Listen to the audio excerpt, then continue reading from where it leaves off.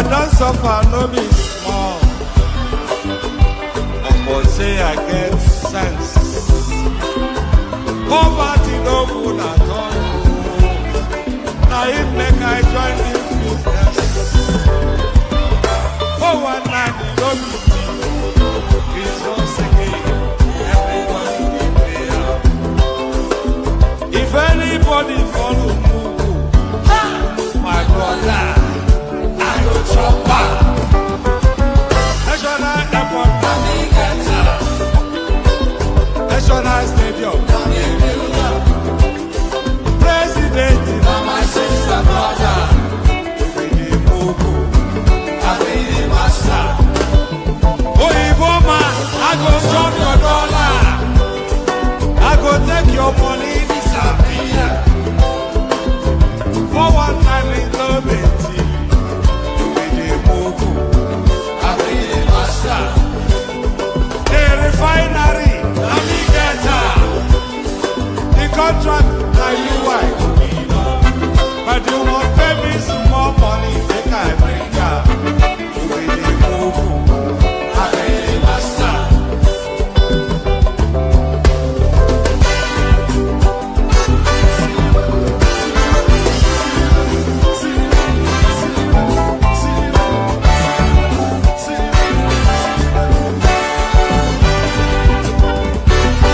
When you won't pay why you then go say na new style. When countryman do you go, you know the shout. All I kill I die. Whatever you go find is greedy. I say I don't see them fire. That's why when they run enter my therapy, I go show them fire. National airport, National stadium, President, my sister, brother, to be the Mugu, I be the master. The refinery, the contract, and you white. Okay now. To person between my pen. I see. I see what the wedding for game. Okay. Papa, you look at you. One day, you get out. Mama, say, I want me to go. I got no one who tell them back. Oh, where would he get? I got you to never tell them what they were. I don't know what they are. Why I don't want.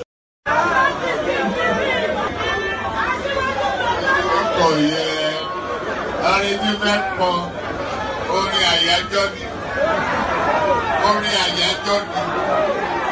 wọ́n dìde, wọ́n pínlẹ̀ ogun, oyin tí mo rí ká bá mi wá yẹn dà, ká ní kó bá mi wá.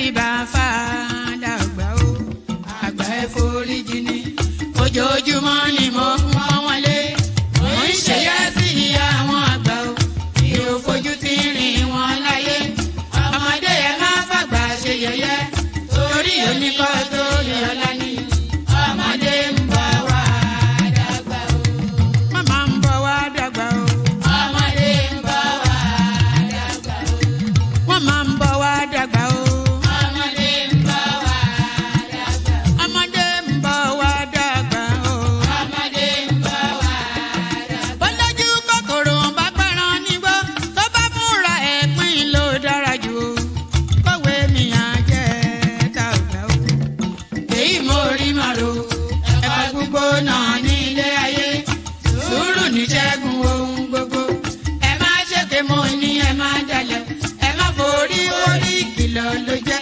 ẹni forí wórí yìí yóò ṣàbàmọ́ àwa ò ní ṣàbàmọ́ láyé o nílé ayé o àwa ò ní ṣàbàmọ́ láyé àwa ò ní ṣàbàmọ́ láyé àwa ò ní ṣàbàmọ́ láyé dẹ́bìtọ̀ rẹ̀ àtàrà ilé o àwa ò ní ṣàbàmọ́ láyé àwa ò ní ṣàbàmọ́ láyé àwa ò ní ṣàbàmọ́.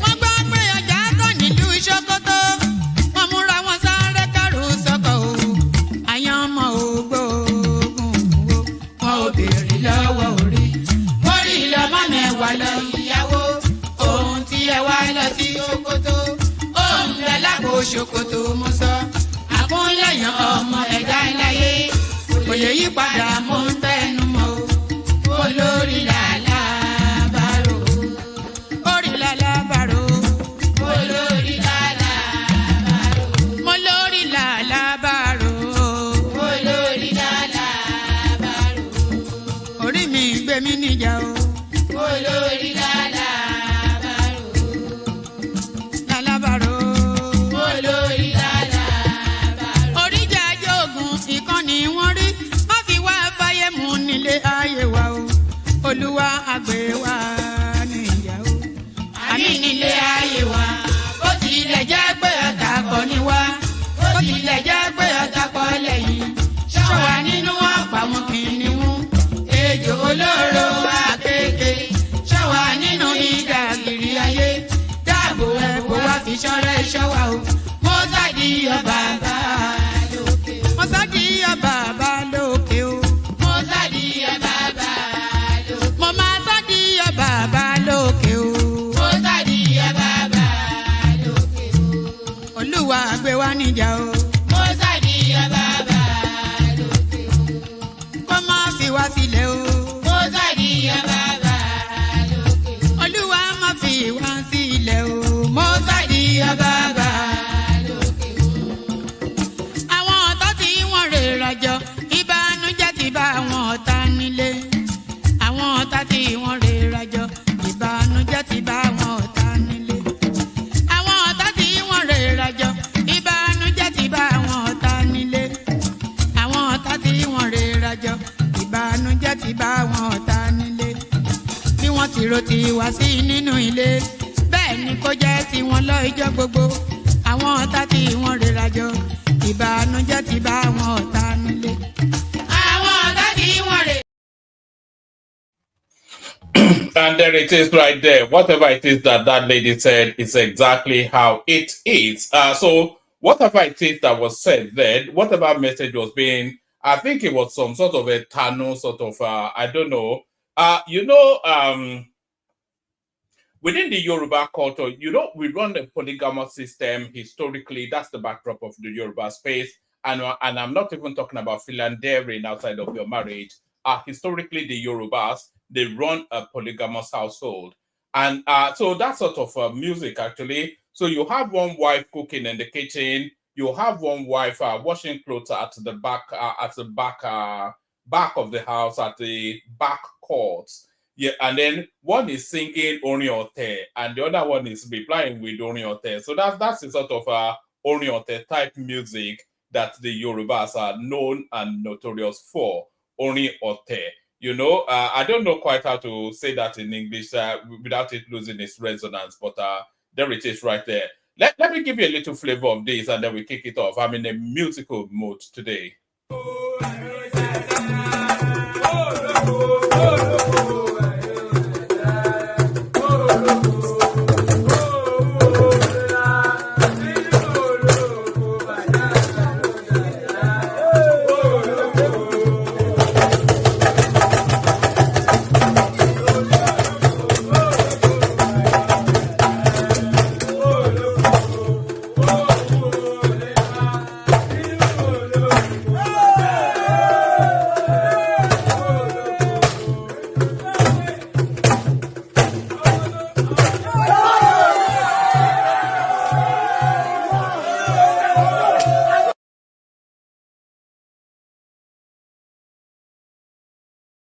I should explain that little clip that you just saw there. So that dance, that little boy dancing, he was dancing to a Shango Batam drum beats. Let me put it that way. He was dancing to a Shango Bata drum beats. And what that drum beat was calling out of him was the spirit of the deity. So the understanding is that he was subsumed by the spirit of the deity. And that dance movement was a message from the deity. And then when he kicked, you know, it's a war stance, by the way. It's a war stance. Those dance steps, they're war dance. It's a war dance that little boy was doing. And the drum beats then calling to the essence of that deity, that the essence of that deity then subsuming through that boy, and every movement that boy was making. It's essentially the deity responding to the drum beat and messaging to his to its followership. So a lot embedded in that 45 seconds. So now having understood it, watch it again.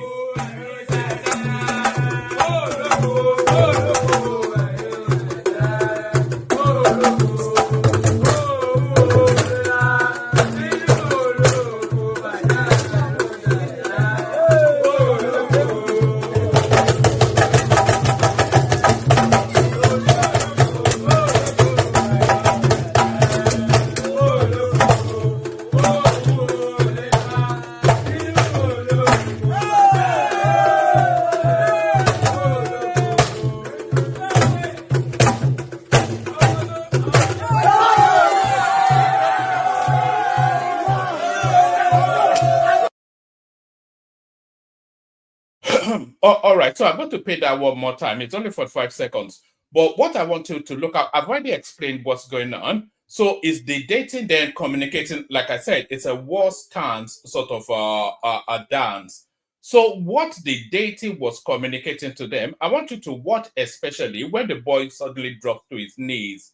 So when that boy drops to his knees, that is a war strategy being communicated right there. So the boy drops to his knees and he makes certain movement which strategizes. It might not be a physical war, a psychological war, or a spiritual war, whatever that war is. The strategy for that war begins when that boy. So the first dance because it's different phases, there are about 3-4 phases in that space. So the first dance that boy dances is the deity then acknowledging, celebrating the rhythmicness of the drum beats that was echoing to him to come out. So that was the celebration.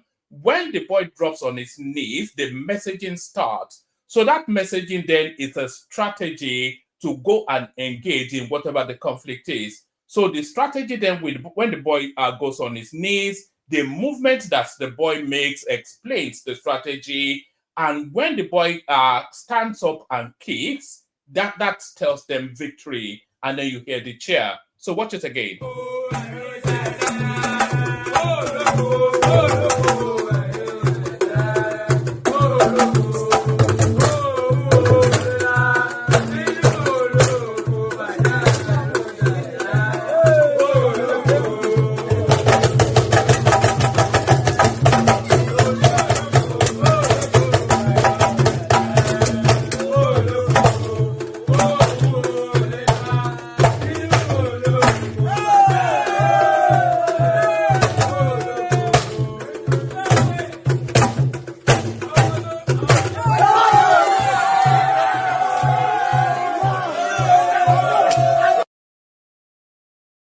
And there it is right there. Elo be ori gbogbo wọn. That's what that means. Elo be wọn lórí. Elo ju wọn sínú túmbú. Elo ju wọn sínú túmbú. So good day to you. Good to be your company. And by the way, I made all of that up. Hopefully, it's actually what that means. But that is how it resonates with me, and that's what I'm sharing. So let me not claim as I don't know. But yeah. So it makes infinite sense anyway. So we go with that, won't we? So good day to you. Good to be your company. And how are you? I'll start it off as ever, always with a greeting.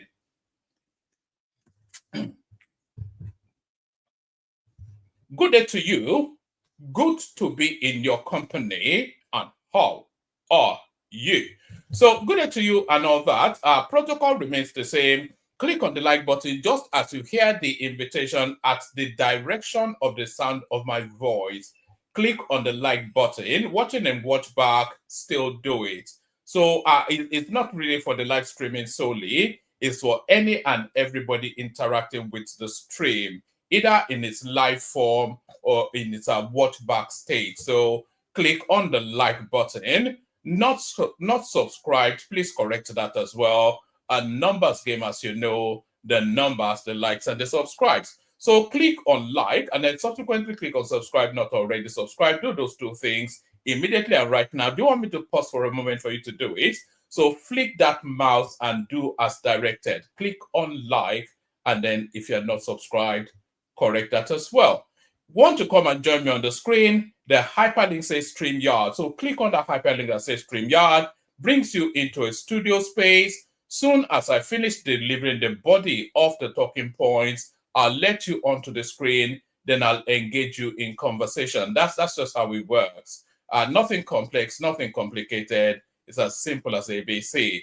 Click on like, click on subscribe, click on the hyperlink that says StreamYard if you want to take on the conversation.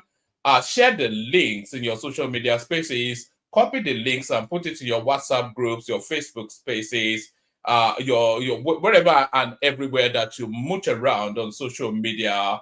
Share the link there. Let them come hear this peculiar guy that talks in a rather weird voice. Nobody talks like that. Is he putting it on? What's all this? It's an annoyance, isn't it? So come let your frenemies be annoyed by the You're Laughing Man. So share the links as widely as you can. Super chat, of course, towards the stream as well. We're not seeing as much as we usually do. The lubricant that keeps the engine rolling, that keeps the motion of the engine, the super chats, of course. So do all those things. Nice, cool, funky things. So do all those things. So as ever, a myriad of topics to go through. We're still, of course, with the River State space. We couldn't possibly leave it. It's just too hot a potato topic for it to be left behind. We're also touching base with Natasha Akpoti, where there's been developments. We're having a look at the goings on with Dangote and what is his gripe with the government and society this time, and a whole host of other stuff that will come into the mix. So lean back, kick back, take it easy, relax into it, throw your hands up in surrender, and give up the next however long the session lasts. So that's it. Pardon me. Shall we just get started? You've had enough of my nonsense, haven't you? So let's get started. Kick it off with the headline piece. Don't dare the federal government. Attorney General of the Federation. Or should I even start it off with a Batty clip? Okay, let me start it off with this, and then we'll intersperse it with a series of clips just to build a complete picture. Don't dare the federal government. Attorney General of the Federation, Fagbemi, warns states. So there it is right there. The blade is sharp and the court will be swift. The blade will be sharp and the court will be swift. Off with their heads. Don't dare the federal government. Attorney General of the Federation, Fagbemi, warns states.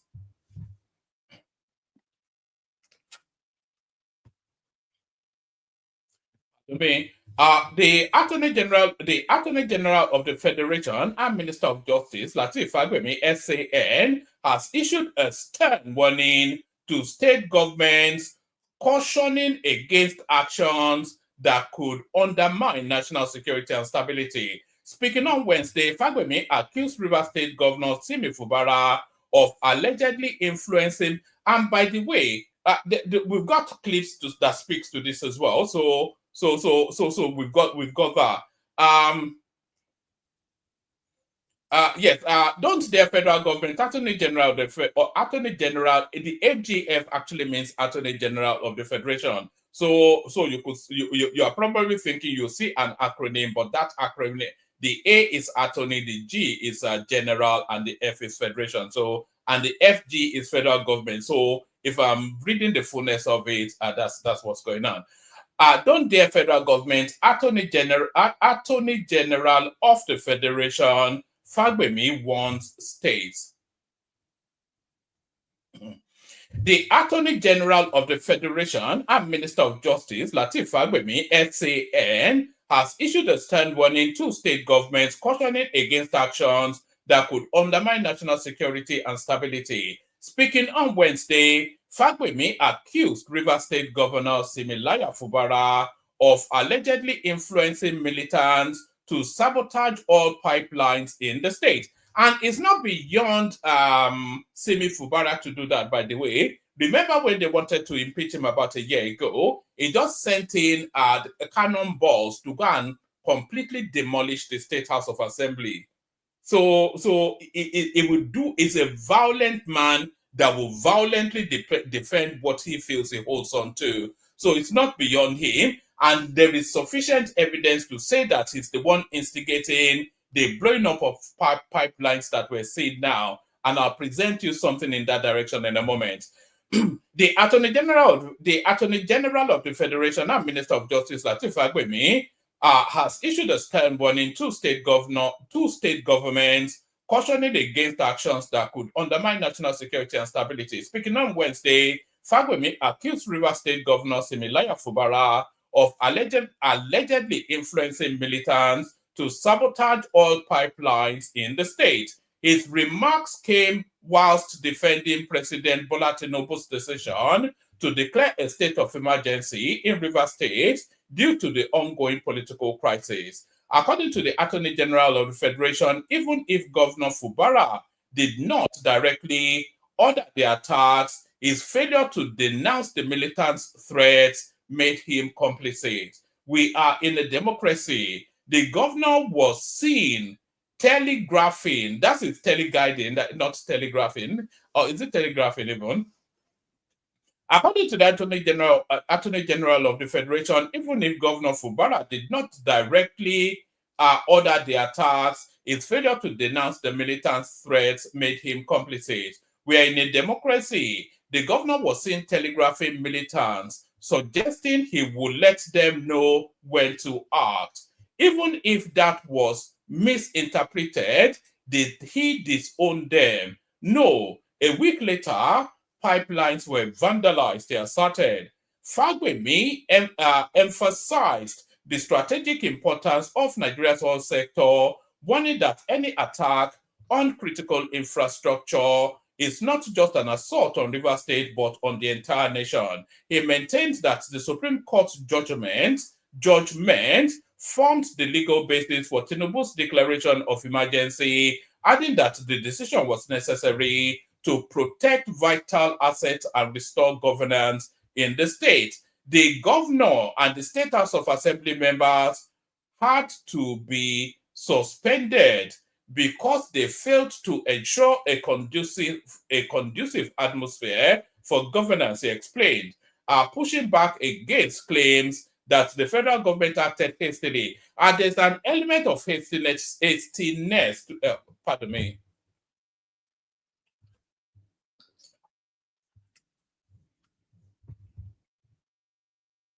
Pardon me, I drink a lot of water in the course of 3 days. There's an element of hastiness to it. I think we consider. I personally, I reflected on that in yesterday's session. There's an element of hastiness to it, but there's also an element of necessity to it. So it's the necessity that overrode. The governor and the State House of Assembly members had to be suspended because they failed to ensure a conducive atmosphere for governance, he explained, pushing back against claims that the federal government acted hastily. He further stated that the situation in Rivers demanded extraordinary measures, noting that the National Assembly now holds the power to either uphold or overturn the president's decision by denying it the required 2/3 majority. The AGF's remarks serves as a clear warning to other state governments, signaling the federal government's readiness to take strict action against any threats to national stability. So there it is right there. If you do anyhow, you go see anyhow. Is that not what they say in Sapele? If you do anyhow, you go see anyhow. So if you do anyhow, you go see anyhow. This is actually what the Attorney General of the Federation was referencing when he said FUBARA was dog whistling to the militancy. Note that a week after FUBARA made these comments that I'm about to play you now, they started blowing up oil pipelines. So a week after this comment was made, they started blowing up oil pipelines. So this is where he damned himself. So let me thank everyone, more especially our youth. Be strong. Don't be backed up. Be strong. I assure you, at the right time, you will get the instruction. So there it is right there. I assure you that at the right time, you will get the instructions. And very, very quickly after that, they started blowing up pipelines. So in fact, it should be in jail, really, FUBARA, for what he has done. But very quickly, of course, replaced President Tinubu swears in Ibas as Rivers' sole administrator. So here is essentially, to all intents and purposes, the governor of the... I wonder if he'll be sitting at NEC meetings. That's the thing. Of course, he will be, because it's the now public face of River State. I think the picture actually tells us everything, but maybe we just read the caption. The president performs the swearing in some minutes before 3 p.m. So there it is right there. Recall that on Tuesday, March 18th, President Tinubu declared a state of emergency in Rivers State, suspending Governor Similaya FUBARA, his deputy Ngozi Odu, and all the elected members of the Rivers State House of Assembly for an initial 6-month period. In a national broadcast, the president hinged his decision on the prolonged political instability, constitutional breaches, and security threats in the state. The president also announced the appointment of Vice Admiral Ibok Ete Ibas, retired, as the sole administrator to oversee the state's affairs until normalcy is restored. Ibas served as the chief of defense from 2015 to Ibas served as the chief of naval staff from 2015 to 2021 under former President Muhammadu Buhari. So that is him right there being sworn in. That is him putting his putting pen to paper, and that is him then reading what he's signing up for, and that is Tinubu oversighting the whole thing. So there it is right there. That's essentially the new governor of Rivers State. But there's a lot of rumors and speculation that the new governor of Rivers State is actually a Yemsen Wike agent. And to buttress that, to add to that, to validate that claim, this picture that you're seeing here now has been in circulation all day. So what you can see in this picture here is Nigerians dig out a dig up picture of FCT Mr. Wike and the new administrator of Rivers State. So there is the new administrator right there, Mr. Ibas, in chummy pictures with Wike. So that's the vice admiral right there, and that is Wike before they poisoned him, and he still had a bit of body flesh. So that's him right there. So they've been circulating this particular, and that's another get together right there. Very, very chummy picture. You are only like this with your party man. So this picture has been circulating to further buttress then this notion that essentially this Ibas is a Wike agent. So that is what that picture is being put out to lead us to believe. So that is what that picture is being put out to lead us to believe.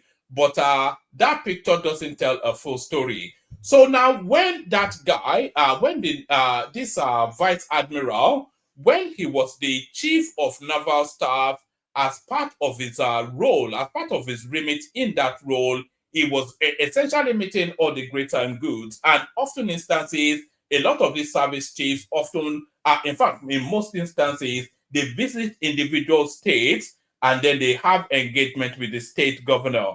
Wike was the state governor of Rivers State then. He was the vice admiral for the naval arm of the armed forces then. And part of his visitations to familiarize is what we're seeing with Wike right there. But they've been circulating this picture to mislead. But then, of course, the picture doesn't tell the full story, as I said. Here is another set of picture. Here is the same vice admiral, as I said, but this time with Ambode, who was then the governor when he was the vice admiral right there. Here is the governor. Here is the vice admiral still with Yahaya Bello, who was then the governor when he was in charge of the Navy. Navy. Here is that one. I can't quite recall this one. That is always coming up with a funny name for his budget. But there's the vice admiral right there, and there's the vice admiral even. Yes, there is Simi FUBARA meeting a top military functionary. So it's essentially part of what they do. So that picture then being put out by the obedience space, of course, as always ever to mislead. So that picture being put out by the obedience space, as always ever to mislead. We're still with the River State storyline, by the way. So where do we go to with that next? Where do we go to with that next? What sort of response then? So let's now go to this one. This is unstatemently biased device. This is unstatemently biased, divisive. We stand with FUBARA.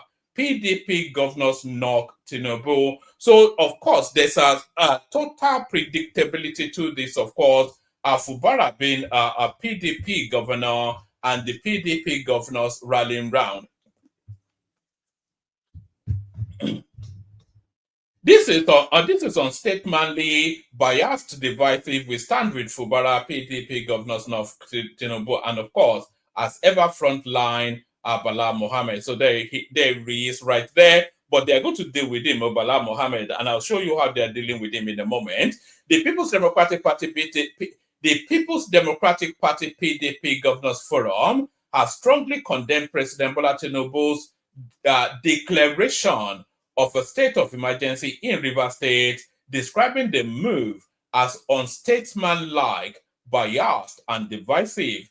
Correspondents report that President Tinubu on Tuesday evening declared a state of emergency in Rivers State, citing the need to restore law and order in the state. The declaration made during a national broadcast saw the suspension of Governor Similaya FUBARA, his deputy, etc., etc., as part of the emergency measures Tinubu nominated, etc., etc.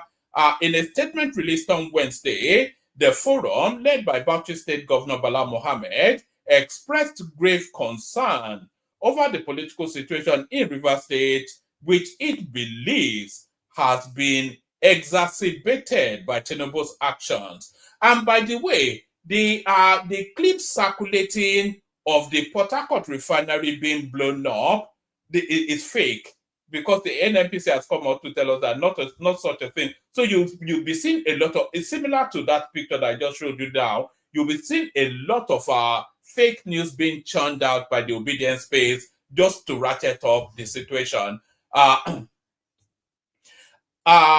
In a statement released on Wednesday, the forum, led by Bauchi State Governor Bala Mohammed, expressed grave concern over the political situation in Rivers State, which it believes has been exacerbated by Tinubu's actions. The forum particularly criticized Tinubu's silence regarding the involvement of the Minister of the Federal Capital Territory, FCT, Yemse Wike, in the crisis. I'm going to be playing you a clip about this particular commentary on Wike in a moment from the Attorney General of the Federation, so hold steady for that one. The forum particularly criticized Tinubu's silence regarding the involvement of the Minister of the Federal Capital Territory, FCT, Yemse Wike, in the crisis. The governors argued that Wike's role in the situation had become a law unto itself due to the president's passivity and enabling behavior. The PDP governors expressed their solidarity with Governor FUBARA and the people of Rivers State, criticizing the suspension of democratic rule as a dangerous and regressive move. They warned that such actions would endanger Nigeria's democracy, exacerbate existing political crises, and destabilize the nation's economy and security. So that sounds like a wish list. The totality of all of them, that is what they want to see. Remember when they were kneeling down this is just shortly after the elections, when they were kneeling down in front of the defense headquarters, chanting to the building and the occupants thereof, take over, take over. Remember how they tried to hijack the Shore protest, end bad governance or war against, they hijacked that to try and burn the country down. So anything that will foment chaos and anarchy in that country, these people fervently want it, all because they lost an election. It's unbelievable. They're still crying 2 years later. It's unbelievable people. Let's take it from the top again and we go at speed this time. This is unstatemently biased, divisive. We stand with FUBARA, PDP governors, not Tinubu.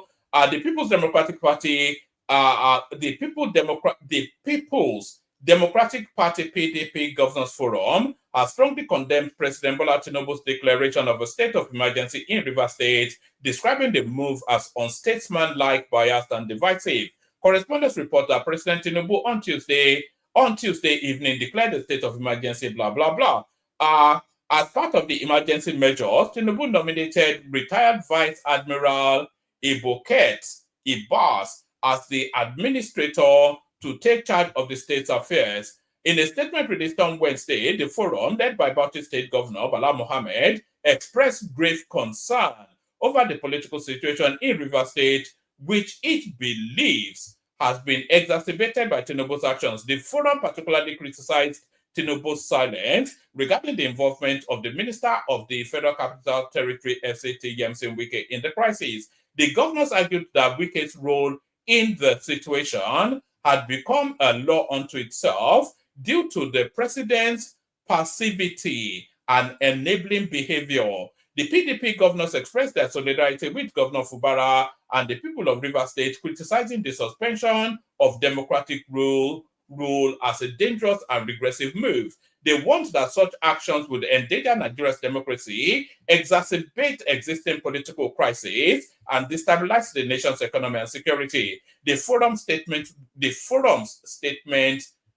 read: the People's Democratic Party's Governors Forum notes with grave concern and utter misgiving the suspension of democratic rule in Rivers State by President Bola Ahmed Tinubu in his nationwide broadcast on Tuesday, 18th of March 2025. It continued, this unwarranted but premeditated attack on Rivers State and the People's Democratic Party and other opposition parties is today the greatest threat to democracy in our dear country, Nigeria, and it is an wind that will blow no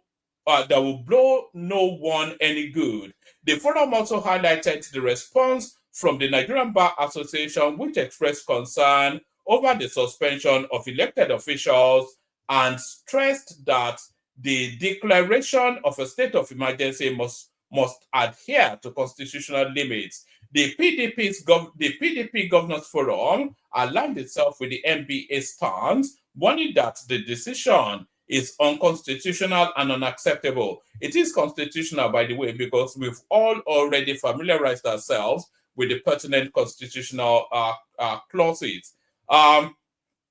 In conclusion, the forum also urged President Tinubu to reconsider its decision, acknowledging that he acted impulsively and made serious mistakes. The forum completely aligns itself with the MBA and promises to subject Section 305 sub 3 of the Constitution to judicial interpretation. So they are going to the courts, is what that means. This authoritarian shenanigan is unacceptable and cannot stand, the statement said. The PDP governors called on the president to heed advice, to heed wise counsel, and reverse the decision before it causes further harm to Nigeria's democracy and stability. If Tinubu reverses that decision, he is gone. If the Senate doesn't back him in that decision, he is gone. If the law courts turn against him in that decision, he is gone. So it's a high-stake strategy that Tinubu is deploying. But according to Ruben Abati, it should be gone anyway. Let's pick it up from here. Okay, very quickly. Let me first comment from an interpretation of the Constitution, which the president himself highlighted. He said he was acting within the purview of Section 305 of the Constitution. Section 305 of the Constitution explains the circumstances under which the president shall declare a state of emergency. And the conditions are properly stated. If the country is facing a threat of war or imminent war, is Nigeria facing the threat of war in Rivers State? That's one question. It also talks about, a situation whereby something could happen in any part of the federation where, Nigeria could find itself in a chaotic situation. The president is required to act. Number three, where the governor in that particular state does not immediately respond, to the crisis situation and does not approach the president to act in the national interest. So those conditions are properly spelled out. However, that same Section 305 says that the president, will give a proclamation which will be gazetted, and then will go to the National Assembly. And the National Assembly, if it's in session within, 48 hours, would act. If it's in recess, within 10 days, will act. If the National Assembly does not consider that particular proclamation, gazetted proclamation, valid, then it will vote otherwise. 2/3 majority of the two houses, the Senate and the House of Representatives. And if that happens, the decision is abated. Okay? Now, because we are constrained by time, let me now say that Section 305, which the president quoted, is the operative principle. Now, let's look at what the president said. I think that the president has violated the Constitution, even within the purview of Section 305. And he has violated the Constitution because he was not properly advised to respect that section of the Constitution. In what regard did he violate that section of the Constitution?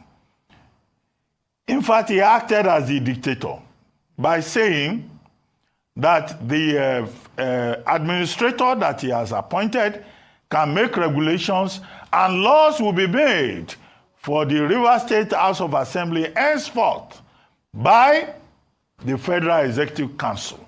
The Federal Executive Council does not have such powers. Section 11 of the same Constitution says that, look, when there is a state of emergency, it's only the National Assembly that can make laws for a state House of Assembly. Now, President Tinubu has appropriated unto himself the powers to make laws for the Rivers State House of Assembly. That's an impeachable offense.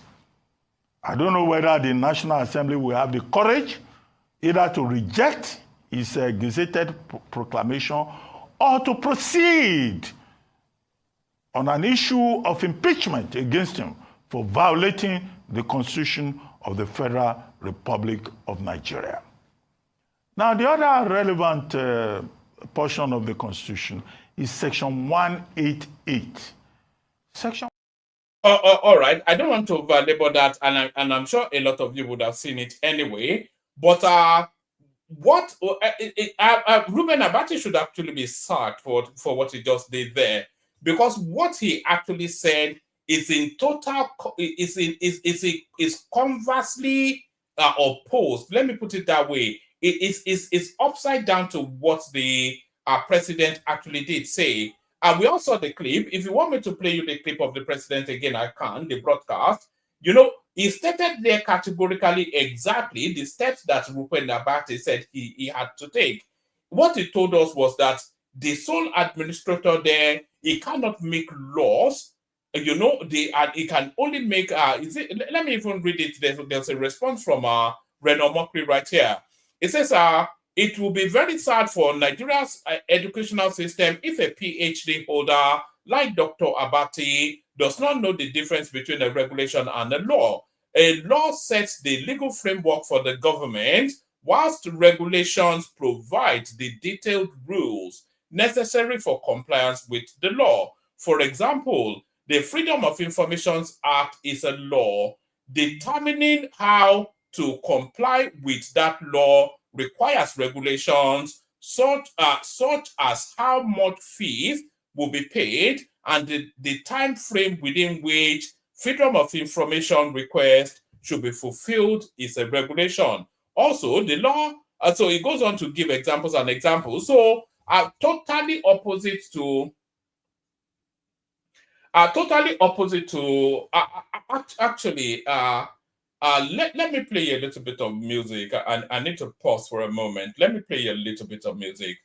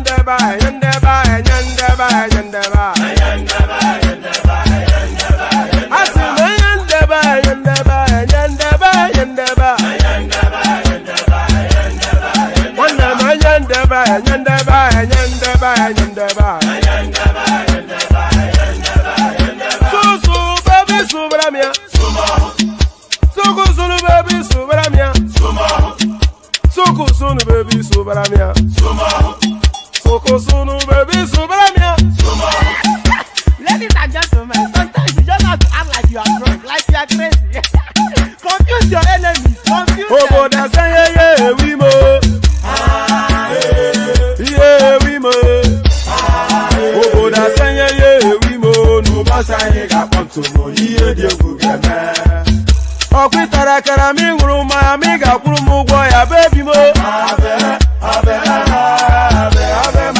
I don't think it is right for any court to breach the position of the law. That judgment, that contributory judgment was not asked for. Of course, lawyers will say it's obiter. The question is that it has a larger issue, a problem of whether it has a binding effect. That's a very, very serious thing. Because in fact, for media, if you look at the media, you find out that some people are still contesting the legality in one other federal high court, I think Labour Party. as if the Supreme Court said nothing. That is the type of problem that will be created by that contributory judgment.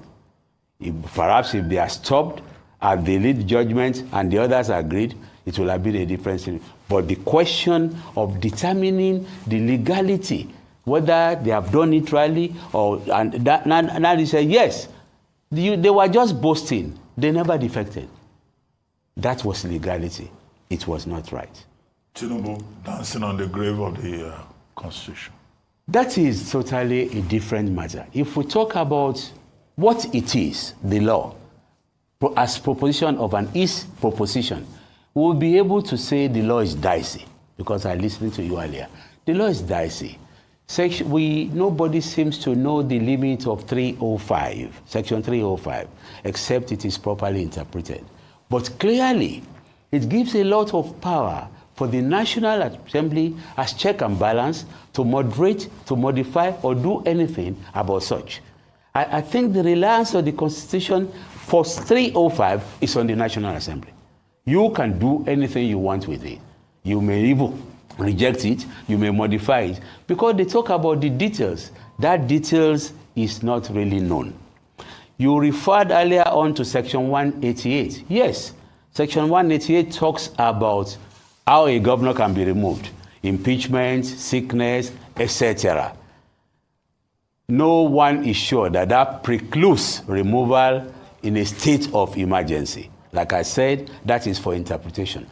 But following the common trends, if we talk about an ought proposition, what is it that is ought to be?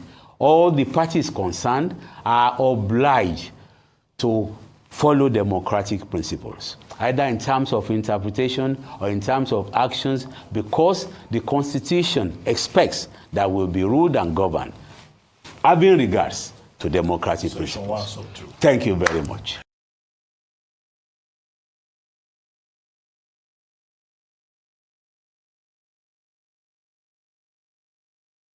So there it is right there. So that was Reuben Abati being firmly put in his place. Charge and bail lawyer, apparently with a PhD. So charge and bail lawyer, apparently with a PhD. So charge and bail lawyer, apparently with a PhD. So let's pivot on from there and go back to the Natasha Akpoti narrative. Yeah, she's been running here, there, and everywhere, you know. Last time we saw her at the United Nations as climbing through the windows to make some nonsensical commentaries there, you know. So we saw that. So now she has now found her way to the BBC to continue the fight. Here is Natasha Akpoti with the BBC. I am being victimized. My suspension is a means of silencing me.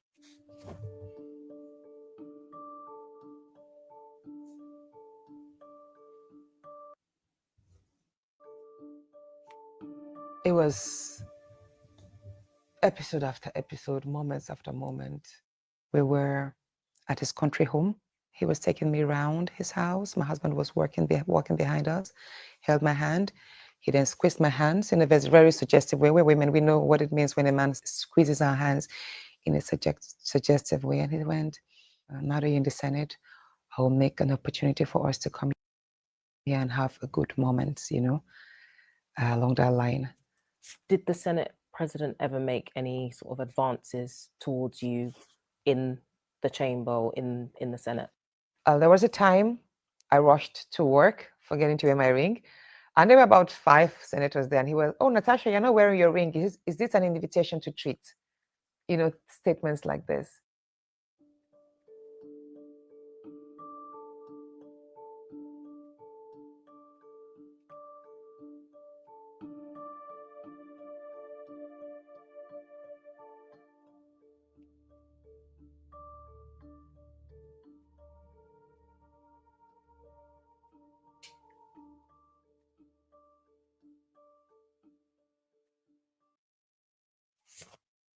So that is what constitutes the evidence that Natasha Akpoti. All right, Umachuko, I think I've just about had enough of you. All right, so sorry about that. All right. So that constitutes just about the extent of the evidence that Natasha Akpoti feels that she has. So so it's so fed up her constituency. The process to recall her is now afoot. Breaking: Senator Natasha's recall process is ongoing. So these are the people, the good people of Kogi West, or whatever, Kogi Central, as she always says. Not so good to her now. So the process to recall her now very much afoot. So it looks as though now you don't win against the House. Nobody ever wins against the House. So nobody wins against the House. Constituents begin recall process for Senator Natasha Akpoti Eduagan. So there it is right there. I wonder where she will run to with this one. Maybe she will run to the moon. Our constituents in Kogi Central Senatorial District in Kogi State today, March the 19th, began a recall process against their lawmaker in the Senate, Senator Natasha Akpoti Eduagan, citing their lack of confidence in her representation and dissatisfaction with the discharge of her duties as their representative in the Green Chambers. So is it the Green Chambers or the Red Chambers? The Senate is actually the Red, not the Green Chambers. Chamber, but they are right, because every time you hear about Natasha, it's always about herself. It's either she's acting as a consultant to Russian conglomerates trying to take over Ajaokuta, which is entirely about her self-interest, or she's peacocking in the Senate, causing ruckus and just acting generally in a loutish manner. So we've never really heard about her agitating or fighting for her constituents. Constituents in Kogi Central Senatorial District of Kogi State today, March the 19th, began a recall process against their lawmaker in the Senate, Senator Natasha Akpoti Eduagan, citing their lack of confidence in her representation and dissatisfaction with this discharge of her duties as their representative in the Green Chambers. The recall process comes weeks after she accused the Senate President, Godswill Akpabio, of harassment. So, of course, this recall process will almost certainly have been sponsored by Akpabio. The recall process is expected to take 2 days across all polling units in the 5 local government areas of Kogi Central Senatorial District. You know, the last attempt we saw of this was when they tried to recall Dino Milaye back a few years ago. The recall process is expected to take 2 days across all polling units in the 5 local government areas of the Kogi Central Senatorial District. During the exercise, the constituents will be required to sign a petition to the Independent Electoral Commission, INEC, calling for Natasha's recall. INEC, upon receipt of the petition, will thereafter verify the signatures of each constituent to determine whether they are truly registered voters in the senatorial district or not before proceeding with the exercise. The collection of signatures went on simultaneously across the 4 local government areas of Okehi, Ekene, Ajaokuta, and Ogori Magongo. So there it is right there, Ogori Magongo. So there is a clip, I think.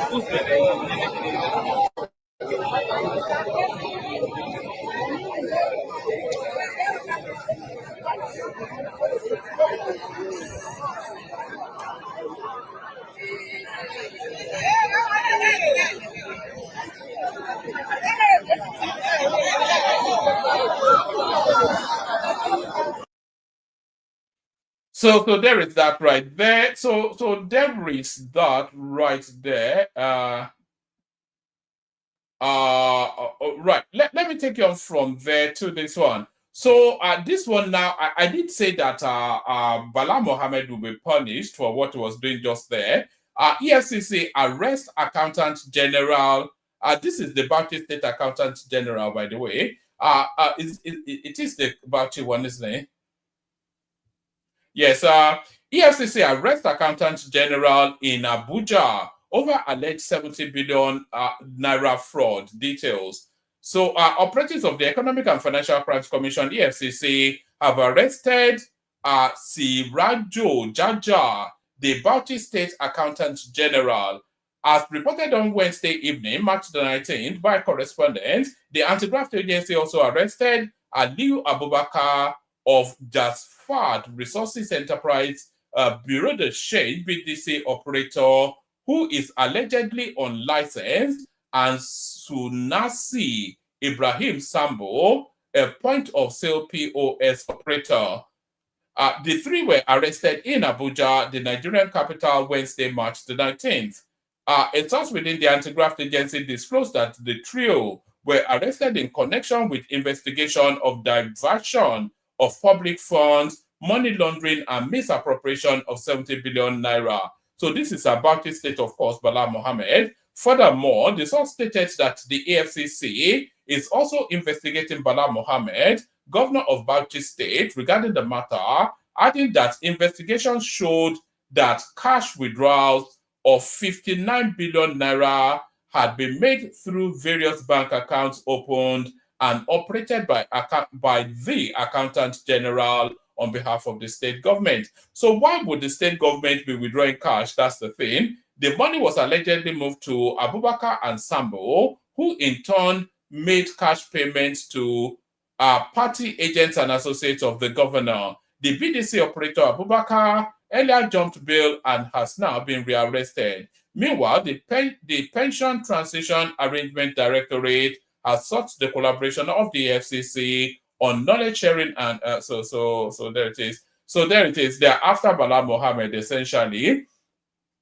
You know, a lot of the criticism of the Tinubu administration is actually people trying to escape from the clutches of the law. So they attack the government. So then when agencies go after them, they'll say, oh no, they are trying to stifle them. It's because I was attacking the government. That's why they're going after me. Senate postpones decision on Rivers State of emergency. So as the law says, as we all understand, they have to make a decision within 2 days or 10 days if they're in recess. The Senate has postponed the decision on approving the state of emergency declaration in Rivers State following a motion by the Senate leader Okoyemi Bamidele to delay the matter until Thursday. So Thursday still falls within the 2 days time scale. But that thing has been causing a lot of kerfuffle, at least in the House of Representatives anyway. They are nearly coming to blows. I think I've got it here somewhere. Yes, I've got it here somewhere. So this is in the House of Representatives. Let's have a look at this one. House of Representatives members in shouting march as they debate state of emergency declaration by President Tinubu in Rivers State. So yes, let's see. Should we read the caption or just watch the clip? Members of the House of Representatives are currently having a heated argument as they debate the emergency rules in Rivers State. Two female members, Maria Ebekaki, PDP Bayelsa, and Blessing Amadi, PDP Rivers, engaged in a shouting march on the constitutionality of the president's decision before the commencement of plenary. Some of the lawmakers were seen banging tables, saying nothing will happen, whilst other members appeared prepared for a fight over the issue. So here it is right here. So let's have a little let's have a little look.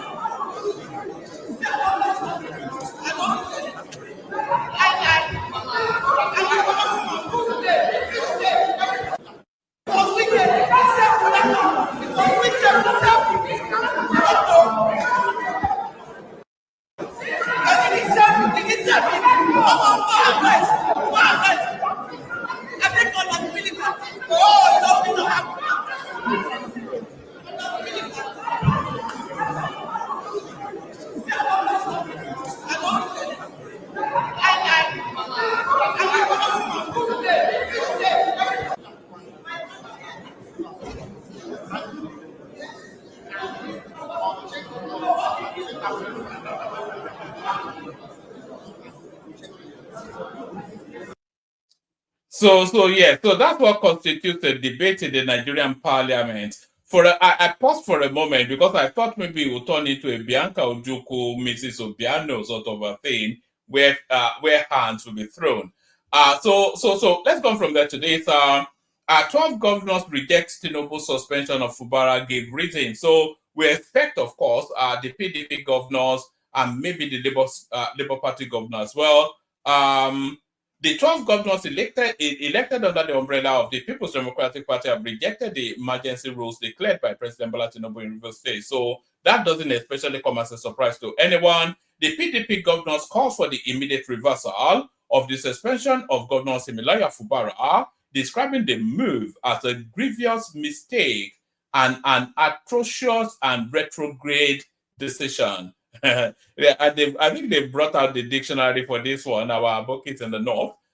President Tinubu on Tuesday, blah, blah, blah. So there it is right there. So that comes as no surprise to anyone. Let's go to this one. Constituents push to recall Natasha INEC disowned exercise. It's not in the purview of. I'm only really reading this because it says INEC disowns exercise. So it's not within the purview. It's not within the powers of INEC to disown the exercise. It is the free will, the inalienable right of a constituent to recall their representative. Constituents push to recall Natasha INEC disowns exercise. So what are the reasons for the disowning? Some constituents of Kogi Central Senatorial District have initiated a recall process against Senator Natasha Akpoti, citing a vote of no confidence in her representation. The recall process, witnessed in XYZ local government area on Wednesday, saw a large number of electorates on the queue to register their support for the recall process. One of the electorates, Noura Ibrahim, said the exercise is being carried out beyond party lines because of the growing dissatisfaction amongst constituents with Akpoti's performance, particularly in addressing key issues like poverty, infrastructure, and education. The decision to initiate the recall process was not taken lightly, with key stakeholders stating that they had tried to engage with Senator Akpoti on several occasions, but their efforts were met with disdain and arrogance. The recall process is expected to take 2 days across all polling units, blah, blah, blah. During this time, constituents will be required to know all that. However, correspondents gathered that the constituents were reportedly tricked into appending their signature after a town crier went around Okehi on Tuesday, inviting people for empowerment, but on getting there, they were asked to submit their voters' number in exchange for money. Correspondents also contacted the state's resident electoral commission, Gabriel Longpet, who denied any knowledge of the recall. I am not aware of any recall process apart from the unconfirmed reports flying about on social media. No one has contacted me about any recall in any part of the state, he said. Correspondence. That's not a disowning. No. Okay, let's say. Correspondents recall that Akpoti is currently serving a 6-month suspension after she was. I think this is the era. This is the era of 6-month suspensions. Everybody being suspended for 6 months. I think the person they want suspended for 6 months really is Tinubu. Correspondents recall that Akpoti is currently serving a 6-month suspension after she allegedly ran foul of Senate rules during the face-off with Senate President Akpabio. She subsequently accused the Senate President of alleged sexual harassment. Correspondents report that a petition for recall of a lawmaker shall be presented to the chairman of the commission by representatives of the petitioners, having notified the member sought to be recalled in writing of receipt of the petition. According to INEC's regulations and guidelines for a recall, such notification shall be delivered to his or her official address and the presiding officer of the applicable legislature will be copied and published on the commission's website. So there it is. I'm not quite sure that INEC, there's nothing in there that suggests that INEC does disown, because INEC cannot disown. Still staying with Natasha, her lawsuit to hold in abeyance her suspension has been kicked out. Court backtracks, upholds Senate suspension of Natasha. So this is what Fatai was coming here to agitate for the last time. The Federal High Court in Abuja set aside its earlier order notifying the Senate suspension of Senator Natasha Akpoti-Uduaghan. Justice Obiora Egwuatu ruled in favor of the Senate's application, reversing the court's March the 4th ruling, which had declared any action taken against Natasha during the pendency of the suit null and void. Initially, Justice Ogwata had granted Natasha's 5 reliefs, including an order that made any Senate action against her ineffective. However, the ruling was reversed after the Senate's legal team challenged the decision. So there it is right there. So she has no legs to stand on anymore. That's what that tells us. Have we covered everything? All the things I wanted to bring to your notice. Yes, Attorney General of the Federation and Minister of Justice Agf Fagbemi on Wednesday alleged that the now suspended governor of Rivers State, Mr. Simelaya FUBARA, tele-guided militants to blow up pipelines in the state. You've seen the clip of him doing the tele-guiding, so I don't think there's any much lie in that. It says, Rivers State, don't dare federal government. Fagbemi wants state governors. So that was the headline piece. What else have we? You know, I'm just trying to rattle through now because I know now it's starting to stretch a bit. State of emergency, Tinubu committed impeachable offense by suspending FUBARA. This is Ruben Abati trying to pretend to be a lawyer. Yes, so this is Dangote now. Dangote Petroleum Refinery has temporarily halted the sale of petroleum products in Naira. A temporary suspension of sales of petroleum products in Naira.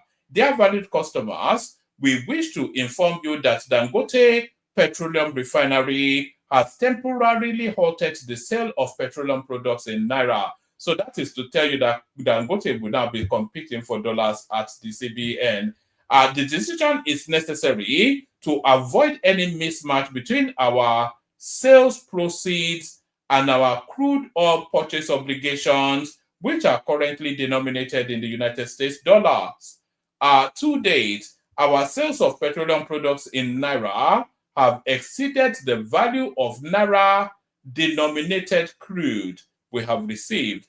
As a result, we must temporarily adjust our sales currency to align with our crude procurement currency. So in case you don't understand that, what it's essentially saying is that, you know, Dangote is buying crude oil from Nigeria, but Dangote is not only buying crude oil from Nigeria, it's buying as much as it can from wherever they're coming from. It's only actually buying just a fraction of what is refining from Nigeria. But the purchase from Nigeria is denominated, the sales take place in Naira, and then the transaction of selling back into the market also in Naira. But what he's now saying to us now is that what he's selling back into Nigeria in Naira far exceeds what he's buying in crude in Naira. So essentially, what he's been buying in dollars in other spaces is now subsumed in the overall sale that is passing to the Nigerian market. So rather than having that convoluted system, he wants one streamlined system, which of course the standardized American dollar for petroleum products. So that's essentially what that means. But let me just rattle through it. It's not a long read. Temporary suspension of sales of petroleum products in Naira. Dear valid customers, we wish to inform you that Dangote Petroleum Refinery has temporarily halted the sales of petroleum products in Naira. This decision is necessary to avoid a mismatch between our sales proceeds and our crude oil purchase obligations, which are currently denominated in US dollars. To date, our sales of petroleum products in Naira have exceeded the value of Naira-denominated crude we have received. As a result, we must temporarily adjust our sales currency to align with our crude procurement currency. Our attention has also been drawn to reports on the internet claiming that we are stopping loading due to an incident of ticketing fraud. This is malicious falsehood. Our systems are robust and we have had no fraud issues. We remain committed to serving the Nigerian market efficiently and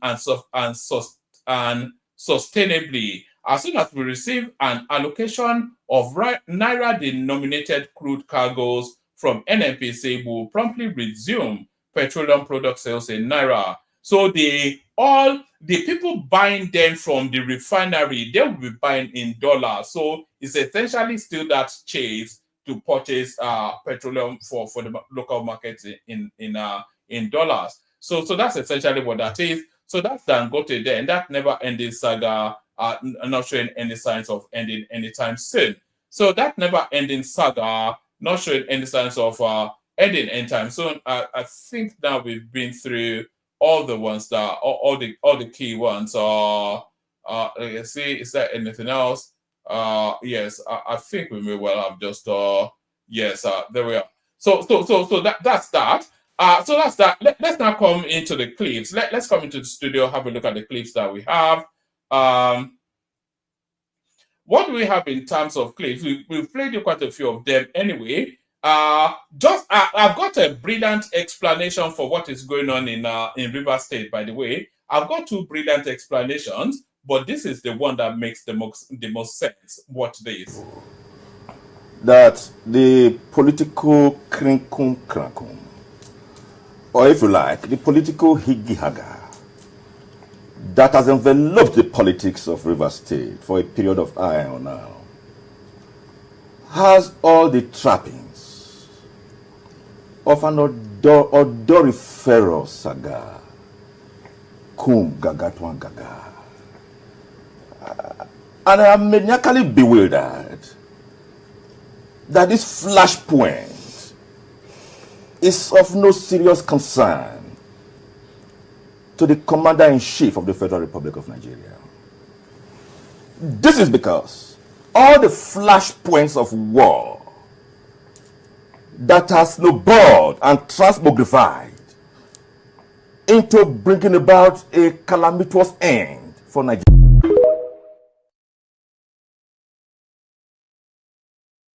Just exactly as I've been trying to explain all the way through, excellently by Honorable Agf there, the whole thing is just crinkum crackum. The whole thing is just a whole load of crinkum crackum. So a whole load of crinkum crackum, or whatever is just said there. Here is the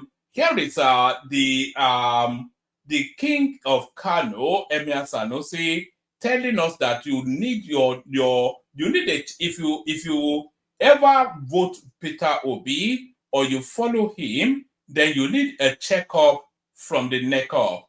So it's not my words. So these are the words of the former Emir of Kano, now still the current Emir of Kano, Emir Lamido Sanusi. He's telling you frontally that if you ever have any followership for Obi, then you need a checkup from the neck up. Something is wrong with your head is what as Sanusi is saying here, not my words, his words. Watch this. Where from the fiscal side and the monetary side, the challenges that we have, and the decisions that will be taken to correct are going to be very painful decisions. So let me first of all, please request our politicians, you must prepare the minds of Nigerians for difficult decisions. Anybody who tells you that it is going to be easy, please don't vote for him. Because it's either he's lying to you or he does not know what job he's going to get.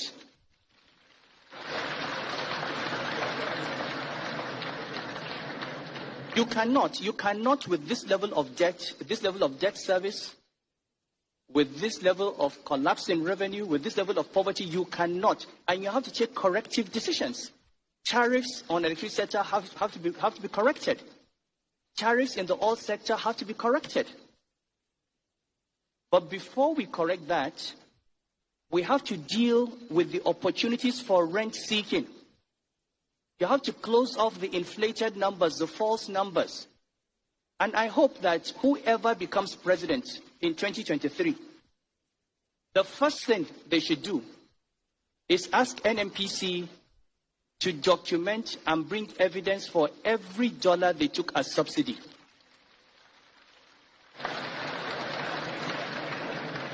They must give the ships that came, and we can verify from insurance companies if those ships were in Nigeria on that date. You must bring evidence, because that is what the law says. There must be proof before you pay subsidy. There must be proof that you brought it in at the price you said you brought it in. So that is that was pre the 2023 elections. So that was Lamido Sanusi. I just explained it to the space then, the inevitability of what's going on now. And it's telling you then that anybody that is telling you anything to the contrary is either an idiot or a fraud. You know, anybody that was Lamido Sanusi, who has no dog in the fight, is telling you then that anybody telling you anything to the contrary is either an idiot, and you don't want an idiot there, or a fraud. And some people will suggest that OB is an embodiment of the two, but those are the words of the Emir of Kano right there. So those are the words of the Emir of Kano right there. So still staying within the broader OB stratosphere. Yeah, you know, I was saying earlier that these people haven't not gotten over the loss of an election going on 3 years now. Anything that burns or creates anarchy within that country, they push as aggressively for it as they possibly can. Another case in point. So this now next clip, another case in point. That is the strategy. It's not about shouting. While we are clamoring for our state, and they will give us our state. They're going to give us our republic. Let all the Ijaw people storm it. Let us be as many as possible in that place. Storm Tinubu, hashtag Tinubu, storm him. Let us combine with the Igbos. While we are agitating for our own country, we combine with the Igbos so that this country will break off. They are mad. What is the first tactic that should be used to divide this country?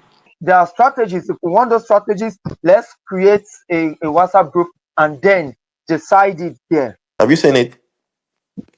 Yeah, I've seen it. To stop the oil flow so that Tinubu can provide for himself. The only way to stop oil flow is by bombing of the pipeline. They can go and bomb Bonny now and everything will end. They can go and bomb Bonny now and everything will end. Tell those people to shift from those areas. When they shift, you cut it off. You cut it off. So you cut it off from Nembe there. You cut it off from Nembe. That is how they do it. It will explode there. Don't worry, people that it will explode on. Tell the people on time to shift. They will all shift. The ones that are stubborn will give up their life for it. The ones that are not stubborn will shift. They cut it off. We have achieved one. We cut as many. Where it flows. It's still the Ijaw houses. It flows through the Opopo to the what is it called? The Omok. You cut it off from that area too. You must bring them on their knees.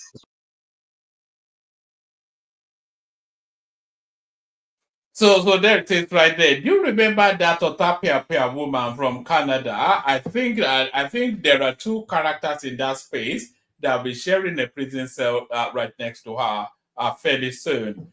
So now I think everybody would have heard this idiomatic expression: to be forewarned is to be forearmed.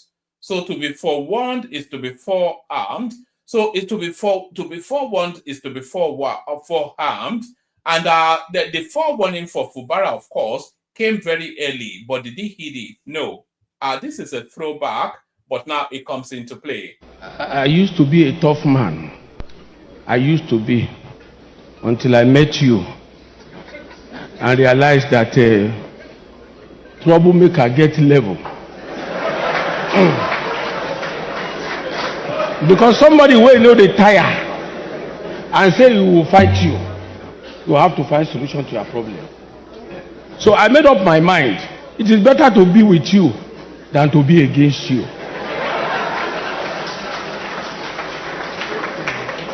A lot of us here, we don't know when to stop and align yourself. The Englishman says if you can't beat them, you join them. It's a very good advice. Me, I join you. I'm with you. And that will be the basis of my advice for the new governor. The last 4 years was rather a tough experience of my life because I didn't have a successor. Let me tell you today, Governor Wike and Governor FUBARA, this plane you want to start flying now, I flew that plane before you by the grace of this man. This plane, tomorrow night you enter, His Excellency is coming. I flew that plane from Akure, 7 p.m. I'm in Port Harcourt. Mommy is a witness. I want to say to you, sir, you came in with the hands of God. You are a miracle governor. Today, you are Governor Rivers State. My brother, the day your eyes begin to see, you will miss road. Close your eyes completely. Maybe if I have a godfather, I won't have problem. Maybe if I have a godfather like our father here and Wike, I will not have problem. I didn't have one. They oppressed me, they show me pepper.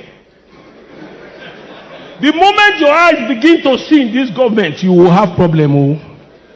Close your eyes. Those windows, if you can close them, close it. For you to have eternal peace in your, I don't know, but let me say your 8 years. The way you will use the 8 years is in your hand.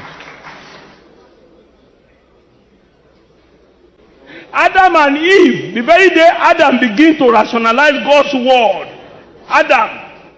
the very day he rationalized God's word, Adam realized, I am now a man with a wife. He entered gutter.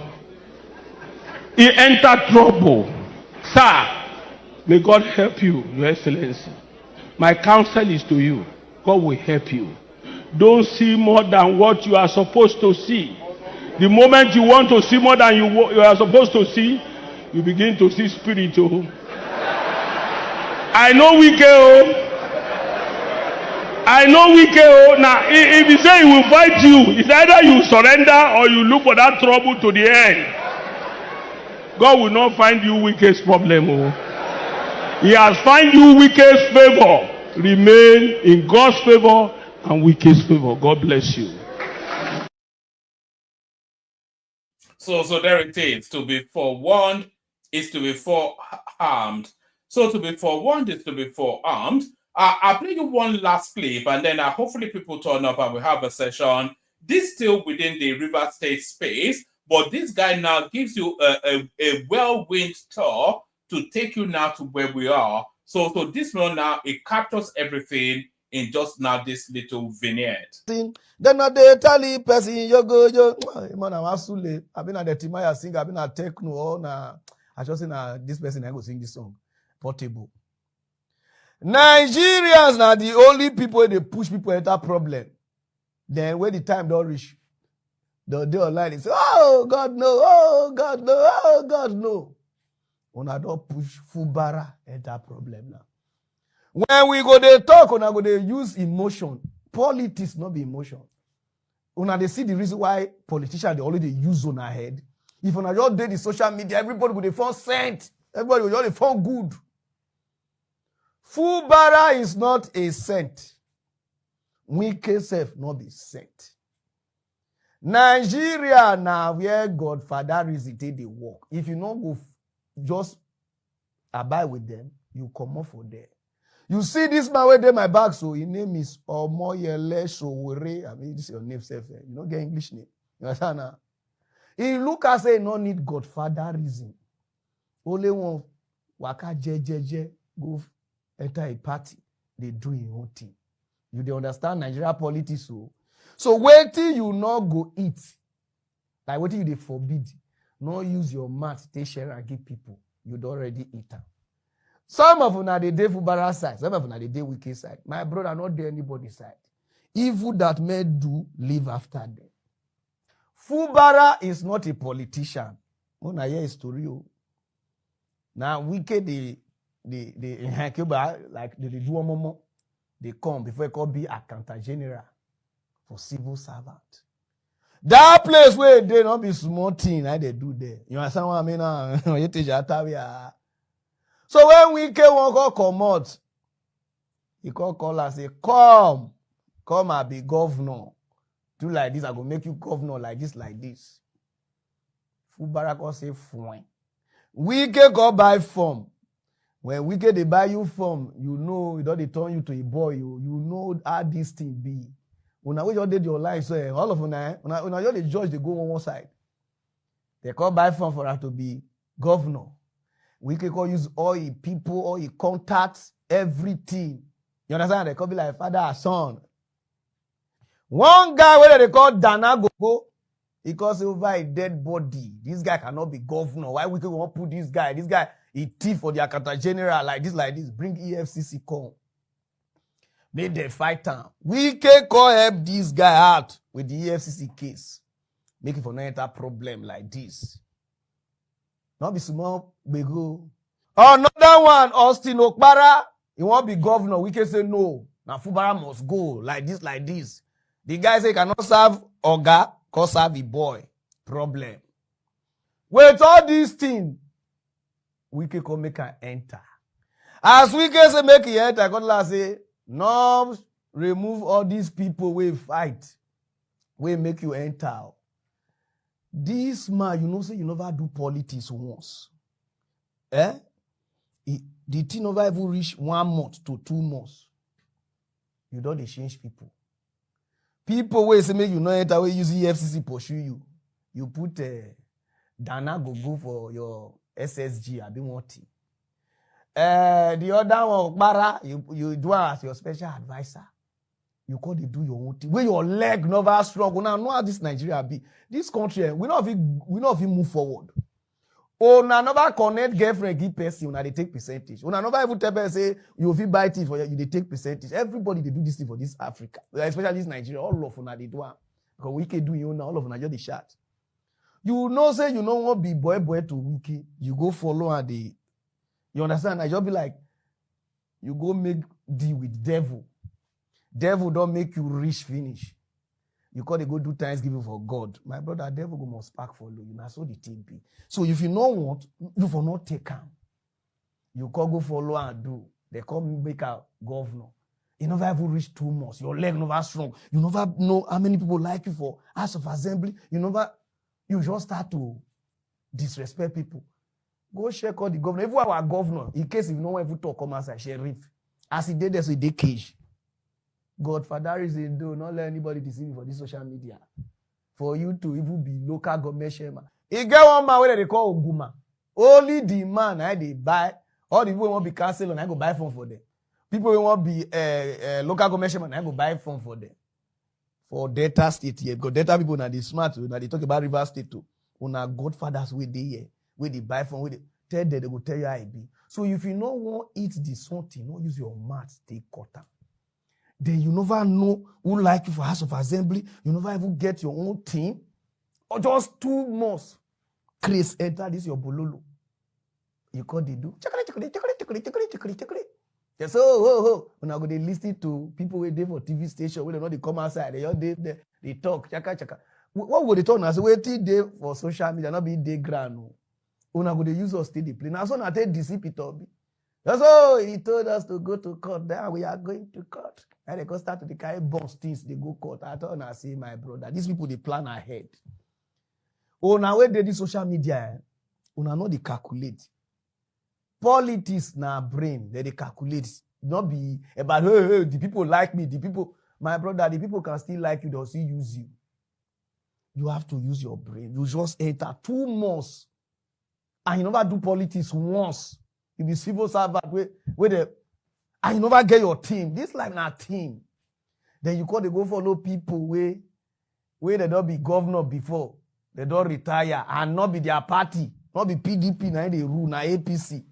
And you're wicked with APC people, they like this. You call it go listen to people. You call it put your enemy there for power. Minister of Health. They will give some people 6 billion. Say this case, oh, you go win now. They show. Oh, but that be small money that does spend. I know what your talk is here. No. So there it is right there. So that's exactly what's going on in River State. The link in the comment section, if you want the conversation, you have to hop on. We play the Kegat music, see what happens next. Water, only water, only water, where they see ma. Water,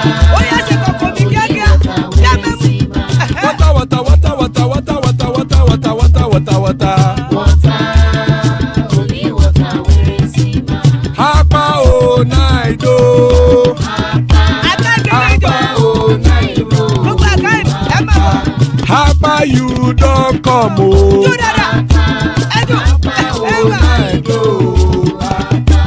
Hapa oh night oh.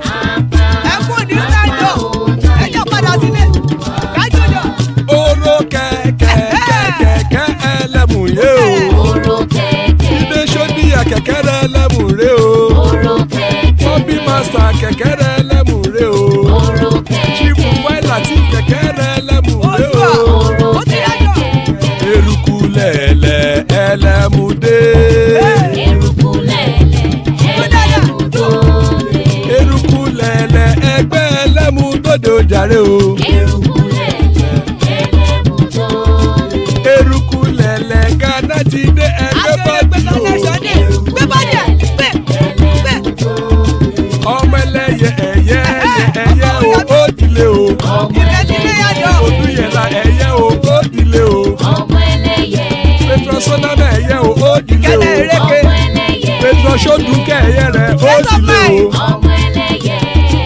Ẹlẹ́kọ̀ ọ̀run mú ìní o.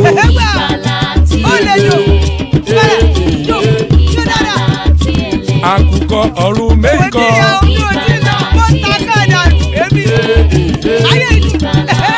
Ikú kò ní ríwà gbéṣe o.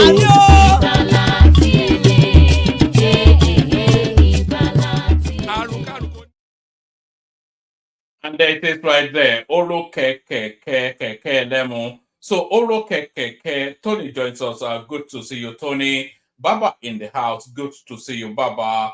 The Star joins us. Good to see you, The Star. And Oroyo joins us, usually with the after hours, but he joins us early today. So good to have you, gentlemen. Anybody else that wants to hop on. We kick the conversation off. Who wants to actually start it off? Who's ready to go? Yeah, because I'm in Europe, I think, I can start first then. All right, go for Yeah. it. Good to see you, Tony. Okay, I salute you now. So, I don't have to be say good evening because I don't like all this kind of greeting like, oh, happy Sunday. They diverse me. All this kind of oh, God, I know they like them. So, I just say, I salute everybody. So, Baba, I greet you, my Oga, and the Star also. Everybody, I say, hello. Yeah. To the river sister, to the continue on this, this another, one more trouble, too much now. This cookie one now, that is just gathering some momentum. I don't like that woman because of her dressing, this Boko Haram dress. That I hate people like that. Let them all this Aisha, Yusufu. I don't want to see them at all. They are like, so irritating for me to be seeing them, dressed like Pakistanis or like Iranians or something. But despite that, that woman has been performing some wonders. You know what I'm saying? I can just regard that probably just a good alhaja. You mean Natasha Akpoti? Yes, sir. Great project. What has she done? No, I mean, if you look at some school that he built, those not borehole, all those water plants, many things. I mean, so that means it is not the community that is attacking her. It is just the system. You know what I'm saying? It's like somebody, it's just like, so when I see her, I'm seeing probably a Saudi woman coming to Nigeria to come and help us, or a Pakistani woman. I don't regard that woman as a Nigerian at all. You know what I'm saying? Because no way, and then I'll be having problem when, in other platform, when I try to be saying my mind, you know what I'm saying? Just like this guy that this youth copper, I don't see that woman, they look like a man, female, male, female. You don't see that kind of, that makeup when she make. So at a glance, when you take a glance at her picture, so irritating also, I mean, I don't know what's wrong with black people. She looked like man, Look at that paint. I don't know whether she painted some part of her lips. Take a look at that picture, whether you can, whenever you bring the picture here, I always keep my eye to the other side, But that's why that, what she was saying was okay. If you look at what happened yesterday, so when they said that, terrible president, what, terrible president is that, presidents that care less about their people. That what we call terrible presidents. You know what I'm saying? So that one, is just by the wayside. So this Natasha own is just one trouble too much again. It's like this impunity and immunity that these people are doing now, Black Africa, especially Nigerians. It's just too much. These rulers, I don't call them presidents, I don't call them senators. It's just, I think it's insane to be referred to these people as presidents, as senators. I don't call them senators. These are mad people. These are people that are, bloodsuckers. You know what I'm saying? So, and then I want to tell you one thing. That look, in Edo State, back then in the 80s, you know what I'm saying? We do go to visit home now from Ibadan. We go to home almost every weekend to 2 weeks or monthly. You see, my mother used to get money, monthly basis from the pipeline that passes through our bushes there. Many people do get money, some stipends at the end of each month. But today, everything has been, totally, I mean, it's gone. There's no sign of... Tony, I'm trying to stay with you, but I have no concept of what you're talking about. Okay. So what I'm saying is like those pipelines now that have been blown up, I hope that I'm able to, to redirect my something now, my submission to your understanding. Are you getting me now? That's where I'm going to now. Carry on. Yeah. Yes, sir. Thank you very much. So then, because we are saying that this is Nigeria property. Why should we be, allow people to destroy it? That we should go after those people that are threatening our resources, the resources that doesn't belong to the common man, the resources that are being owned by some kind of bunch of people. You know what I say, mafia style. Even the mafias are good people. We do have mafias in Germany, the Red Army. They are still in existence. This Italy also. These are the owners of companies. They establish companies, industries for the people to work. You know what I'm saying? So that people don't revolt against them. But in the case of Nigeria, just imagine, how this, no one cares about you. You conduct election, you have a laws that say that, okay, translate this, transmit this electronically. At the end of the day, they don't do it. Go to court. The law doesn't say transmit it electronically, so that's false. Yeah, that is the complication there. Or is it the unambiguity? It's not ambiguous now. The law does not say it, so it's a black and white. The law says that you should translate. Then on the other hand, they say that okay, the INEC chairman has got the right. Why does it say in the law that it should transmit it electronically? The electoral law, or at least from the horse's mouth, before the election, something day, the man came out on TV and said that okay, this time around everything's gonna be okay, like it's been done in the civilized world. And then he subsequently told us that it might not be possible. That there was glitch. There was glitch. So let us not go back there. Please, don't try and we don't do falsehood. We don't do yes, sir. Here. Yes, sir. Yes, sir. The Mahmoud Yakubu came out and said they will transmit the election results electronically, and then real time. In real time, real time, on real time, whatever. And then shortly before the election, it said that might not be possible, but nobody makes any mention of that he subsequently, even before the election took place, he toned down, watered down that statement. Told us that it might not be possible, and it's not in the law, like you said. So let's stick with the facts as they are known. Yes, sir. But 3 years earlier on, during their test process or the mock exams, Edo election was a typical example of how the election will be conducted in our in the country in the future. And the that Edo election was transmitted live, real live. So before 7 o'clock in the Yes, evening. yes. Edo election is just a satellite election in a tiny little state. That's But tiny little state.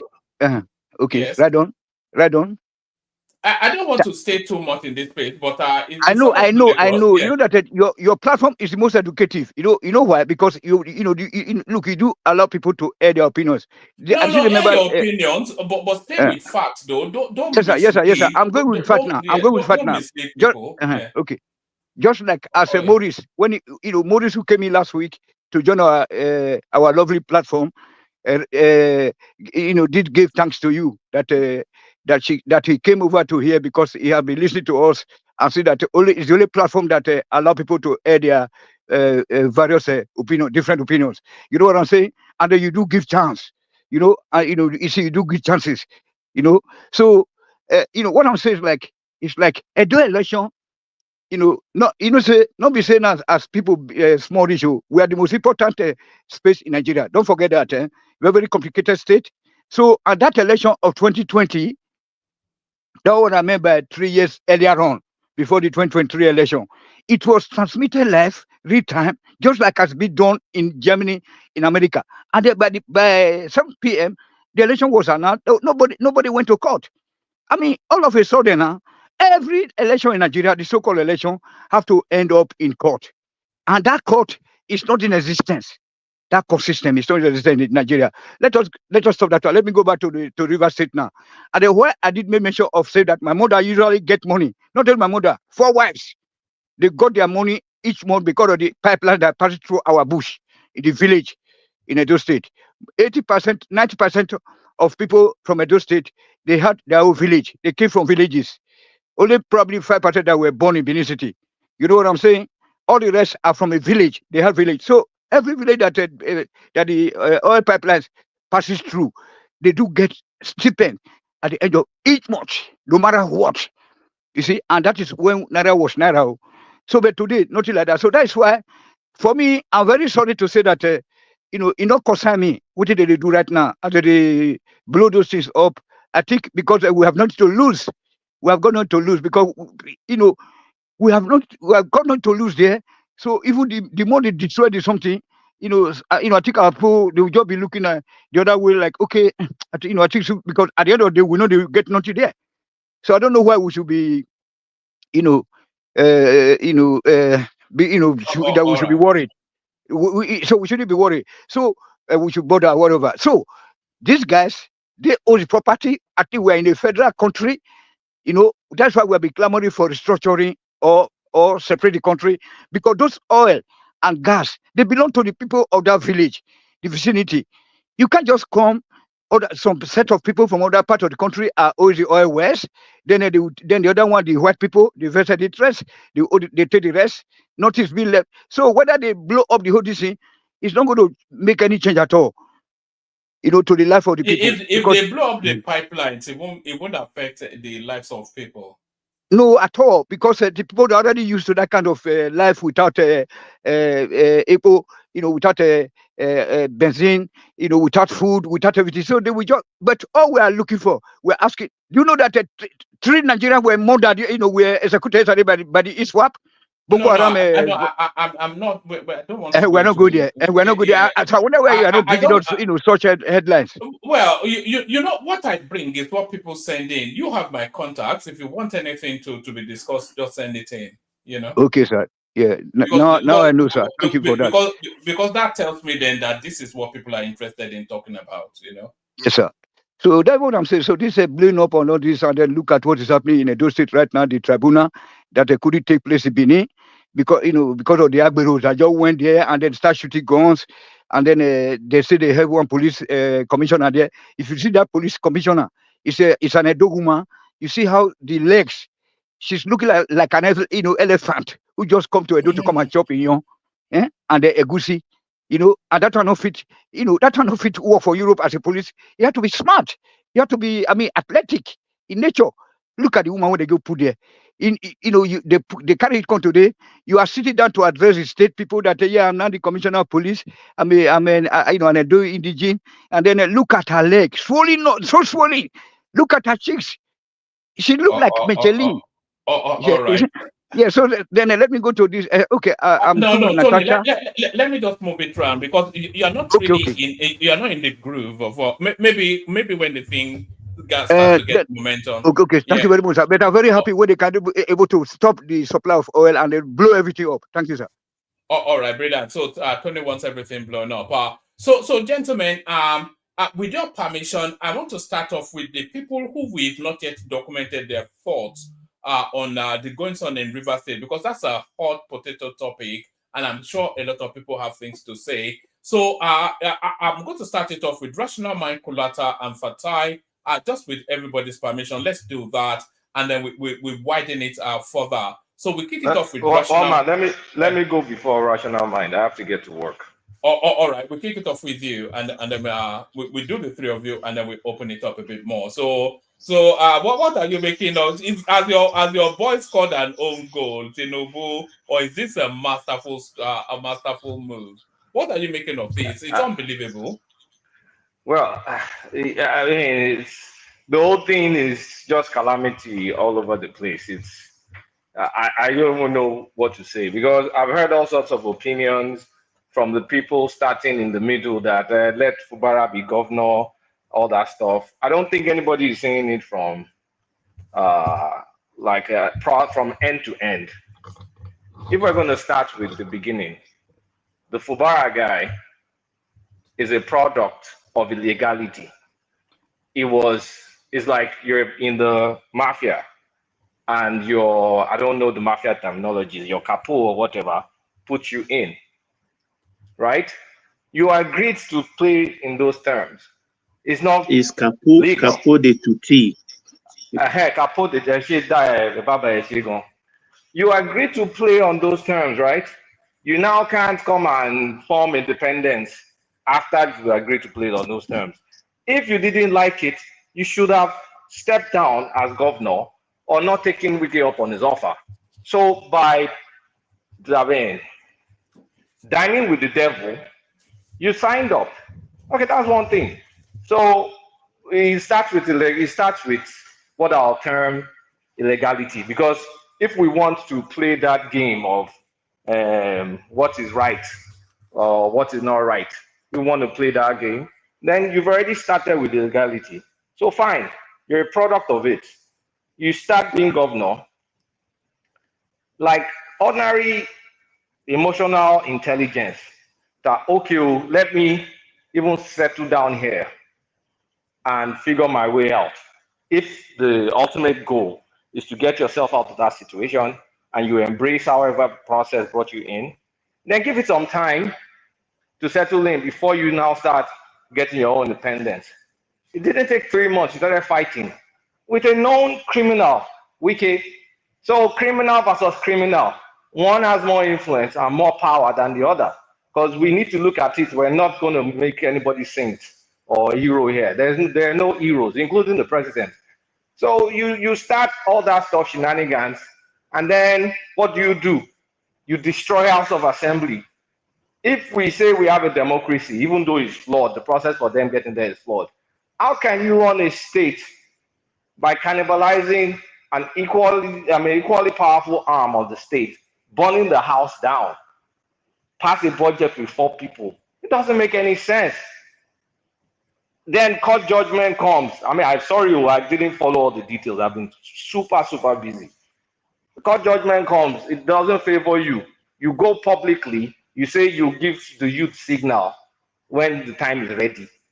And next thing, you see pipeline. I don't know whether it's connected or not, but pipeline started burning. Like Tinubu 2 struck deal. Sorry, I missed that part. Struck deal with both of them. Playing Baba Saleh, that okay, you guys work together in those terms. Yeah, obviously those terms will not favor FUBARA, and FUBARA too should have known his role. He signed up for the position, and he didn't get enough leverage before he started to try and put himself away. So all that stuff is already defective, and then court rules is now looking like you will not follow the full court process.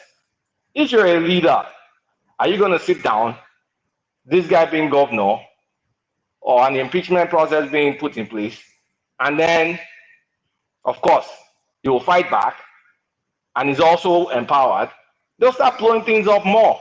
Not like they're going to stop now, but I mean, you were essentially signing the economy of your country away. So the president had to act. His action maybe actually takes off that impeachment out of the table. Yeah, Raja me anytime. Me honestly, Raja me power me anytime. I'm not. I have to go to work. Me I have to go to work very soon. I'm not even home. Jẹ́ kí n yànnà pàtà mi normally. Only boom meeting back the law, but I'm really pressed for time. Honestly, you know I will have enjoyed the banter. But the main thing is you cannot sit down and watch your economy that you're trying to build go down in flames because the governor is still going to be there. Wike will still try and remove the governor because it's a game of chess. Wike has the upper hand. He will play his hand. The small boy, quote and unquote, that you put there that fought you, you're now victorious over him. So you want to shit all over his body, pee on his body, bukkake or whatever you want to do on him. And Tinubu is preventing that, at least buying more time to negotiate. Because with this state of emergency, I mean, the legality or whatever, I'm not qualified to know. I'm not a lawyer. But with this state of emergency, it buys time. Maybe they will have time to calm down and talk things out. And maybe not. Maybe this is going to go into chaos. I don't know. But I think what I don't like is people coming there trying to make unnecessary equivocation like, it's not FUBARA's fault. It's this fault. All of them are at fault. If we want to play the holy game, then you should not have bought into this shitty process that brought you into office in the first place. If we want to form holier than thou. Kulata, if you were advising FUBARA, would you advise him to go to court, or would you advise him to allow for this window of cooling off period? Keep his head down, just stay out of the headlines, let things play out, come back into his post. Because if he keeps quiet, then this thing will peter down. Tinubu will bring Wike down and say, look, calm yourself down. And how would you advise him to approach it if we're advising FUBARA? Okay, if FUBARA hired me as his consultant, I will do the Bob Marley thing. You live to fight another day. Don't go down in flames. It's okay to go down with your balls handed over to you, right? It gives you more time. Whatever results from that more time is really up to your capacity or whatever fate that decides to give to you. But there's one certainty, like it's either is totally out or he has a fighting chance. It doesn't really have good odds, in my opinion. Because if I were him and this window opened, I'll be a bit more level-headed. I mean, who is FUBARA in the first place? And also, who is Wike in the first place? So I'm not even trying to say this. But I'll be a bit more level-headed and just, okay, fine. I should have done what, if Kulata was in that position, if I took those bad options and I decided to become Rivers governor under those circumstances, I would have done what I'll normally do, which is kind of like, let this thing play out. I mean, settle into the office. In fact, Kulata, this state of emergency, really, if you really think about it, it's a win for FUBARA. Because that assembly they were set to impeach him, and it wouldn't have lasted another 2 months. But now it gets a 6 months. Yeah, that's the best. Look, it was dealt bad cards. That's the best it could get. Even though both of them are terrible, like I said, what was the next option? It was going to get impeached, and then they will call some boys and they'll start blowing shit up. Like now, at least if you still want that titular position as governor of Rivers State, you have a chance to take it by negotiating. And yeah, are you going to feel embarrassed? Of course, you lost. That is, losing comes with something. If you've lost something, you've lost. Acknowledge it. Don't fight like you're a stupid idiot. Like, you need to have your cards. Like, I can't go and look at a 6'6" 7% muscular and I say I'm going to beat you? Am I stupid? So it buys them time. That's the thing people are not realizing. Now, the president's reputation, I don't give a rat's ass about the president's reputation. He's doing what he thinks he will do. Whether it's right or wrong, let the courts decide. What I would think the opposition should do is to actually take this section, is it 301 or whatever, take it to court. Let's get the opinion of the Supreme Court on this once and for all. Because using this tool, like Obasanjo also did, is dangerous for the democracy of the country. Because at some point in time, some heavy state governor can decide that he doesn't like the fact that my governor dances, and he tells him to get the hell out of Osun State. Will I like it? I won't like it. So let them take this to the Supreme Court. It should be fully adjudicated. Let's know the full ruling. And we don't want all this wishy-washy stuff. Full levels of power in there. Hold on. The rational mind. You just said a while ago that you said you want to follow rational mind, but let me just quickly talk. I like banter, but getting to the party. So okay, just take my humility. I'm argue with that. But I just think they really need to take it to court, because I mean, president supporters now, you're happy. What if the foot was in another court? If Peter Obi becomes president and decides to remove Governor Sanwo-Olu on whatever circumstance? But let's not also stop for the fact that you cannot run a state unilaterally like FUBARA was engineering himself to do. It makes no freaking sense. Like you burn. How do you burn the house down? And also, I'm sorry for people in that area, but there's something. I know I'm not in your shoes. I don't feel what you guys feel, but I'm looking at it from a civilization standpoint. How can we always resort to blowing stuff up? Like, in what world will that be good for you long term? I understand grievance. Don't think I don't understand grievance. But if the way we're going to be addressing grievance is to be blowing stuff up, I will not carry my money and go and invest in that kind of place. I'll be crazy, except the returns are so huge that, I'll just do it because, at the end of the day, I'll make some money more than I've invested. But we really need to stop doing all those kind of actions like, you're vexed, then you start blowing things up. It's not about Nigeria as a country. It's even about that area. Like, you will never have sustained development if everything you resort to chaos, because that option is always there, and they'll be exercising that option all the time, with no matter whatever tiny or big grievance. And I'm saying that I understand. I'm not in their shoes. I don't exactly fully understand how they feel, but that should not be an option. It should never be an option. So that's my opinion. One man, I have to really run. All right. Before you run, would you not say there was an inevitability to that decision? When they started blowing up pipelines, then they needed to act quickly, because I thought that was the trigger anyway. I didn't think it's anything to do with Wike, and I'm not sure that any serious-minded person should think it's Tinubu backing Wike. But if they've started blowing up the pipelines, then of course that's that step too far.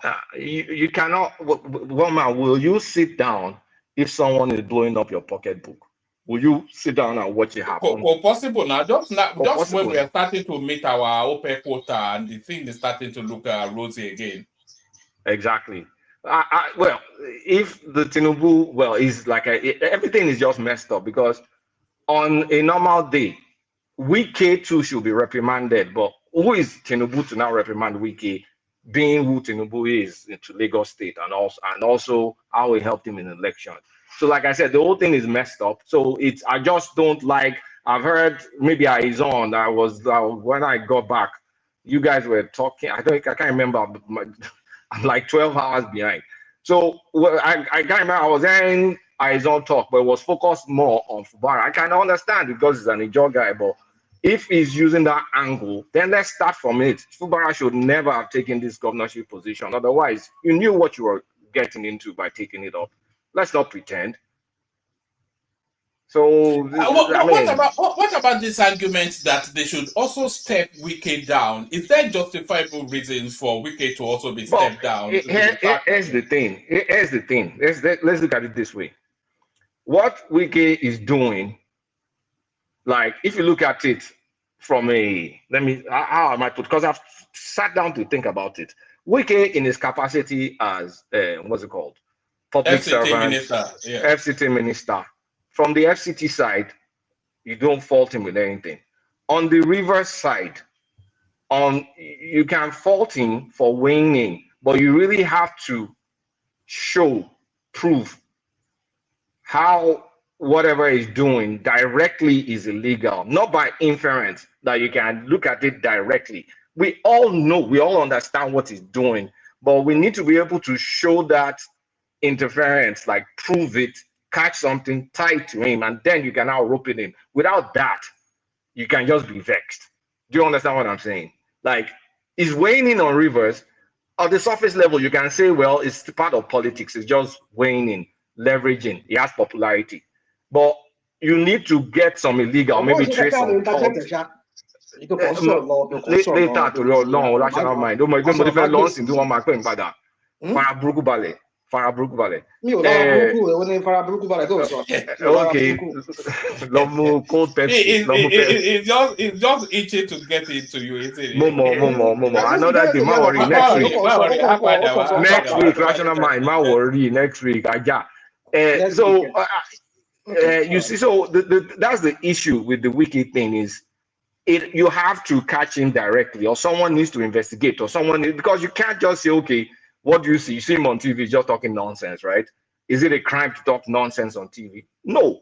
But can you infer that is the man behind the guy behind the scenes doing things? Yes. This guy was in Rivers State. Which day was that? Which day was this guy? Did you watch that? I did not watch anything, Rational. Obviously, I didn't watch anything. You're talking crap every time. You just talk crap. Okay, let me talk my crap in peace. Okay.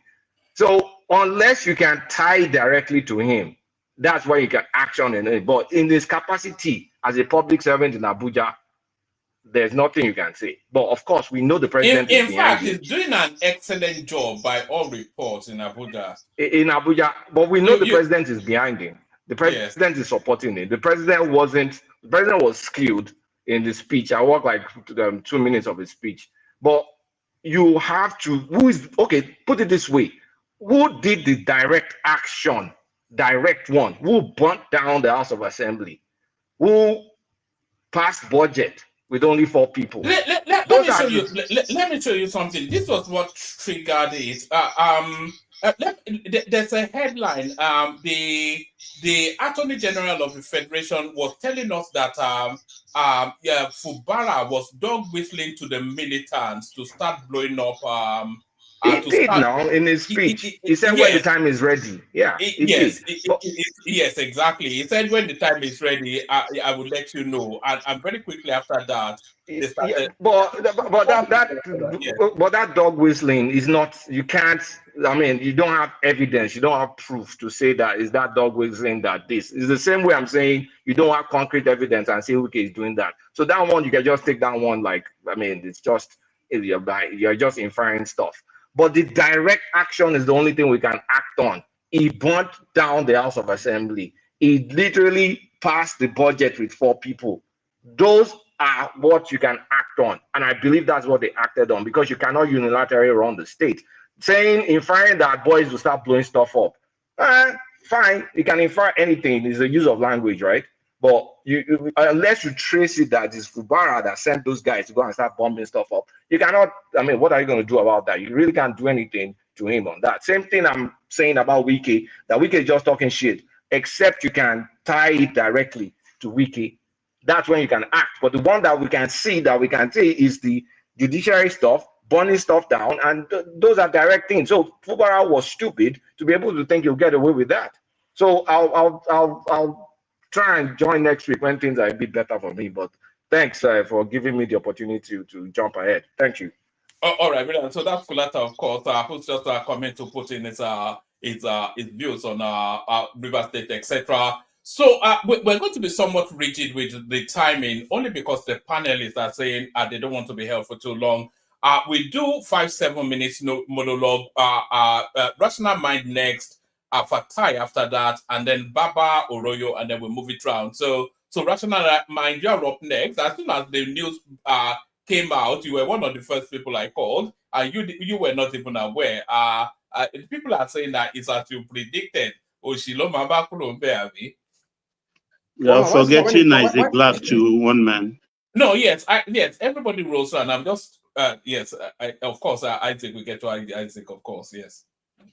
Yeah, when is my turn? If I'm supposed 5 minutes, I'm strict to do time here. Ele to sorrow, I mean, not Baba. I'm talking about Ele to pray Nicolata, Agbado Einstein. I mean, he spoke for more than 20 minutes. Now, what is my own thought? That is 5 minutes. Okay, I will try and do my best and see what I can do. You see, first of all, I want to talk about Tinubu and his crap that he's doing. You see, I don't know if you are aware. I don't know. It's part of your discussion today. I wanted to talk about that a few days ago. The last time I was here, was it on today is Wednesday, right? Yeah, on Monday I was here. I read in the one of the Nigerian dailies that Tinubu awarded another contract to his confidant. Yeah, I saw that as well to Tagori. Yes. So you see, it's just I've told you that this guy is some kind of a narcissist. It's just there just to enrich himself and his cronies. It's somebody who is having Lagos to nowhere that is building. I don't know. Then you're giving me another one, which is the port. And I think that's almost like $1 billion worth of contract. Was it $1 billion? I mean, I think something like that. $1 billion. I think I saw several $1 million or something like that. Almost $1 billion. It's over $500 million contract. So you start wondering, what is going on? What's going on? I mean, we come to a point in that country now that everything is just so vexing. I think this thing started with Tinubu. I mean, it started with FUBARA, where we become perplexed. We talk. We just get to a point like what can we do? Well, there's nothing. You just want to swallow it up and just accept it the way it is. This guy is running roughshod all over Nigerians, and he's asking us, "What can you do? Or what are you gonna do? What are you gonna do? Nothing's gonna do. Nothing anybody's gonna do because, like the idiot Fagbemi talked about, he said, Tinubu will remove you and nothing will happen. I mean, you start wondering, this guy. I always say this guy's a dictator. You people say we're just haters, and you see the posture of this guy, all the moves he has taken so far, all the things he has done, is synonymous to a dictator, a fascist, and he's grooming fascists in the person of all his minions that we see come everywhere. They attack you. You don't say anything about Tinubu. You dare not just say anything about Tinubu. They attack you, and you wonder, where are we going? That's why you see, for me, at some point I just got tired of the other. I said, let me just take a break out of this thing. Now we're seeing what he's doing now with Wiki Matter. Like the other one that come here and talk now, and just talk crap, and then he just left. Apparently, he doesn't know. He doesn't have all the facts. He's just going by all the things he has known right from. I mean, before the Supreme Court ruling. I mean, Wiki went to what's it called? Yoruba people say Aje Kalano, Omokuleni, Talomo Aje Kalano, Lo Pomoleni. The idiot Wiki went to River State after making an inflammatory statement that who are the just? I mean, they're just a minority in River State. Then I mean, they're the only people that have the monopoly over violence. They can blow a pipeline. Other people not blow. It's like it gaslighted the whole tribe. And then suddenly he went there because he felt that there was a backlash. Some your people were now, even some of his people that work for him, they got mad at that statement. And he went. We saw the ground the grandstanding that he did in the when some part of a job. How some people were even beating some of it. I mean, you just imagine. You ask the question. I mean, Tinubu apparently, you see, it's so perplexing that sometimes I just don't want to say things that I would later regret. Like I told you one man. There are certain things certain words I want to use against say this guy was just an ordinary political appointee. Look at the entourage he went. Look at the paparazzi and the razzmatazz that he went into that area of the Ijo area, part of River State. Look at the military convoy. Look at the convoy. I mean, you wonder when Tinubu is making this crap that he's saying, and you wonder why there is anarchy in that state. An ordinary FCT minister who is not even the governor.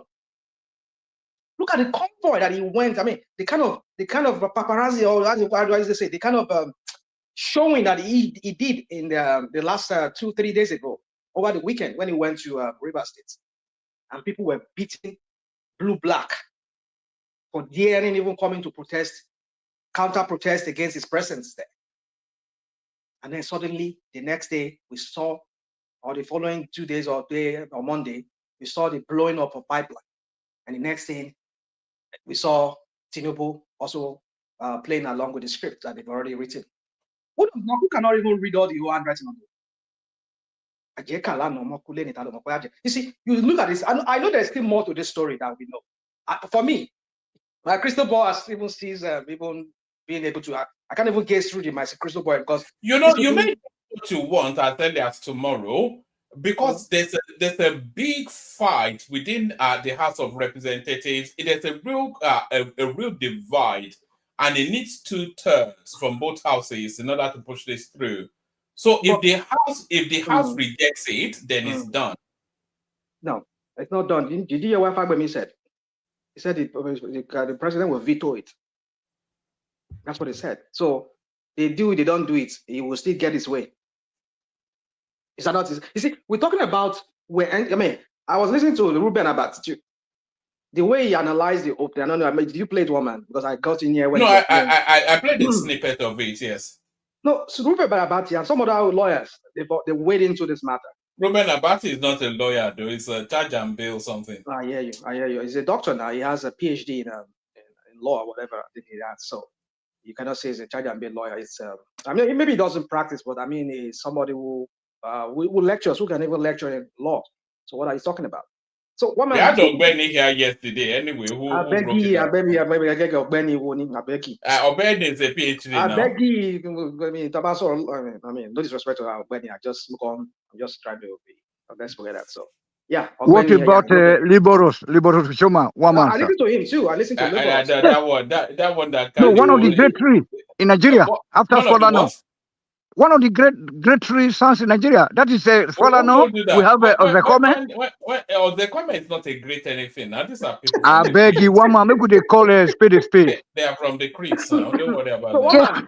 If Fagbemi said he's going to veto it, so what are we talking about? Either they do, they don't do it. You see, you people have created a monster in the person of a despot. In the person of Tinubu, who is a despot. I've said it here. Even before he was sworn in, I've said it here. Merely he won that election. I've said, even before we won the election, I've been telling all of you here, you don't know Tinubu. But he's playing out between. See, for me, it's just, I come to a stage where I just because that's the end game for them, to perplex Nigerians, to make Nigerians so, let's just wait till 2027, 2031. When he does it 2 years, everybody lives there. Nigerians are just so tired that they don't even have they can't even fight anymore.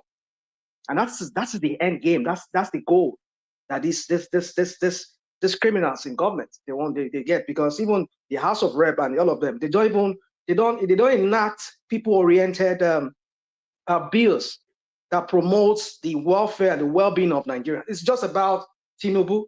Anything Tinubu wants is the tax. He wants to do this. He wants to do that. That's all they just. These things are not pro people kind of policies or bills. Even if they put the pretense of a pro people's thing, but at the end of it, it's just to make Tinubu happy or just to give Tinubu to have his way. And so you start wondering, what are these guys done that really are people oriented people? People the masses are benefited from. all this tokenism. Oh, what's it called? I don't even know how far that has gone. Because I don't even know if any some of my nieces and nephews that are in schools in Nigeria. A lot of their parents are the one paying their universities. I don't even know what you people are talking about. When you people talk about student loan, I don't even know. I mean, things that it's okay. So one man for me, you see, I just don't know where to start. I mean, I know I've said a little bit on that to start, but with Tinubu, I just I just hope that I mean, this is a guy. Some of people were wishing that the military takes over, and now you are appointing an ex-military guy. Have you seen the photo of Wiki and that military guy when the guy was in office? Yes, I saw the photo. So you see all the skin. You can see the hands of Esau, how do you call it, and the hands of Jacob, or whatever that they say it. You can see the handwriting that it is a script being played out. They're acting a script, and Tinubu is playing along. Oh, Tinubu Mate. I mean, he's just I mean, Rational man, did you listen to one man show? Sorry, earlier show today. I wasn't you see the way our people when they are abroad see their display of stupidity. Say that an agreement is an agreement. They want to sanction that this guy should become a governor and start giving 25% out to one man called okay. Wiki. You see, our friend from Germany. You see, the thing is this. I agree with this. Let me not trigger people here again. I agree with this Tinubu people then that they come here and they would like to spin narrative. People like Yagbado Einstein, Kulata that comes here. It's just because anything that Tinubu does, Tinubu has interest in or vested interest or whatever they call it. They just whitewash it. They spin the narrative. They just want to like make it look like it's not there, it's no fault there, or everybody has a fault. They don't see anything that you see. When I say you guys are creating a monster in the person of this guy, it's that you don't just see anything good about. I mean, you don't see anything flawed about this guy. Even when you want to even point out the flaw that this guy has, there's a way people talk about it. You trivialize it. You make it as of less importance. You see, the thing is this. Either they want to spin it that agreement is agreement. What are we talking about? We're talking about the people. Somebody said, if somebody puts me there, I get in there, and I said I don't want to do what you want me to do. No, you don't have to remove me. Let us meet. Let us do another election. If you can beat me, fine, and I go. But you want to? You see, it's one man. I got to a point where I am just so perplexed about Nigerian discussing Nigeria anymore because I just don't know how to. It's so painful. It's so painful, rational man, that these people they are living abroad. When they will get small headache, they'll begin to call ambulance 110, 112, and then at the same time, this afternoon I was trying to make some commentary. I couldn't. I don't know why. They said that that I should join before I can comment. So I don't know what happened today in Adama show, sir. It's okay. I mean, one man. Do you have any other? I was trying to defend, this guy, Aizon, because they did.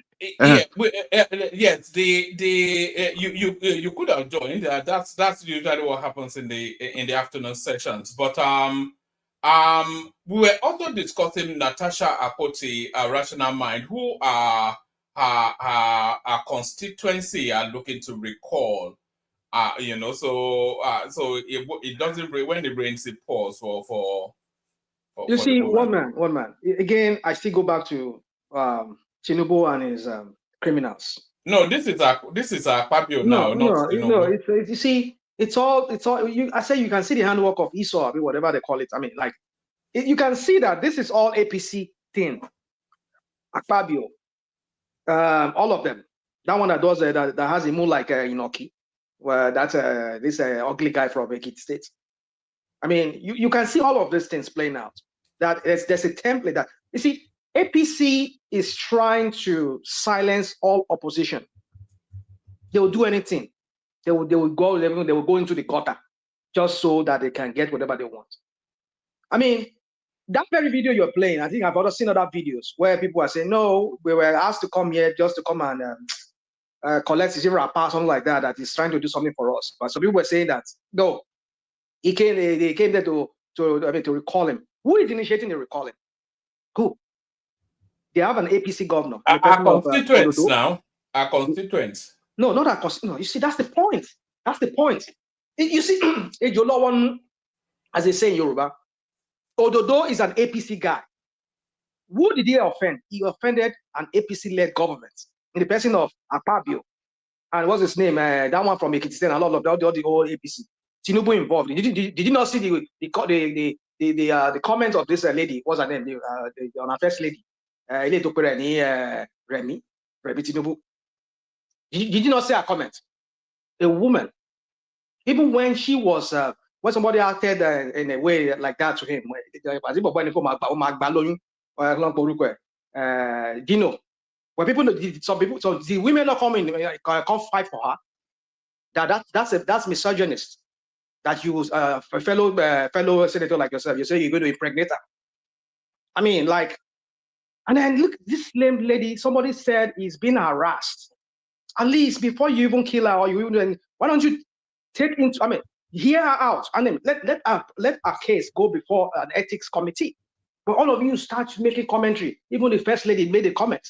So how you see, the point is that you can understand that this is an orchestration by the APC, just to die the whole situation down. Because hence she is recalled, which I think that's what they are trying to do with all this. They are cook up, recall, whatever crap they're doing. It's just, I know it's there's a reason for all of that. So, woman, you see, this thing all of us come here, we do. We are gradually creating a monster. Not even monster. We're not creating a monster though, because let me say we. know. I'm not even part of them. I mean, all you are all that are all doing all this thing that comes here and talk and promote Tinubu and his APC demonic party. You are all creating monsters, not just monster anymore. Monsters, people with no morals. I told you people here that Tinubu is an immoral man. He's a man that will do anything. This is the same guy who has made comments and said, if more anything that more money cannot, I mean, more money cannot do, more money will do. What does that tell you? I mean, our people no longer have morals anymore. George Bush Jr. said the same thing as well. That was so because George Bush said, you know, you see, this is what we do every time. We like to look for parallel in everything. Trump, yeah. We like to see, and are these people? Come on, woman.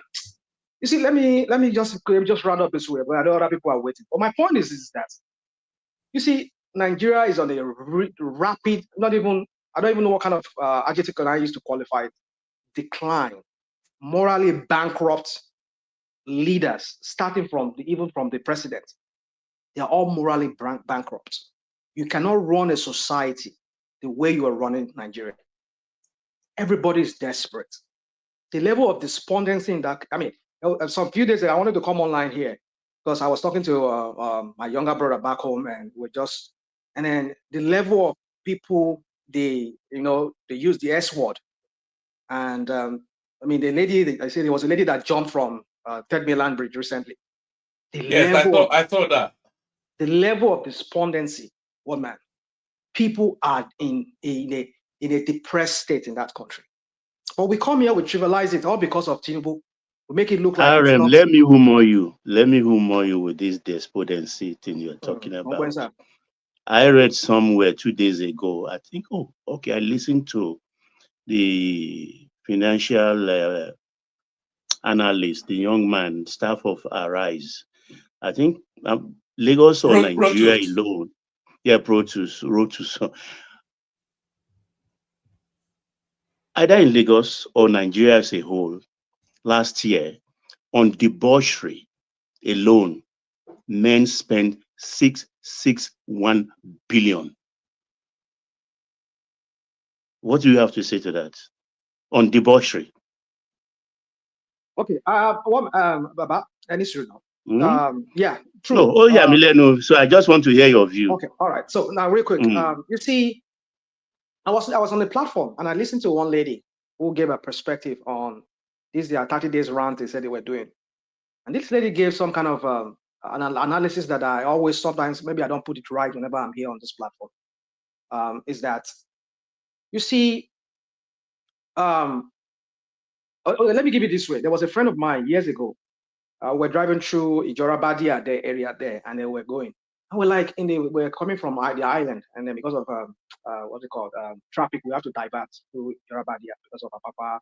That Yora Causeway there was blocked from the island. So That was years ago. So anyway, so we're driving through Ijorabadi and we just saw people going in and going out around 8 o'clock at night. And then we're like, where are these people going? Where are these people all living?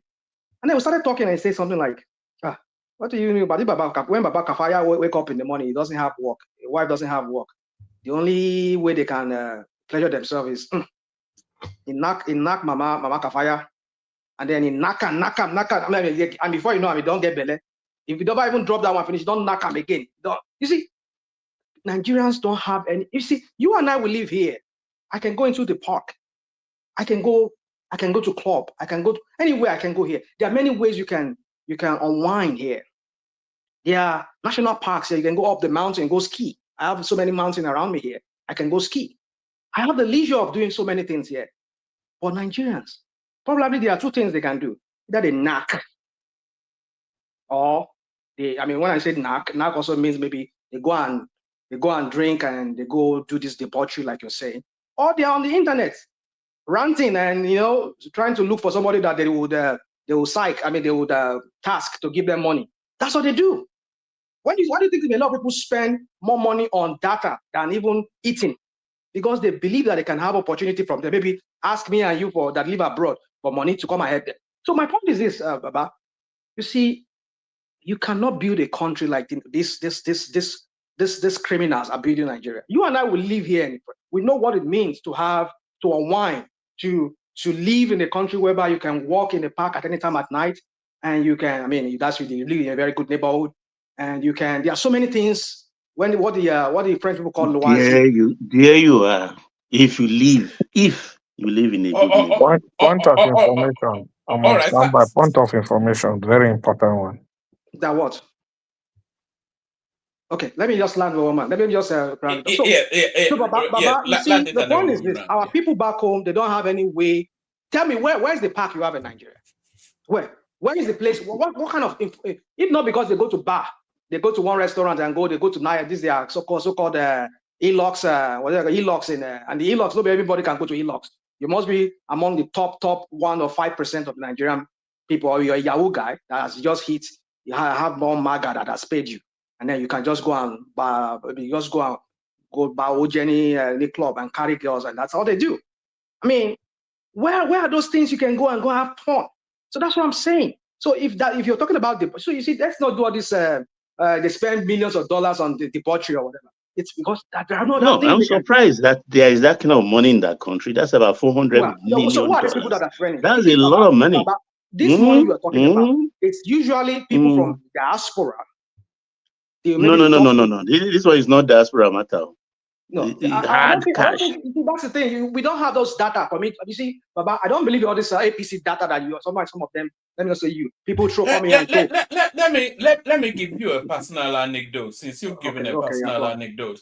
There's this chap that used to live down the road from where I grew up in Oregon, and he used to be a carpenter, a handsman, whatever it is. And then a few months ago, he came to the UK, and I thought he had jackpot. He just told me that he just came on holidays.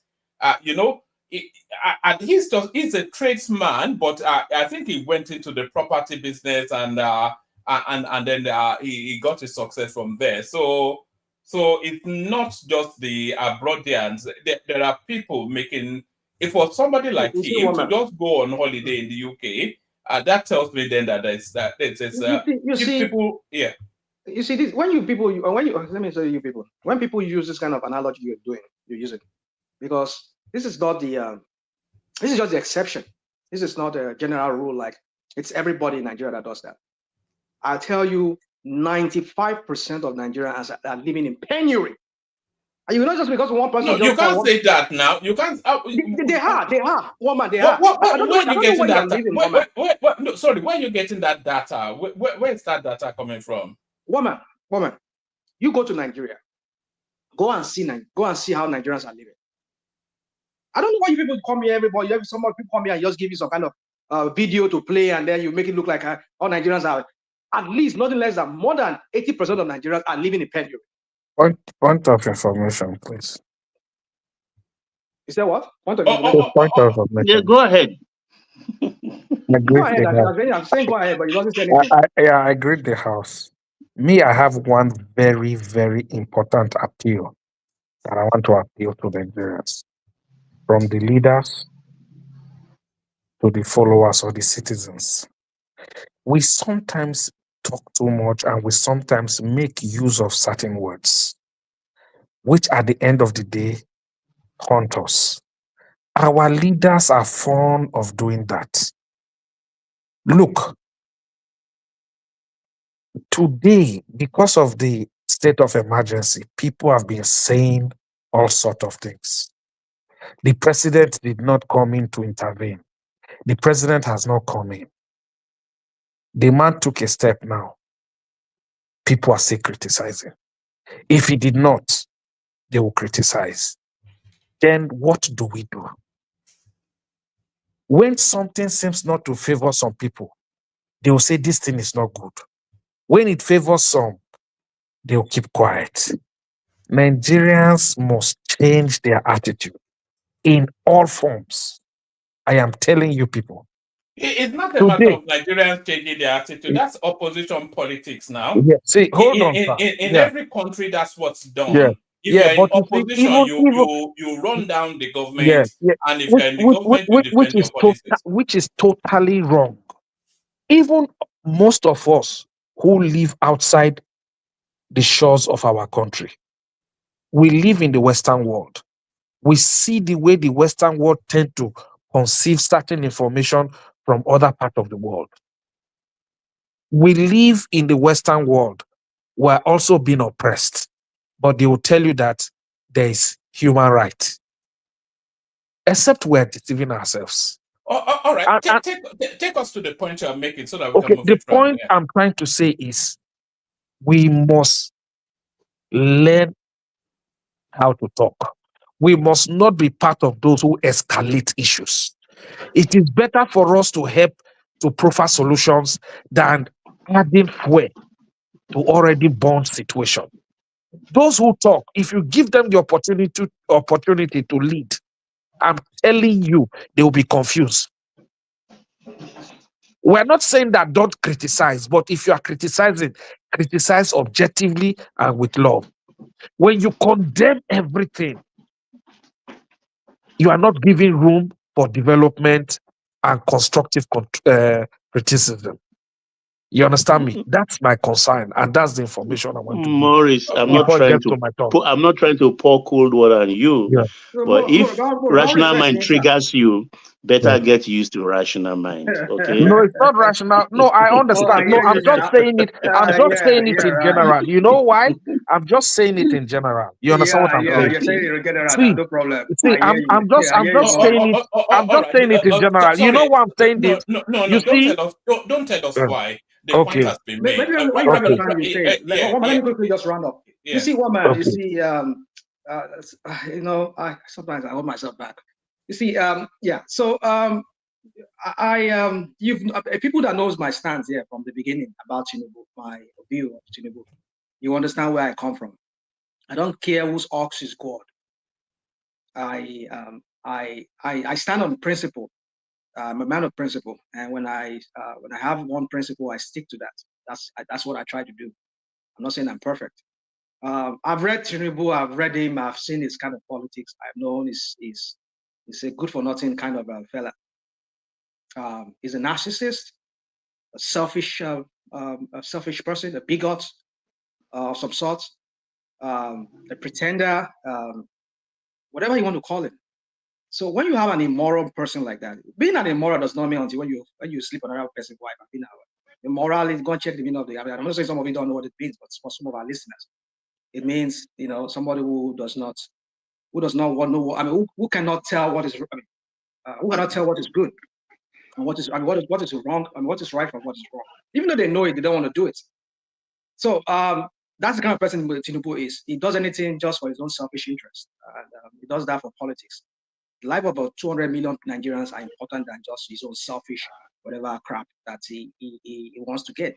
But that's who he is. People will say it's politics. Yeah, no, I don't believe that politics should be used to play the life of people. But one man, I'll just leave it like that. I will speak the way I speak. And if it triggers anybody, well, it's up to you. I am who I am. And I hold my view of Tinubu, and I always hold that view. I'm going to leave it at that. Thank you.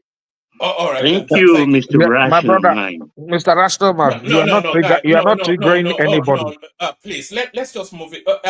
Sorry, Maurice, I'm not trying to hold your voice down, but if you look at the screen, it's so full, and everybody just waiting to speak. That's why I want to rush it through so everybody gets to speak. Fatai, you're up next. Fatai is small. Look at that, eh? Babanganeto, eh? Hello, ma. Alaji Doctor Commander, eh? Fatai. Prophet. Fatai Obe, Fatai. a King Kong one of Western world. Ta ló sọ̀rọ̀ mi ò mẹ́ni tó sọ̀rọ̀.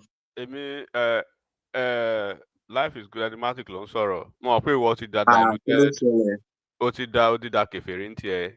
Mo fẹ́ lọ mo ń ṣiṣẹ́ ládá lọ́wọ́ jẹ́ kí n sọ̀rọ̀ kó tó sọ̀rọ̀ tó bá mind. You don't need yab me before that now. You know. Ó wà nú àwẹ̀ jọ Fatai. Ó wà nú àwẹ̀. Wọ́n ti gbé ẹ lọ́ntì ẹ.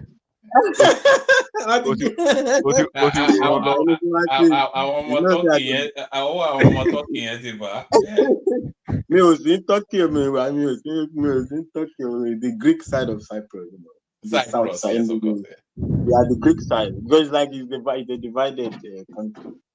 But I'm not in the Turkish, I'm in the Greek side, the one in the European Union. All right, all right, Oshe government. Okay, that's not mine. Èèyàn kan sọ̀rọ̀ lẹ́ẹ̀kan tí mo mọ wọn. Enigmatic, of course, I allow now. Mo ò kàn mọ ẹni tó ń sọ̀rọ̀ earlier ni. Ó sọ pé Fatai ọkùnrin mẹ́ta, èkín kọ̀ọ̀kan, ìṣèkégbèdé. Maurice. One man. Wọ́n pé Maurice gbọ́ Yorùbá. Ṣé Maurice gbọ́ Yorùbá ṣá? Ó gbọ́ Yorùbá, ó gbọ́ Hausa.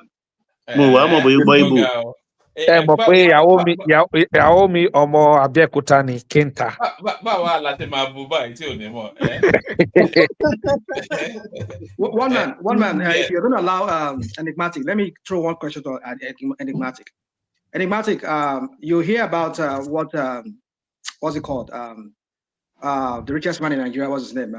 Dangote was he's trying to open a seaport.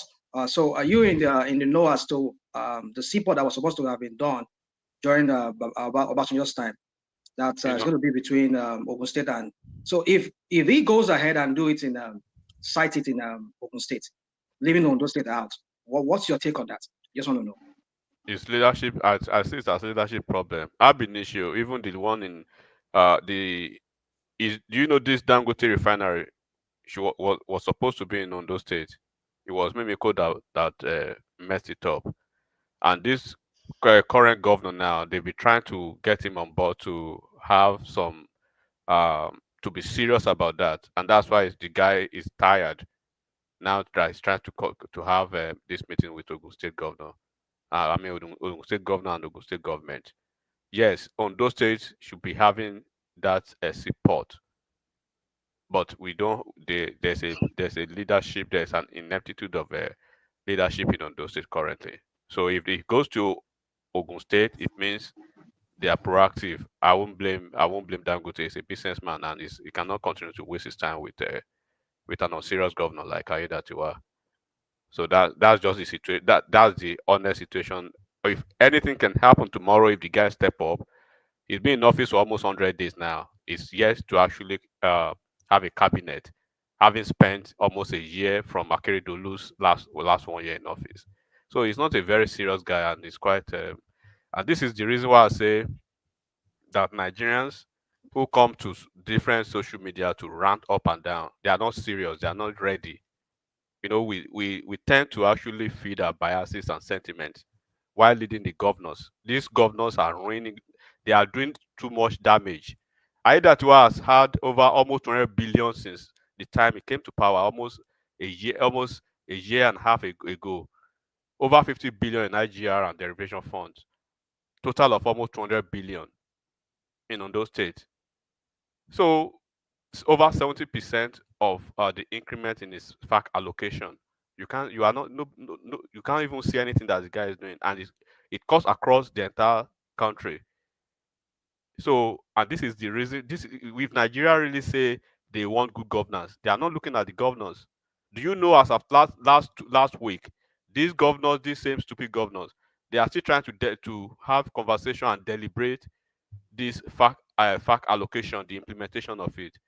They shut them down directly from Nassau Rock. Now, it's not going to happen because they were trying to convince them, the FG, that this fact allocation should be the LG autonomy, the LG payment should be going to commercial banks instead of being paid directly to the LGs.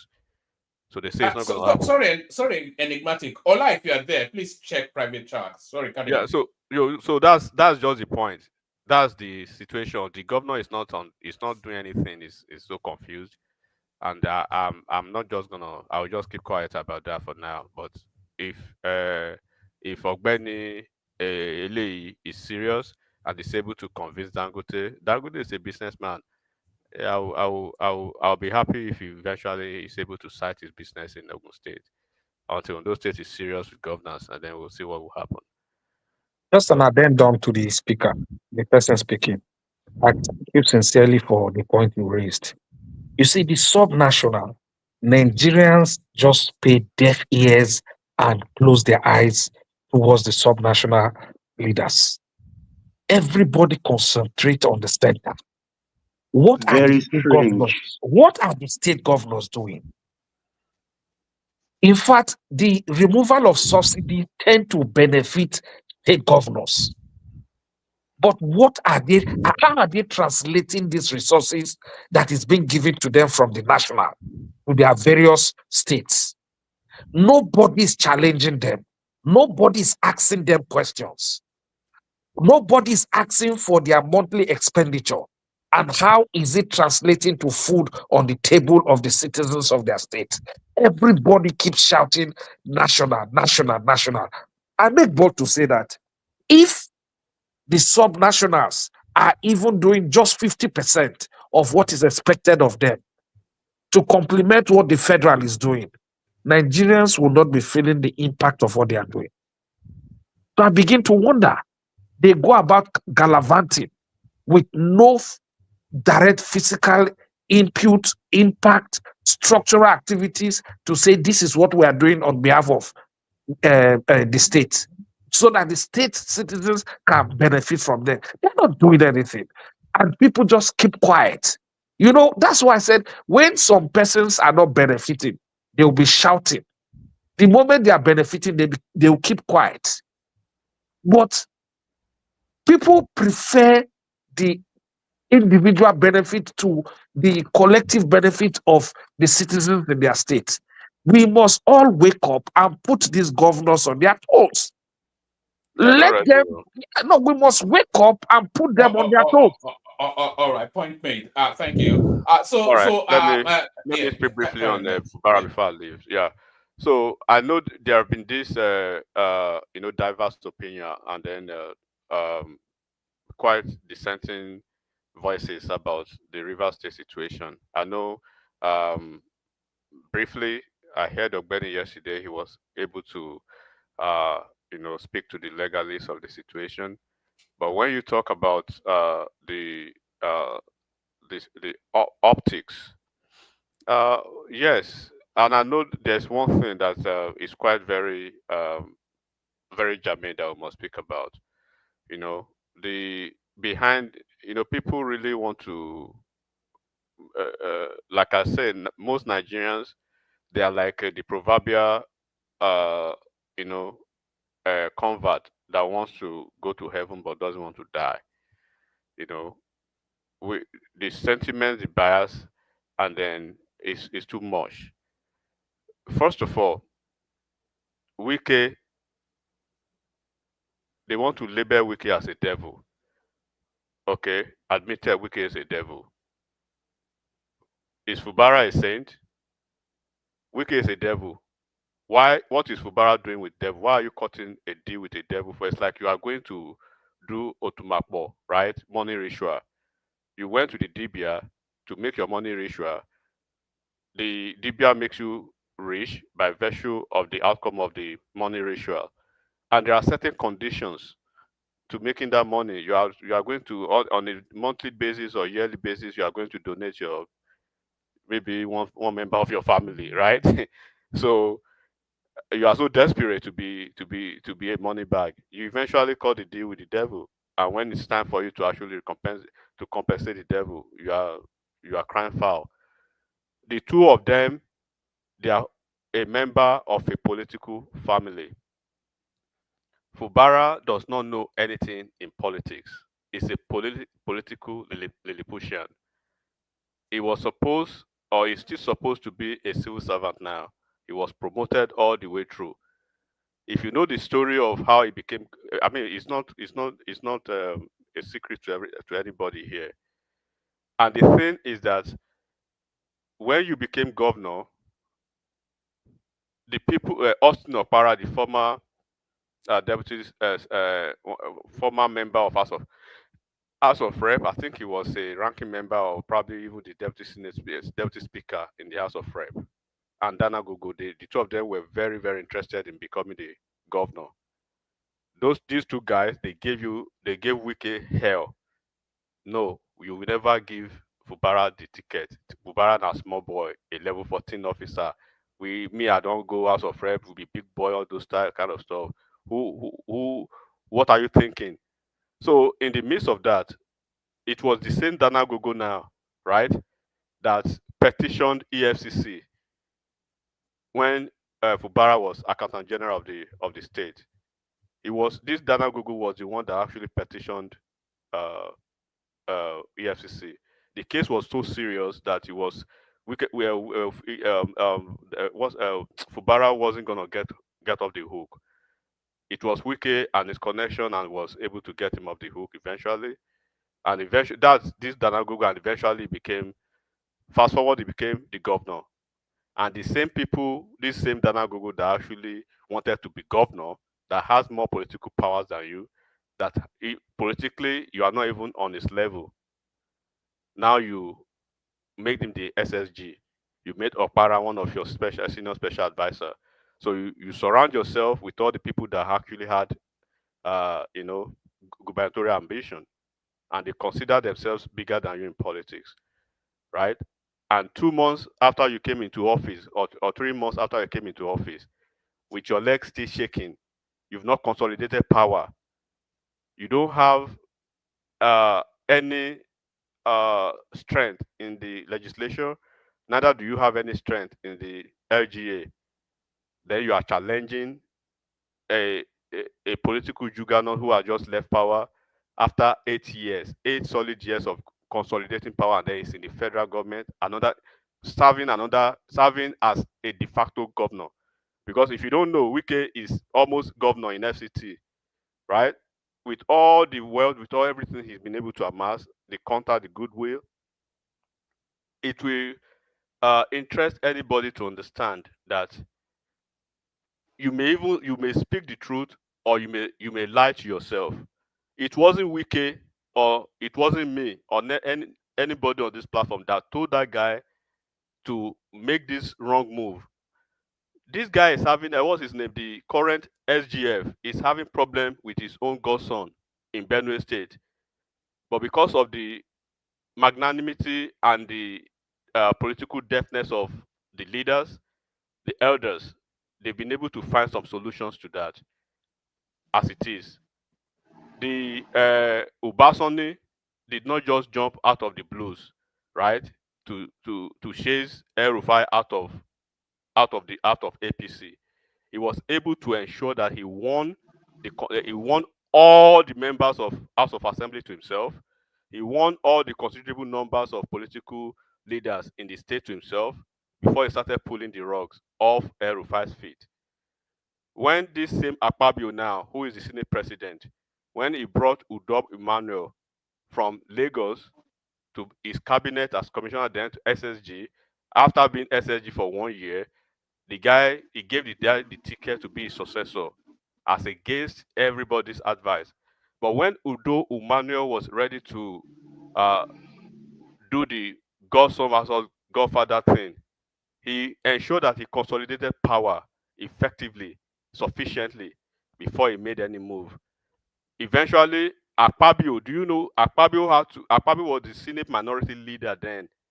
Akpabio had to step down from that leadership position when he was in PDP. He had to move to APC as an ordinary member because he just had to leave PDP in Akwa Ibom for Udom Emmanuel, the guy who he brought to politics. I would have expected, or anybody in his right senses would have expected, that FUBARA would have done the same. It is not only in Rivers State that we have godfather or governors who are engaged now or in cages now.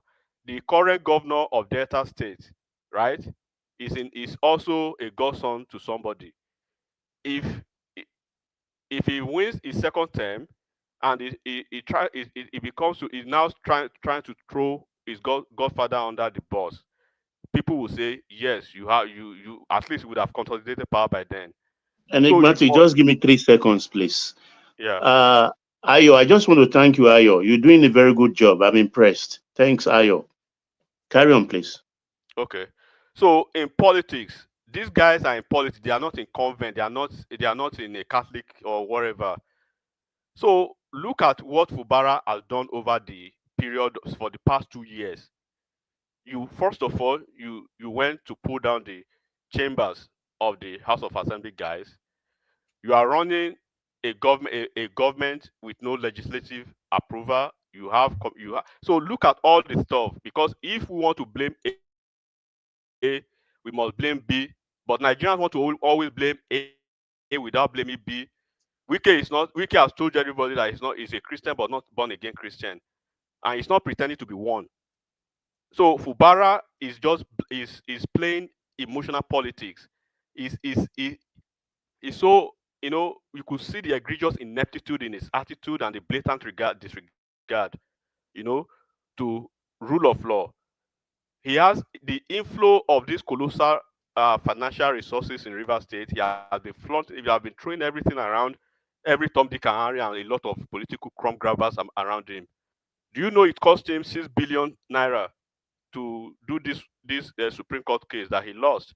And you could have imagined how much funds he has thrown away, right, to the likes of Ugo Chinyere. You have the entire member of the Senate. You have 3 senators from your state. None of them is on your side. You have 17 members of House of Rep in Rivers State. None of them is on your side. Out of the 32 members of the House of Assembly, you have only 27 out of them. You are not controlling the PDP structure. You wanted to hold a local government election the last time. You have to use another political party, PPP, that Ugo Chinyere brought to you. So almost 90% of the entire structure from A to Z, you don't have anything, and you are trying to fight a war because you are trying to fight a proxy war of Wike's enemy. Who does that? And then people are saying the president shouldn't make or do his job. And when the president, at first instance, the same people, this same job, the loquacious, always threatening, yelling up and down, they told Mr. President, wade into this thing, intervene. Mr. President, intervene. Then they told Mr. President, who the hell are you to intervene? The Mr. President said, okay, I leave you guys, so go and do your thing. Because, one man, have we not said it on this platform, that it is only political solution that will favor FUBARA? If he goes the route of constitutional solution, the guy don't shit plenty on top share. We be say the constitutional solution will never favor him, and this is the stuff. And after you come back from Supreme Court, you want an intervention. Who goes back to look for intervention after the finality of the Supreme Court? For validity or for what? So when you look at the entire situation, what intervention people are will you say talking about? Nigeria is under the bus. So Enigmatic. What intervention are you talking about? Yeah. What intervention? When did they ask for intervention? Because some people are saying, yeah, so some of those is it Besubo, what do they call them? The Pandev. They said they went back to Aso Rock now last week. They went back to Aso Rock last week seeking for political solution after judicial pronouncement from Supreme Court. What solution do you want? When the solution was actually invoked the first time, you guys disregarded it. So when you look at the timeline, right? Yes, Wike is not a saint. Is FUBARA a saint? And they are saying Wike is not allowing FUBARA to govern. Did Wike stop FUBARA from living in the government quarters? Did Wike stop FUBARA from accessing his funds, his FAC allocation? Did Wike stop FUBARA from running the state as he was supposed to be running the state? What exactly? How exactly did Wike stop FUBARA from being governor? Is it Wike that told FUBARA not to know how to play politics, or is it Wike that told FUBARA to surround himself with political merchants? What exactly? Because nobody person will give you wife. Come help you give that wife belle again if you want to be nasty. So Wike was doing his own thing through the law court, and if you look at all the cases, one man, you will never see Wike as any of the parties to the case. The only two parties that are involved are the executive versus the legislature. That's it. And when you read the ruling from Supreme Court, they called him despot. I think the only thing they didn't call him was a motherfucker, if I would say that. Imagine, let's flip the coin now, one man, because people like to they like to really shit on themselves. Let's switch the coin now. Imagine Tinubu now running Nigeria with only 10 members of the Senate. He pulled down the House of the National Assembly, and the 10 members are reporting to Aso Rock. And he is running Nigeria with an unapproved budget. And a governor that does not even know the parliamentary... Enigmatic. Are you aware that at a point he wanted to demolish the estates where the legislators stay, their village? Yes. He threatened. I mean, one man, he does not even know the parliamentary process, how to even pass bills. For you to go to the House of Assembly, even if the door of the House of Assembly is widely open, you cannot walk in there and say you want to just you want to pass your budget. No, there are processes to this. First, you will write, you have an official communication to the House of Assembly. Then you will leave them to receive whatever the letter is. They will send you an acknowledgement copy of what they've received. Then it will be taken into the chamber of the House of Assembly. They will move a motion. Somebody will move a motion, and somebody will second the motion. Then they will put the motion to vote. Then they will vote. Mr. Governor has done this and done this. They will agree on a date. After agreeing on the date, right? Then the governor will still have to negotiate when they will be available for him to present his budget. Then after the two chambers have actually, that's the executive and the legislature, after they've actually agreed on that, the CSO, the chief security officer to the speaker, the chief security officer to the governor will agree on security arrangement, and then the security arrangement will lead to the governor sending his team ahead of the time. Because the governor will have to present his own share. He will sit on his own executive share in the chamber. So there are processes to this. If it takes them 2 weeks or 3 weeks to get to that level, you have to negotiate. You are a governor. You are the chief executive of your state. You are the chief executive of your state. If you lack the skills to manage people and to have the dialogue, communicative skills to deal with legislation, that's your fault. You want to be a man of yourself, be it the right way. Don't do it halfway. You want to take Wike out, spend your money wisely.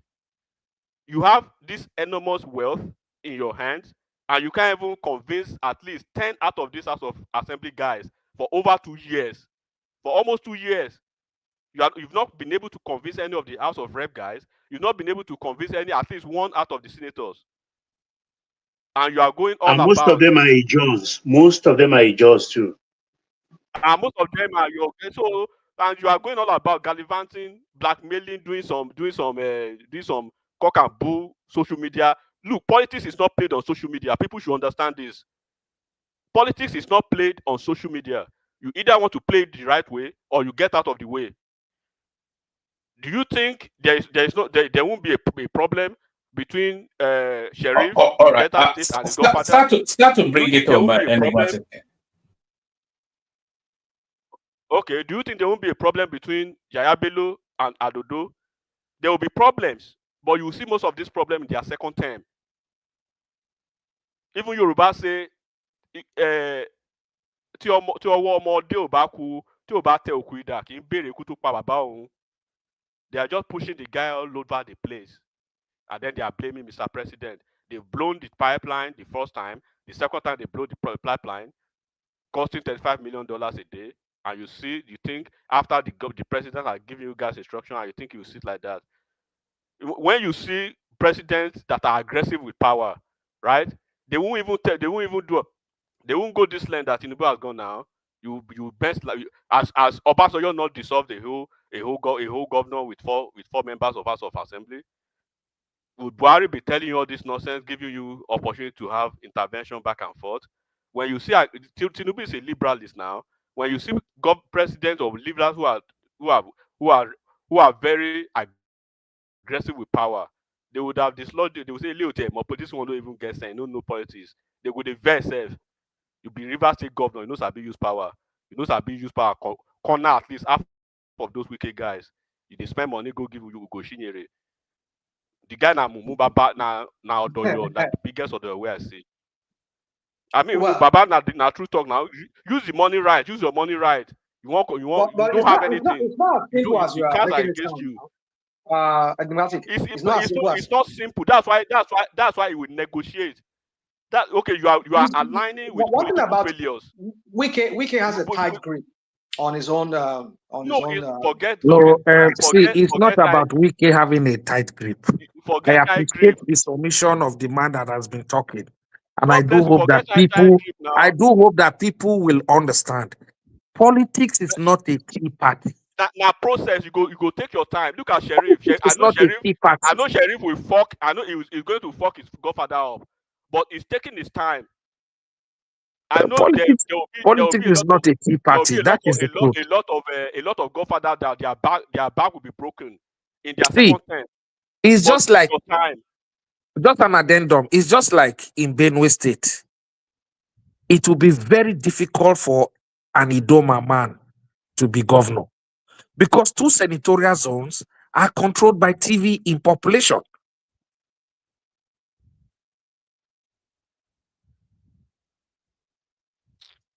Are you there? Is anybody still there? Yeah. So let me just land like this. People, Nigerians should keep their emotion, right? Nigerians should forget politics and emotion. Don't go. Arise TV will push you. They push Peter Obi the other time. They push the Labour Party guy in Edo State that he said they will push you. Social media will push you, but on the ground where you are supposed to play the real politics, if you are not playing the real politics well, you will cry all over the time. How could you be Rivers State governor? You want to take out your godfather? You are playing this woman. You are playing this politics. Now like that Wike play am. Now like go ask people who don't take out their godfather now how they take play am. You've not want anybody to your side. You have Amechi, all those political failure. Amechi that cannot even deliver his own party almost 16 years in Rivers State, cannot deliver anything for APC. So you are fighting a proxy war. Enemies of Wike are the people who you surround yourself with. You are not being strategic. You want to take out Wike, what you will do is go back to Wike's corner, go back to Wike's base, take at least half of his men from House of Assembly, take out of those guys from House of Rep, take out of at least one senator. By tomorrow now, when they will be voting for you will see, go and write it down, Omar. The 3 senators from Rivers State, they will vote against FUBARA tomorrow. You don't have anything. You don't have any card against you. It's just like Russia and Putin and Zelensky. Zelensky will have to be strategic. He cannot just do anyhow. We don't have the cards in your hands. You are trying to strike. You are striking 2 months, 3 months into your administration. You don't even know the people who are with you first. It is different for you when you are campaigning. It is different when you become the governor, when you have the power in your hand. When you have the power in your hand, you are studying the ground. Which people can I get to my side? Which people can compromise from Wike? I need to let me know where I will hit Ike where. Am I going to work? Enigmatic, Yeah. please, sir. I just want to ask you a question. So, do you know that it's gonna cost all the whole money to be buying over those senators and all those Wike team? Do you know how much the guy has spent already? That's why I say he should spend wisely. He has spent money already. All those guys that you see around him that they are doing Thanksgiving for him every weekend? You think you think they are just there? What do you think they are doing around FUBARA? I don't know because FUBARA is a political Lilliputian. Go back to Ondo State. When Mimiko was trying to take out Agaf, go and look at how he did it. Go and look at how he did it now. No wonder the whole road is looking very bad. No, this is not the first time we are seeing godfathers being taken down by their godson. But you must be strategic. If I were FUBARA, right, if I knew that this is what this is my game plan, I won't even plan it halfway to the game. What you'll be working towards is, look, mess up those House of Assembly members, buy them to your side. Now money now. If what money cannot do in politics, more money will do it. That is and you have the resources. Enter that House of Assembly. At least make sure your project is. I must take at least 14 out of 10. All right. We have to move it around a bit. So the fact remains that, look, the two of them are politicians. They knew what they were going into. You dine with the devil, then take the consequences of your devilish agreement. Go and stand by it. And I hope Rivers Elder will use this 6 months to reflect and do the needful. And if they don't do the needful, Mr. President should just continue it. Not everyone will not fall. Thank you, one man. All right, brother. Thank you.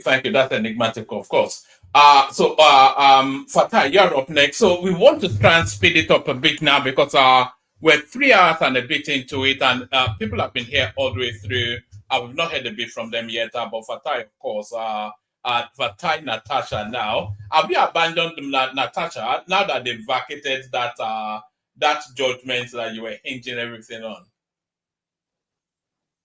Actually, I didn't originally plan to come in, but I heard you earlier. Not even just like I detected jubilation in your tone, and so that's why I didn't know why you were jubilating. I don't know why you were jubilating. So I said, okay, let me ask why he's jubilating. That so that's why actually I came in. It's 1-0 against Fatai now. Yeah, I understand that. I understand that's how you saw it. But the problem there is, okay, the hot topic is the Tinubu's declaration of state of emergency. And I listened a little bit here and there about a little of the argument. I was also laughing about your Abati comment. I don't know. So people, when you say kidney transplant, the other way to say copy paste is kidney transplant. So you take kidney from somebody and you transplant another person.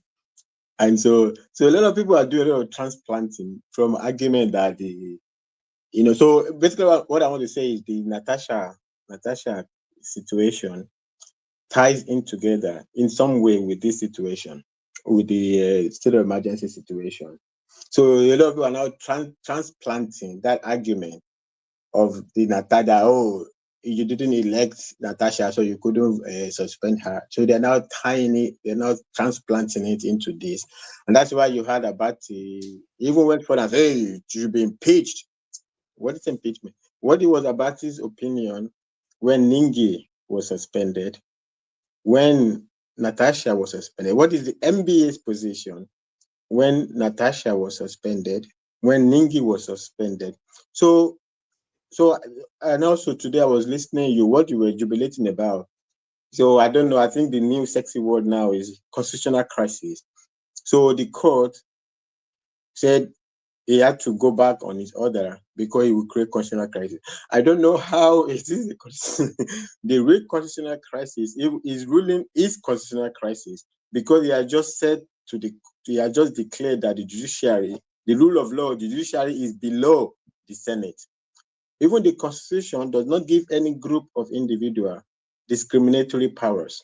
Okay, if there is a power that looks discriminatory, there is a specification of what, like, the context is supposed to be used. Every Nigerian is equal in the face of the law. Nobody has more power than everybody. People just try to hijack for themselves because that will be a problem. The rule of law is above everything. If you don't have the rule of law, you have nothing. I personally, as a person, I'm a very simple person. Sorry, Fatai, apologies. It's very early where I am, so I have to bail out now. I'll hand over to Ola. You still have the floor. Ola, Baba next to Royo, move it round. Thank everyone. See you tomorrow.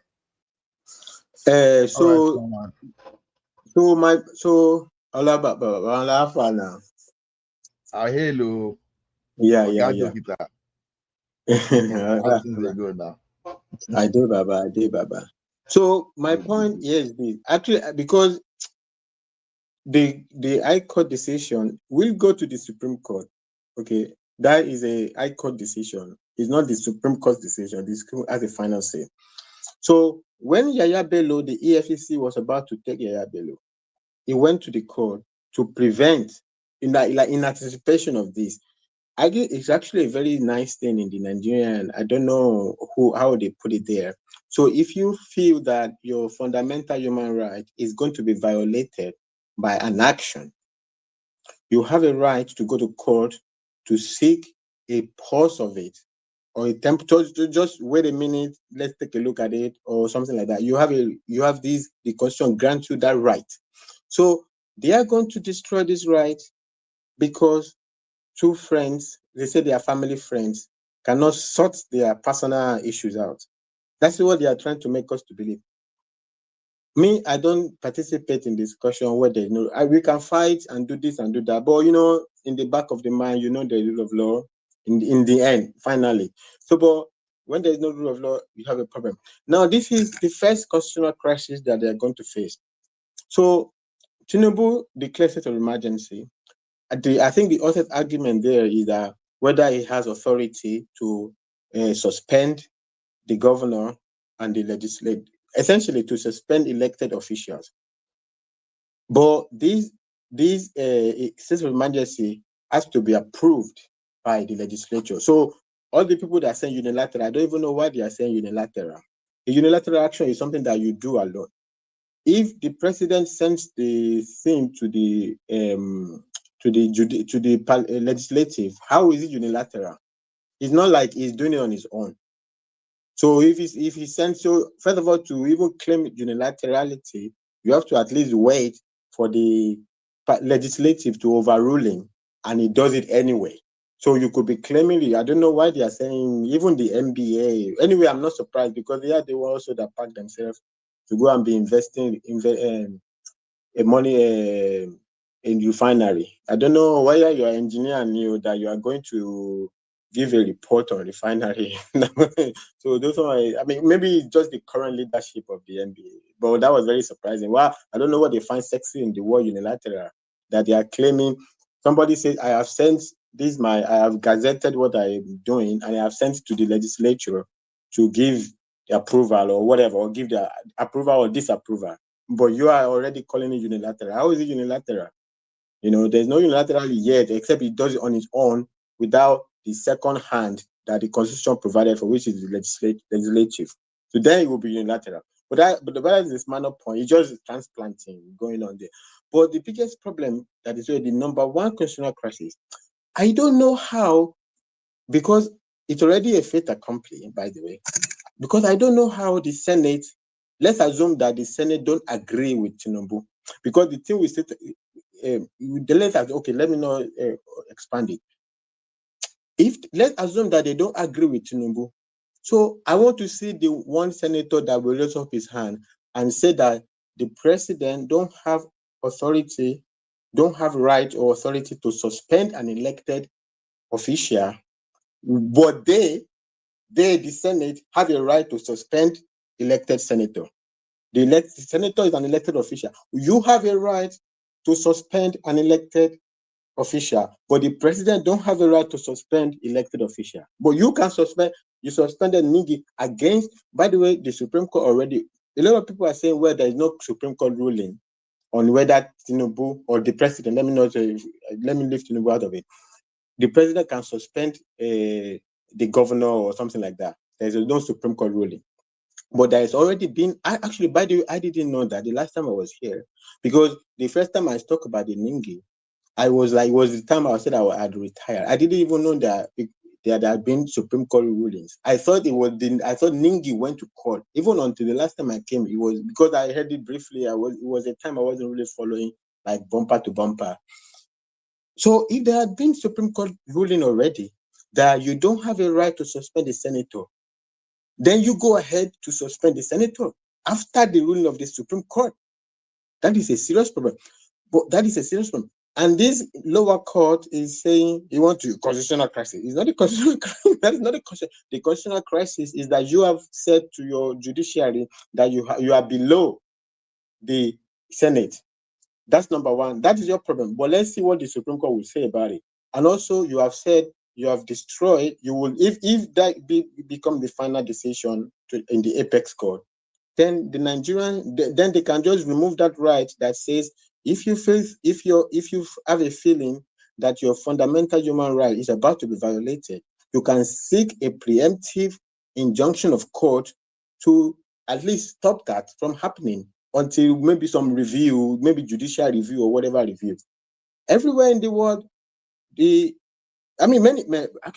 popular cases, by the way, of the court stopping. Dilma Rousseff of Brazil, it was the whole news of the world.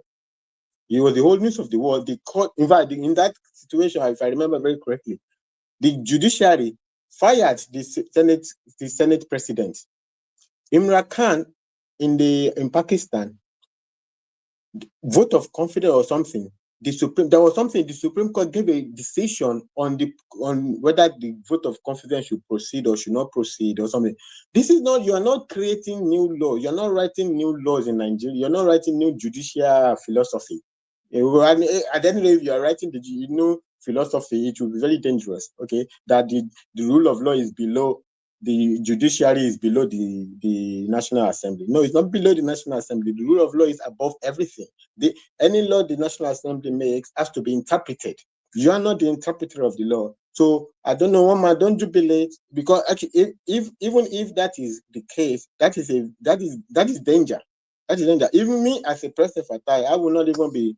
Actually, I will wait until the Supreme Court decision to even be talking about Nigerian matter, because a place you don't have a rule of law is a very dangerous Supreme place. Court judgment are you waiting for?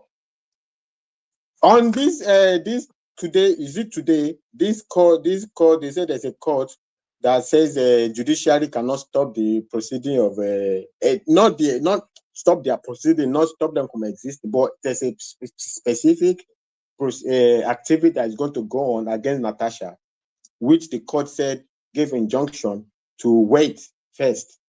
Okay. And there was not even one person that opposed. Even forget about Natasha, there is a court order. At least you could at least say, hey, can we think about it? Not even one person felt so. Now I want to see how they now have the power. If they believe that they have the power. Are you talking about the court ruling, Johnny Fatai? Are you talking about the court ruling that says that they should hold on until it's determined that Natasha should not be removed? Is that the one you're talking about? Yeah. That was the original decision. Now they now go to. No, it will go to the Supreme Court. There is a new ruling on it now from the court, which is what one man was reading. He was jubilating. I was like, why is one man jubilating now? Why you want to force me to come and ask why you're jubilating now? So it's not really. Natasha doesn't have to worry about all of these things. Let them be destroying all their constitution and their laws and everything just because you want to punish Natasha. It's a total disgrace, by the way. but nobody has to worry. Now, may I just sit down the look how the Senate, let's assume that the Senate doesn't agree with Tinubu.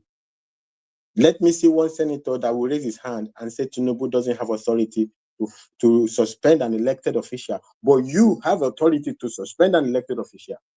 This is all I want to say. That is a constitutional crisis, by the way. That is definitely. So you can't tell. But because you're aware of what happened in the Senate, that a lot of the senators did not sign that paper that they claimed that they must sign to remove or to suspend her. That they lied to them that it was just some kind of attendance sheet, and they used it. I heard that. I heard that around. So, but then if that's the case, so why would you want to say that Can they I cannot interject? So why should they now say that? Why should you now say that? Oh, they should not say if they can do it. If they can do it, the National Assembly can suspend Natasha.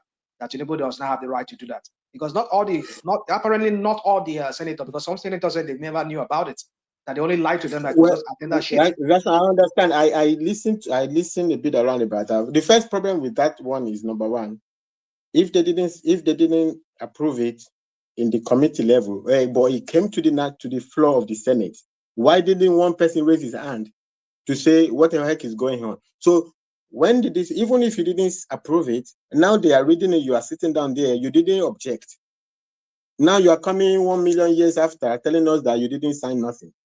The second thing I listened around, some people argue, is that on that, what they call the attendance sheet, there is a title called endorsement.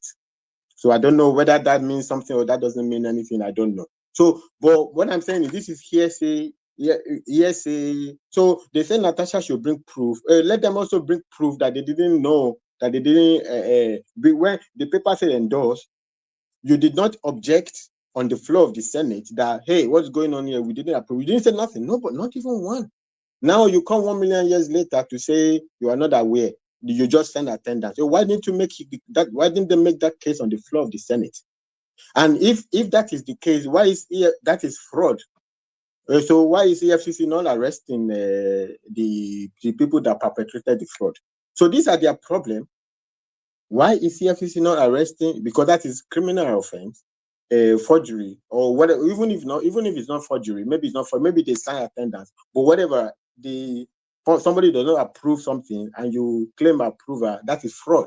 So why is EFCC not there, or whoever, whatever is the authority, maybe it's the police, not arresting the people that perpetrated fraud? I think we are mixing things up here, Fatah, if you may permit me. There are 31 members in the ethics committee headed by that Edo LP senator. Only 19 actually attended that day. The remaining 12 were at a resort where they were talking about discussing the tax bill issue. Prominent amongst them is Seriaki Dixon and co. They did not sign it actually. Those other ones, because the committee, when they are sitting, senators that are not officially part of the committee can sign in and sit down.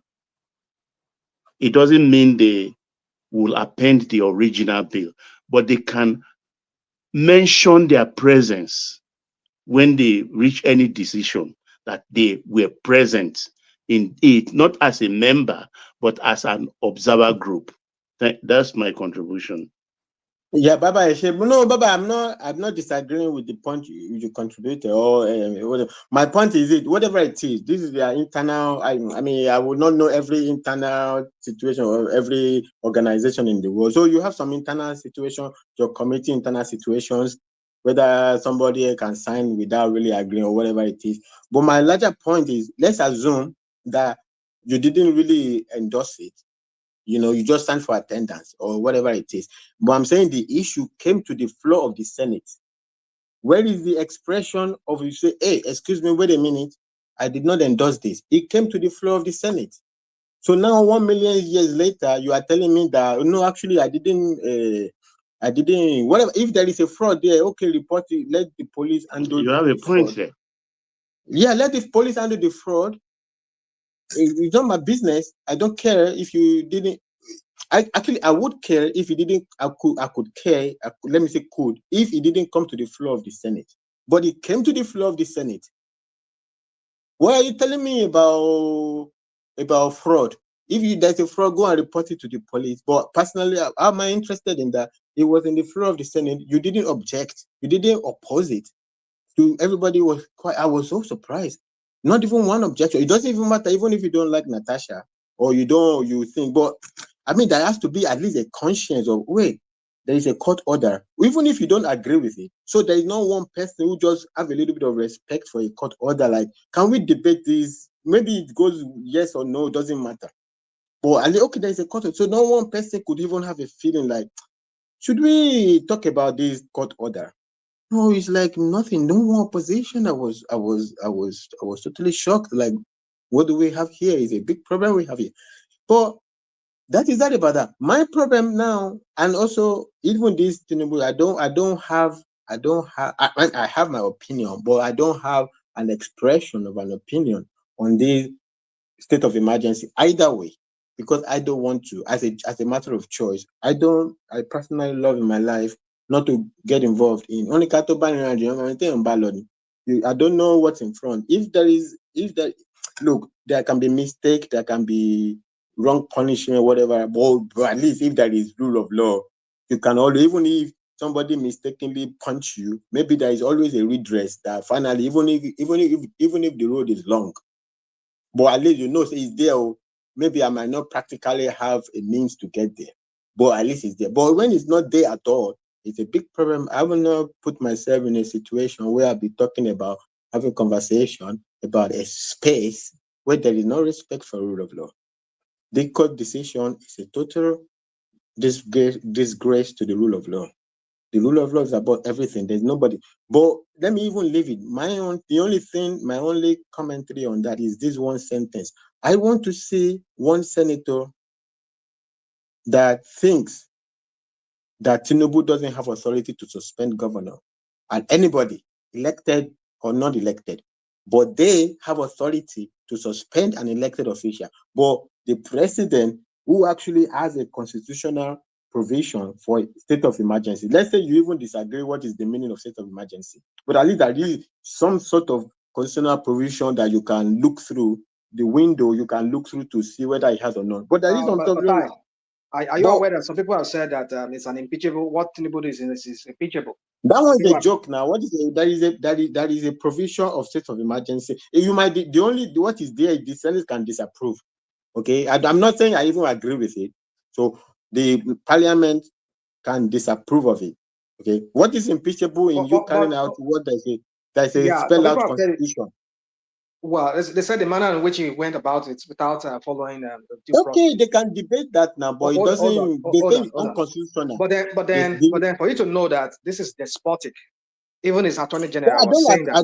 I don't argue about that. By the way, I don't argue about that. I don't argue about that. I don't think that if the military takes over the River State, so why did Tinubu want to go to war with Niger when the military took over Niger? So I don't personally, as a personal preference, it's not okay. I'm already saying what I'm already going into. I say okay. Let me just say, sure, I'm already on the line. Personally, I am a fan of we can work things out. There is a way to work things out. You understand? But I'm not a fan of excessive force in my life. So that's personal preference. But what I'm saying to the larger picture is, where is it? We have a constitutional crisis because we have a national, or at least specifically the Senate, who already themselves don't have no ground to stand on to oppose the president, whether they agree or they don't agree. What right do they have to oppose the president? Let's even debate it, just to debate it, no debate. I don't argue no nothing. They are all thinking about the next, where their next jeep is coming from now. If they believe that they can suspend Natasha, I want to know how they believe that Tinubu cannot suspend. Tinubu might actually be wrong. This is what I'm saying by constitutional and danger. Tinubu might actually be wrong. Forget even to another president in the future. My brother, the worst part is that they said that Tinubu even fought against this previously. You know what I'm saying? This type of action that he's carrying out right now, they said that he fought against it, last. I mean, the country is just totally finished. 1 minute, brother. I don't, like I said, I don't have an expressed opinion one way or the other.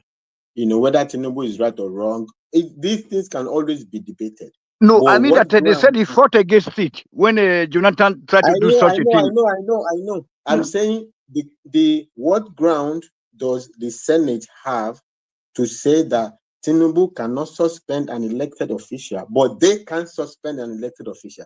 This is a constitutional crisis. This is an example of a constitutional crisis because you have castrated yourself in this matter. Because it's not possible for you to say Tinubu don't have a right to suspend an elected official, but you have. So they think that fighting against Natasha is their biggest problem in life. It's not their biggest problem in life. You are going to see unfolding of constitutional crisis as a result of what you're doing. Sort yourself out with your friend husband, or with your friend. Can I interject you, Fatah? Can I continue? If you listen to Sheriaki Dixon when he was interviewed on Arise, he said the reason why they will oppose it is just based on some kind of ideological, let me quote him, I think that's the word he used. He used the word ideological, let's just say ideology, that he's from PDP, and his governor that they're trying to suspend is a PDP. Is it a senator? He's a senator, yeah, he's a member of the House. Okay, but what was his ideology when they were suspending Natasha? No, that's what I'm saying. Hold on, for that. You keep saying that the senator, if they can suspend Natasha, what makes the people not be able to do that same thing?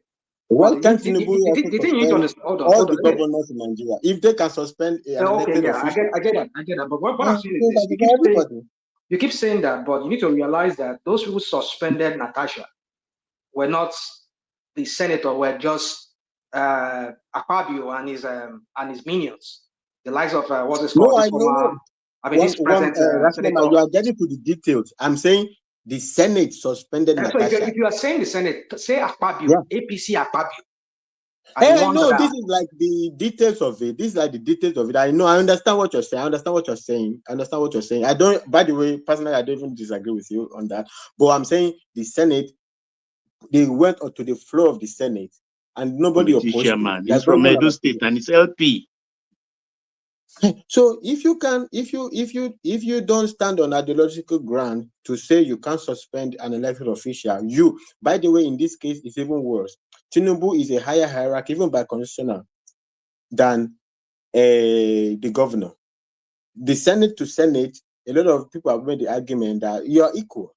Okay, you by yourself, the hierarchy is internal. You are the one that created hierarchy for yourself internally. But externally, you're all equal. So you can suspend your equal, but somebody higher, even constitutionally higher in a hierarchy, cannot suspend somebody lower.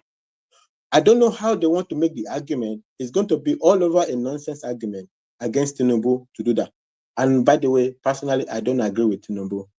But not because of anything, but me, I believe we can always sort things out. We can always work. Because I don't like dictatorship. I'm not saying Tinubu is a dictator. I'm not saying what he did is a dictatorship. But military intervention in a civilian ruling, personally, military intervention. If you have decided to be doing a democracy, but the democracy itself provides room for a worst case scenario. This is a worst case scenario situation that you can invite the military space for specific purpose.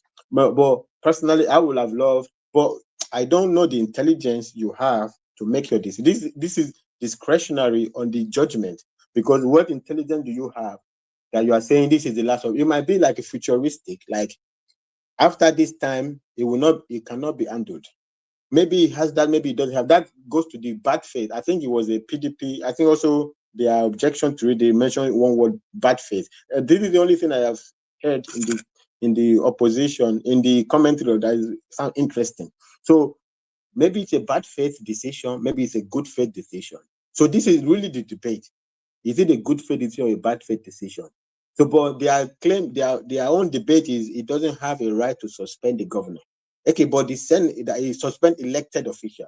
Okay, but the Senate is just now they just suspended an elected official. Even this one is more violent because it's against previous Supreme Court ruling. I didn't even know that. Against the Supreme Court already ruled, you did it in violation of Supreme Court ruling decision.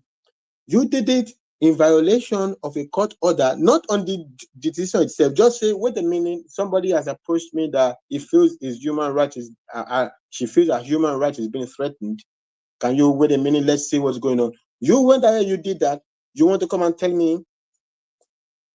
You want to come and tell me the president don't have a right to suspend a lower hierarchy person? I want to see the vote. I want to see the argument. However you do it is a big problem. Because they should be able to oppose Tinubu, to ask him a question. Tell us why you think that this is the last solution you have. Like there is no other way. They should be able to know why this has to be the measure Tinubu has to do. But it doesn't matter whatever they're acting Tinubu. out a script now. What are you talking about? They're acting out a script. I agree, but these are the details. But I'm saying on the larger situation, Tinubu is not going to be the only president. Nigeria is going. If Nigeria continues to exist, it's not going to be the only president. Even if you forget Tinubu for a while, the Senate has to have a good ground to be able to oppose the president. My point is, the Senate or the Parliament supposed to separation of power. Like you would be able to hold their own to go against the executive. So because that's what the Constitution gave them the authority to approve. Now, what can they approve when they did you do something, you say me and the authority to do? Who be you now? They've lost their own, they have logically speaking lost their grounds to be able to oppose the executive. It doesn't even have to be Tinubu. They have lost it because they cannot argue that the executive doesn't have a right to suspend an elected president, but they have the right. Excuse me. The executive even have more power in this regard because of the state of emergency. It's just an issue of understanding or interpreting what a state of emergency means. That should really be the issue, or the level to which it should be applied. Whether it's too much, whether they could just deploy some troops, whether they could do this or that. But you don't have a right to have this debate. It's not possible for you to come up with a decision that Tinubu doesn't have a right, but Akpabio has a right. Is Akpabio higher than Tinubu? So that Akpabio can have a right to suspend an elected official, but Tinubu cannot have the same right. So they lost the game from beginning because of their self-inflicted constitutional crisis. What about the performance? What about the performance of Natasha in her local government? Because you are very close now. You know, it's just like that I'm close to Delta State now. So because I was telling the world earlier on that her great of her great performance in our community in our senatorial zone. So I wanted to tell the world if I was wrong or not, because that woman actually did a lot of projects to impact her community more than every other so-called legislators in Nigeria, sir. Who's the person? I don't. Sorry, brother. Natasha, because we saw those all those community projects that she carried out, all those infrastructure. A lot of people have come up with that. Yes, and then we saw it on the mainstream media. You know what I'm saying? Yeah. It's not even my. It's not actually even my issue. You know, they are politicians. You know. No. Look. I really thank you for before you started your your speech or whatever, your submission, you did say that Nigeria is a lawless society because there's no rule of law. So, but as a result now, in the midst of that, if anybody can collect those so-called constituency project money and they be able to, do something for their community, you know what I'm saying? This woman is one of them. Despite the fact that I don't like her dressing pattern, like she's looking like a Pakistani or whatever, but at the end of the day, she did she did some great jobs, in her senatorial zone. The pictures are there. I'm not in a district to be able to have a very solid evaluation of a job. Yeah, but what I'm saying that, but what I'm saying, like, I it is not the people, it is not people that are not trying to recall her. Hold on, sir. It is not the people that are trying to recall her now, because I believe that. Africa, they want to recall her. Yes. But I believe that Tinubu or Akpabio has paid the community people 5,000 to go and sign those petition. Thank you, sir. You know, they are wasting their money, they are wasting their time, they are wasting their effort. They could fix a problem. You are family friends. You know, crazy things happen in life. Some things are not good, but at least it's not the end of the world. You can fix a problem with your family friend.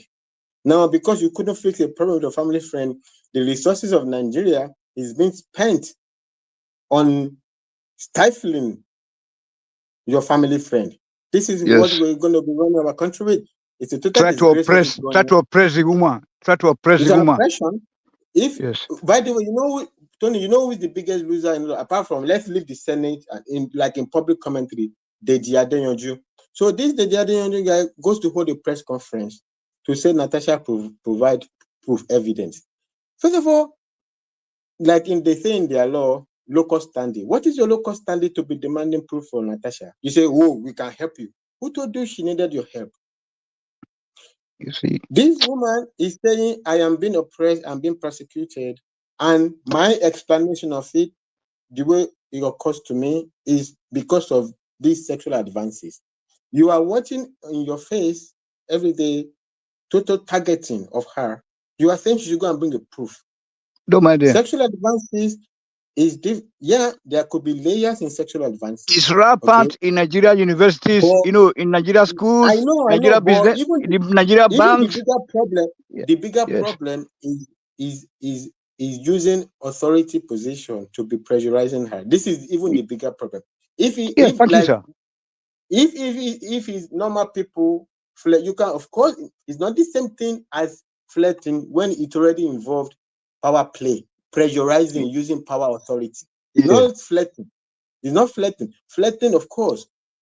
And also even flirting, you have to be able to know when to stop. You have to plan your game and do your thing. But this situation is what changes it is the power dynamic. This kind of cases, my brother, are treated like a murder case, in a safe society, like Europe. You know what I'm saying, sir? You know, they have to investigate. Wait 1 minute, I want to interject. I want to interject. Yeah, just as the sentence I allow it. This guy goes to hold a press conference demanding evidence. You already see the evidence of the power of the power pressure. Okay, this is the defining thing. The defining thing is not they are flirting with each other. Okay, if they are flirting with each other and there is no application of power, okay, it's kind of like how you say 50-50, you know, it could be sexual. Don't mind them. They know that it's happening in our universities and in our banks. People are being oppressed. Let Fatai land so that Okay. Motibo. So I don't think the Deji Adeyanju should have done that. He's not. Why is he holding it? If he's not even like he's in a television studio and they ask him a question and he gave that opinion, or he's going. But you go to hold a press conference against somebody matter.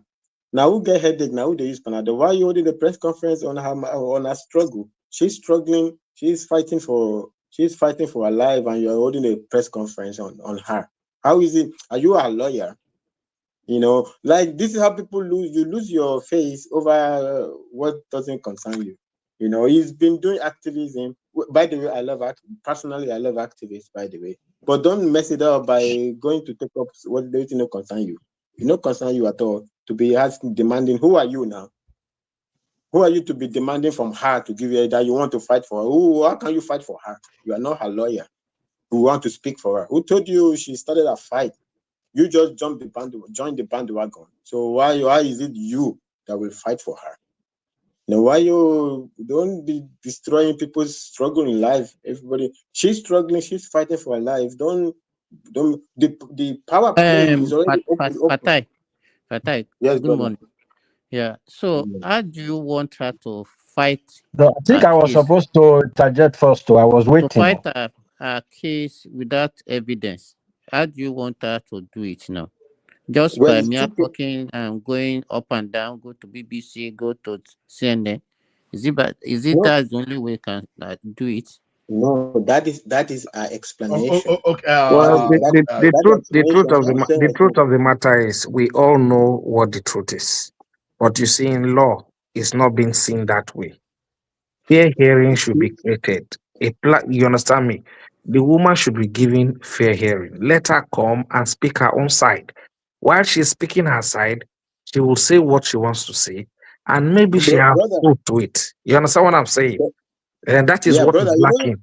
You know what me personally is the excessive is the in your face show of force, in your face show of authority. Over, she's saying that look, you feel wink to a girl. Sometimes even women they even misunderstand you. Sometimes they go your own use. Now she first smile, you smile back. She said you are toasting her. So she can. You see, all these things happen. They say you can't even. But why this excessive show of force? Say now we get authority. What is going on? Whatever it is, even if there's a misunderstanding, you said you are family friends, so you cannot sort your family. You cannot solve a problem. I mean, even as an African, I would believe that will be against our culture.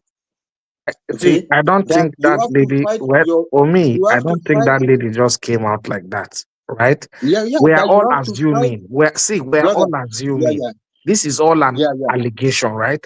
Let's be patient and allow, justice, to take its Yeah, course. brother, You you understand know me what here? is even I'm saying? But Mhm. what I'm saying is, me as an African, I would believe that it's our against our African tradition that you put down so much force on the wife of your friend. Forget, let's even at whatever is the reason. Okay, our own explanation is sexual advances. So let's leave it. Why do so much force on? You say you are friends with the husband. I can imagine that we is your friend. Why are you gonna treat your friend's wife this badly? The treatment is really what it is. Me personally, I'm saying me as a Yeah, it's non-Nigerian, I'm so unfortunate. No, disgusted. no, It's so now the thing disgusting. is a It's case my of wife's survivor friend. now. It's a case Husband, of Yawowa. survivor. So he's Yeah, trying now to it's not do. a survivor. It's a survivor story now. Only be Mm, Yawowa. Yeah, about even when we go home, the other that we go, everybody come home, Ileya.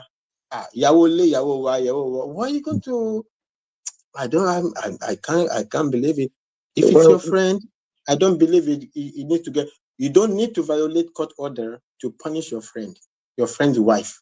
Okay, that's you to don't need tell to you that violate. there's an All this one they are undercurrent. doing is damage Mm, control, and they have used their damage control to create a constitutional crisis. But that is their problem. The only reason I bring it up is I want to see one senator who thinks that the Senate the Senate has authority to suspend elected official, but the president don't have authority to suspend election. The president might actually even be wrong. It might actually be wrong. Personally, I don't like excessive force, but the president might be wrong. But let me see the senator who will raise up his hand. One senator. I'm saying, when I say let me see, I'm saying as an individual Nigerian, I'll be one Nigerian now. As a Nigerian, when we see the senator now, we go raise up his hand. Say you don't have authority to suspend elected official, but you get authority to suspend elected official. So that's my point. Thank you. I don't even know. Thank you, Chief Natasha. Thank you. No, Natasha forever. Yeah. Natasha forever. Okay. I love a fighter. But don't I say this, bro? I love a fighter. If I have to fight for my life, I will fight for my life. If I avoid fighting, maybe I think it doesn't worth it. But don't put me in a condition where I have to fight for my life, for my right to breathe. Okay? Mm-hmm. There's nothing I don't believe that I have any obligation bigger than the right to defend myself. And if I choose to ignore it, I can ignore it. But I believe it. No, I'm just personally, it's not even about any little things, but like I'm just saying fundamentally in my life. So I identify with her. I think she's a Okay. fighter. Thank you Okay. very Thank much. you.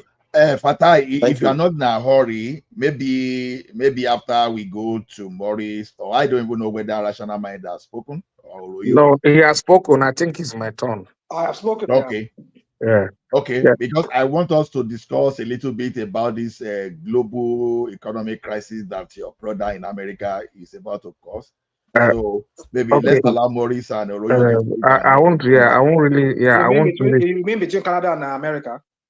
No, globally, not. Well, me, I won't even take much because I'm about going to relax for the day. You see, like I said before, as Nigerians, we must be open-minded, and we must actually mind the way we speak, whether we're in power or out of power.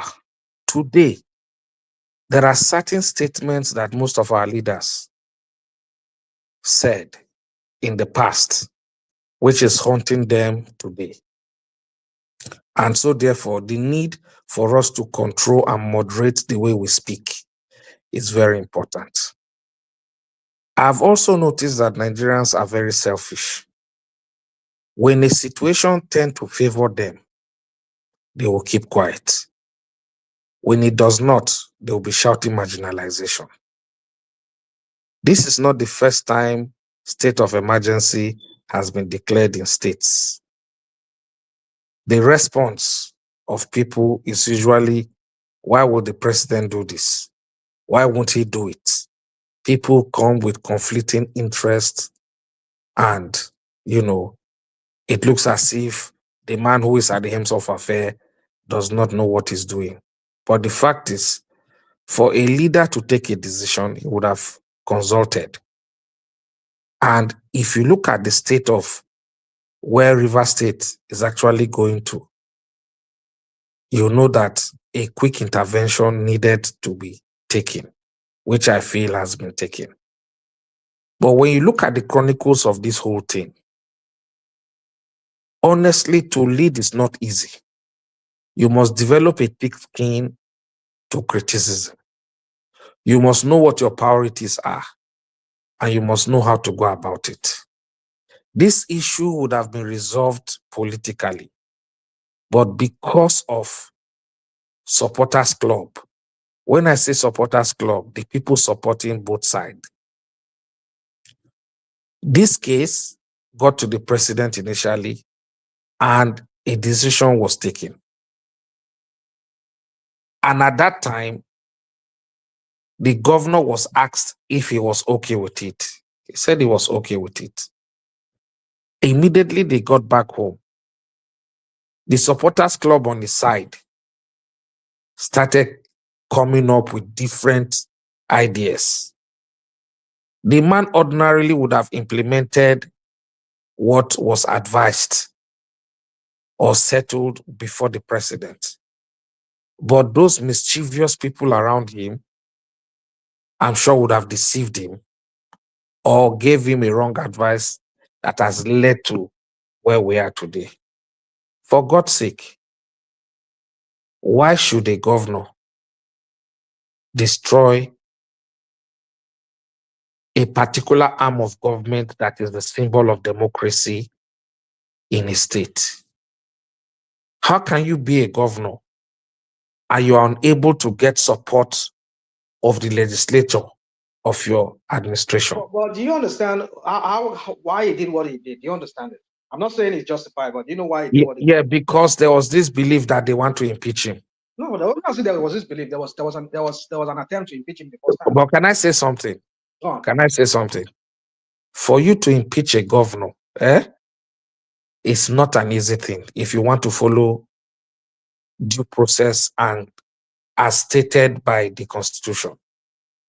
But do they do that in Nigeria? Do you have the court system? Do you have a judiciary? Hold on, can I say something? Say something. We are joking. How many sitting governor in the states in this country that have been impeached?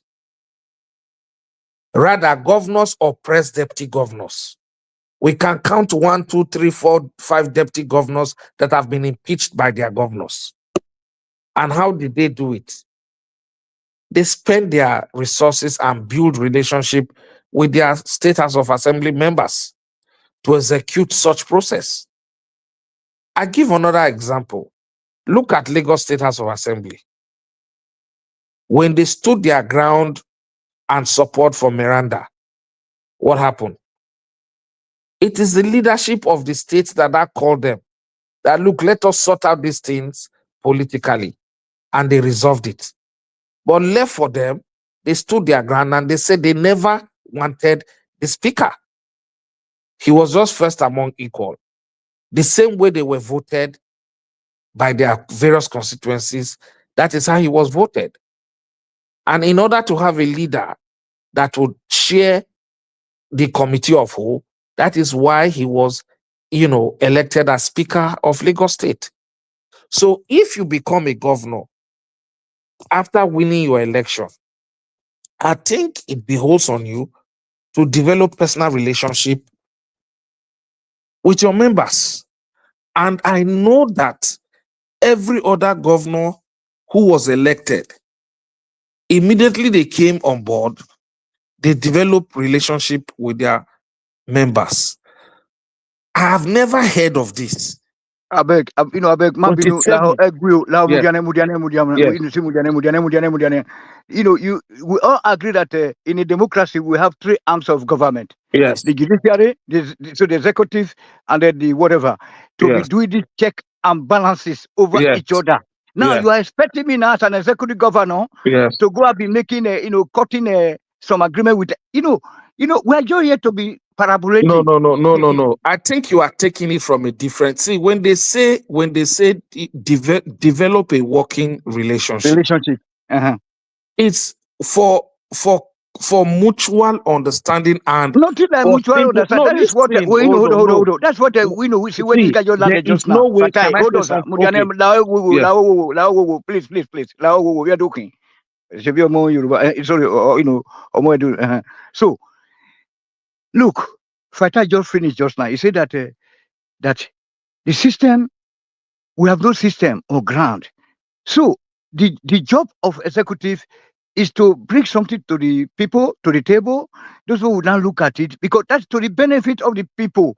It's not for me to be as an executive governor to go and be, striking some days on how to govern the country. Because I have to be on my side, you be on your side, the other will be on, No, it doesn't work that way. It doesn't work that way, my brother. So that's why now, this question. Hold on now. So that's why this question is agreement is an agreement will not come into play. Then let's just cancel the whole democratic process. Then let us just say there's no government. No. See, let me say something. Even in the developed country, the Western world where we are, there's a cordial relationship. It is only when it is against the interest of the people that is when such suggestion you are bringing up can take place. You understand? Thank you very much. This is a very nice point. This is a very nice point. No, hold on. Let me just respond. See, Tony. In the Western world, sorry, Tony, you see the last one. Please, please, so in the Western world, the political parties, they have to collaborate, they have to cooperate to form a government. It's talking to you. Yes, sir. Can you pause? It's talking to you. Okay. Please reduce the interjection. Let Maurice speak. So okay, when thank Maurice you, sir. Speak, we still have others that want to speak now. Okay, Taz. May I just land there? So maybe no ejo. Maurice, let Maurice continue. Maurice, what is Lao, Tony? What is Lao? So you see, when you talk about various parties coming together to form government, you are talking of national, maybe national unity or national, what do they call it? That's where everybody will have an input. Yes, sir. But this is a case of a particular state. You understand me? River State had issues. I know, sir. I know, sir. Lino, let us make this one. Let's make it a discussion as I'm interjecting you. So, yes, thank you very much. At state level now, we also have those three arms of government. We have the judiciary, the executive, and the other part, the legislature. So now, the political parties, whether on national level, whether on state level, they have, whether in Germany, they will have to cooperate. They have to collaborate to form a government. Or to agree on the result. Hold on. If you do not contest election, will you come on board? And let him flow. Yeah. After that, the next level. Hold on. After that, keep quiet. Tony, I don't like doing this thing to people. You understand? The question is this: when people come so early and they don't have the time, they will leave. And I don't want that to happen without people leaving. And at the same time, you know that I'm holding on for time just to introduce another topic before he leaves too. So we just have to be organized, please. Let us limit interjection. Okay, so anyhow, what I'm saying in moving forward, I feel that when the governor of Rivers State, come on board, all he needed to do is to build a very good rapport amongst, his State House of Assembly. But unfortunately, because of a rumor or because of a perceived I hate to do impeachment this, process. Morris. I know you want to say something. I'm sorry. Allah, please indulge me. You see, sometimes when you say, I wanted to interject you a long time. Yeah. You say something about, he should have, even then Martin said that too. I think I threw that kind of hypothetical situation to him that. But you know how this guy came in, FUBARA. Yeah. There was something going on, disrespect of FUBARA by these people, because I don't know if you know the antecedent of what really happened, what got him to that point whereby he exploded the way he did. And I'm not saying the way he went about it was right. This thing is just like the way that of Edo State happened, but in the case of Edo State, you understand me? You see, when people come in, some will just sell a dummy that, look, if you do not take charge of your House of Assembly, then you know that you are in trouble, right? Now, you want to impeach the Speaker of the House. You just came in, you want to impeach the Speaker of the House. And the other members refuse. You understand what I'm trying to say? And they stood like a block. At that level, all you need to do is to rally them so that they will not be part of you. Any governor that comes in, rallies his assembly members, and before you know it, he will take charge. Then you find out that the loyalty they have for the outgone governor will now move to the new governor. That's what he would have done. You understand what I'm saying? But he didn't do that. Rather, you went and destroyed the House of Assembly. Apart from destroying the House of Assembly, you refuse to pay these guys their salary, right? Because you feel that, okay, you are in charge. You will punish them. And somewhere along the line, these guys decamped because they've already seen trouble. And you feel that, okay, because they decamp, those who are advising you now say, okay, they don't decamp. There are no more members of the House of Assembly for decamping because there was no crisis. If there was no crisis, why did you go and destroy? Yeah. If I thought you said you are a politician. Yes. So if somebody decamp, what is the process of decamping? What is the process of decamping? Mere announcing that, okay, I decamp, it doesn't mean that you decamp. Pronouncement is even from decamping. No, hold on. I'm just hold on. Because no. Wait now, because don't let us be spreading things that are not correct. The normal thing to do if you want to decamp is to write to your constituency, your ward that you are decamping from. They will remove your name from their register, and you go to the party that you want to that you decamp to, and put their name in. Have they done that? What is Simba talking? That is the way. No, it's not about. Have you finished? Leave sentiment. Okay, have you finished? Don't do this because sentiment. No, hold on. It's okay. This thing has been taken to court.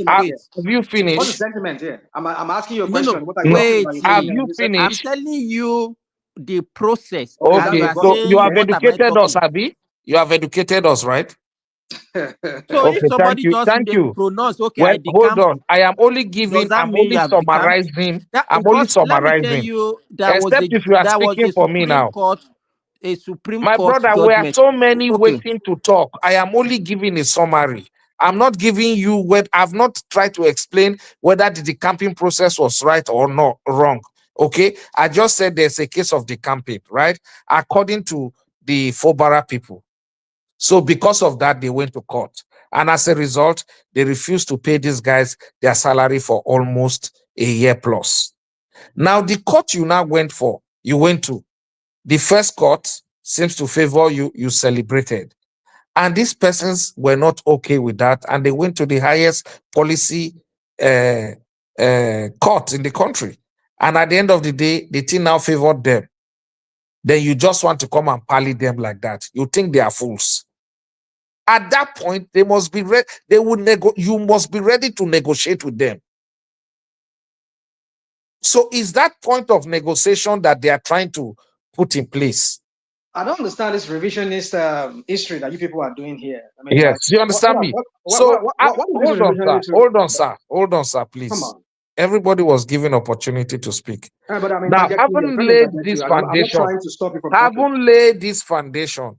my own opinion would have been FUBARA would have used this opportunity to really parley with his members. All those threats of this, that wouldn't have come in.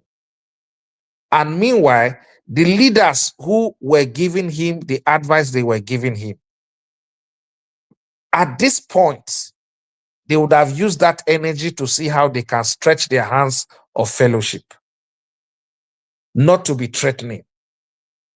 And he, as a governor, also used certain language that it was threatening the existence and the economy of the country. In the light of all this, the next thing we heard was there was bombing of installations. Now, if you want to settle this process, what do you think you will do? You will take an extraordinary action so that you can calm the nerve, and everybody will now go back to the drawing board and see how they can now use the political means which they would have used at the initial stage to resolve this whole matter. Now, my major concern is this. If Tinubu had not taken step, they would have said he did not show interest. He has taken step. They are now condemning whether constitutionally he has the powers or not. Nigerians, we should be very careful. Because of this, we know too much.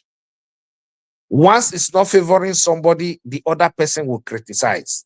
Once it's favoring that other person, the other person will come and say, you see, we have to take it easy.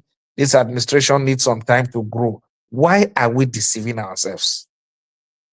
You want the man to you want the president, you want the man to just sit down and somebody will now go and mess up the economy of the country. So Is that what we want? Let me interject you. Let me interject you at this point. You saw when Wike went to River State a few days ago. What was that all about? He went with. Did you see the convoy and the military people that he went in? Please, me, I want to speak. Did you see I've the been convoy? here since. Hold on, my friend. Hold on Since now. the Make I beginning of land. the You show. go ask your question. Make I ask this question. No, since when I don't capture my turn now, I leave a good night. I wish I ask you, Morris. No, my go, brother, is it not the same Ijo people who invited him to come over to their place? What about would like to do here? I ask you a question now. Did you see what was the question? FCT, my question is this: an yes. FCT minister, yes, not a governor. Yes. Did you see that convoy that he had when he was going to that? My brother, you know that there's a political disagreement. You want him to go alone so that they pluck him down? Oh, come are on. You saying? You see, if you are in his position, won't you protect yourself? If you are in his position, won't you protect yourself? Hey, it's okay, no problem. You know to protect yourself, right? You have to protect yourself. If you are doing the right thing, you don't have to protect yourself. Okay. So I want to ask you a question. Yeah, you won't protect yourself. Can I say something? Sorry, hold on. Oroyo, you can interject before your time. So because after Maurice, you are going to speak. Yeah. I don't want to interject. I don't want anybody to interject me. I just want to make my submission before this. Yes. Yeah, what I'm saying is he has the right to protect himself. Round up and let Oroyo speak. Okay, well, I will round up, but what I'm saying is that please, next time, if we're interjecting, we should interject maturely. You understand what I'm saying? Because we kept quiet for people to speak, and they speak whatever they want to say. You know, what do you mean by maturely? What do you mean by you've been throwing jabs all the while you've been here. Hold on now, my brother. Hold on. I said maturely. I don't think I insulted anybody. No, you did not insult, but this is the problem we have with our country. This is the problem. This is the problem that is happening at the national level. What you see right now is exactly what is happening. We will know that this thing is not right because we are benefiting from the process. We'll continue to put fire. You understand what I'm trying to say? How am I benefiting? We're only here talkheads, being talkheads. No, but you see, when we help the talk, country let out. us always talk on what we know that can You affect said and you bring can't a tell me change. what to talk about because you want me to talk about in the line of your APC thinking. I'm not your APC. I'm not your regular APC. I mean, I'm not your APC. No, I understand, but can I say something? I'm a please go on, proud I'm a proud APC member and I have no regret about it. When I'm giving my submission, I give my submission objectively. And if you have been following me since I came in, I have not hidden my identity. Where even other APC members will be saying certain things, I'll say, no, don't say it that way. You are rather demarketing us. Say it objectively and give your own point. It is not left for the people to make a choice from your whatever. So that I'm an APC person does not mean that I'm less a person, or that I'm an APC person does not mean that I shouldn't speak sincerely what I feel I should say. This issue today, whether we like it or not, both parties have their mistake. But may we never be victim of people who you will help at the end of the day want to mess us up. Don't ever. When somebody helps you, it doesn't mean that you should lord over the person. And when somebody helps you, you should also be very mindful of the things you do. You won't use a ladder to climb and remove the ladder. It's not good. You understand me? When we're when we're creating a platform for benefits, let it be collective through infrastructural development, good policies and programs that will affect the lives of the people, not programs that will affect some individuals at the expense and detriment of millions of others. I do not support that. But if you want to be a politician or if you're into politics, you must belong to a political party. Nigeria has not developed to an extent where you talk about independent candidate. No.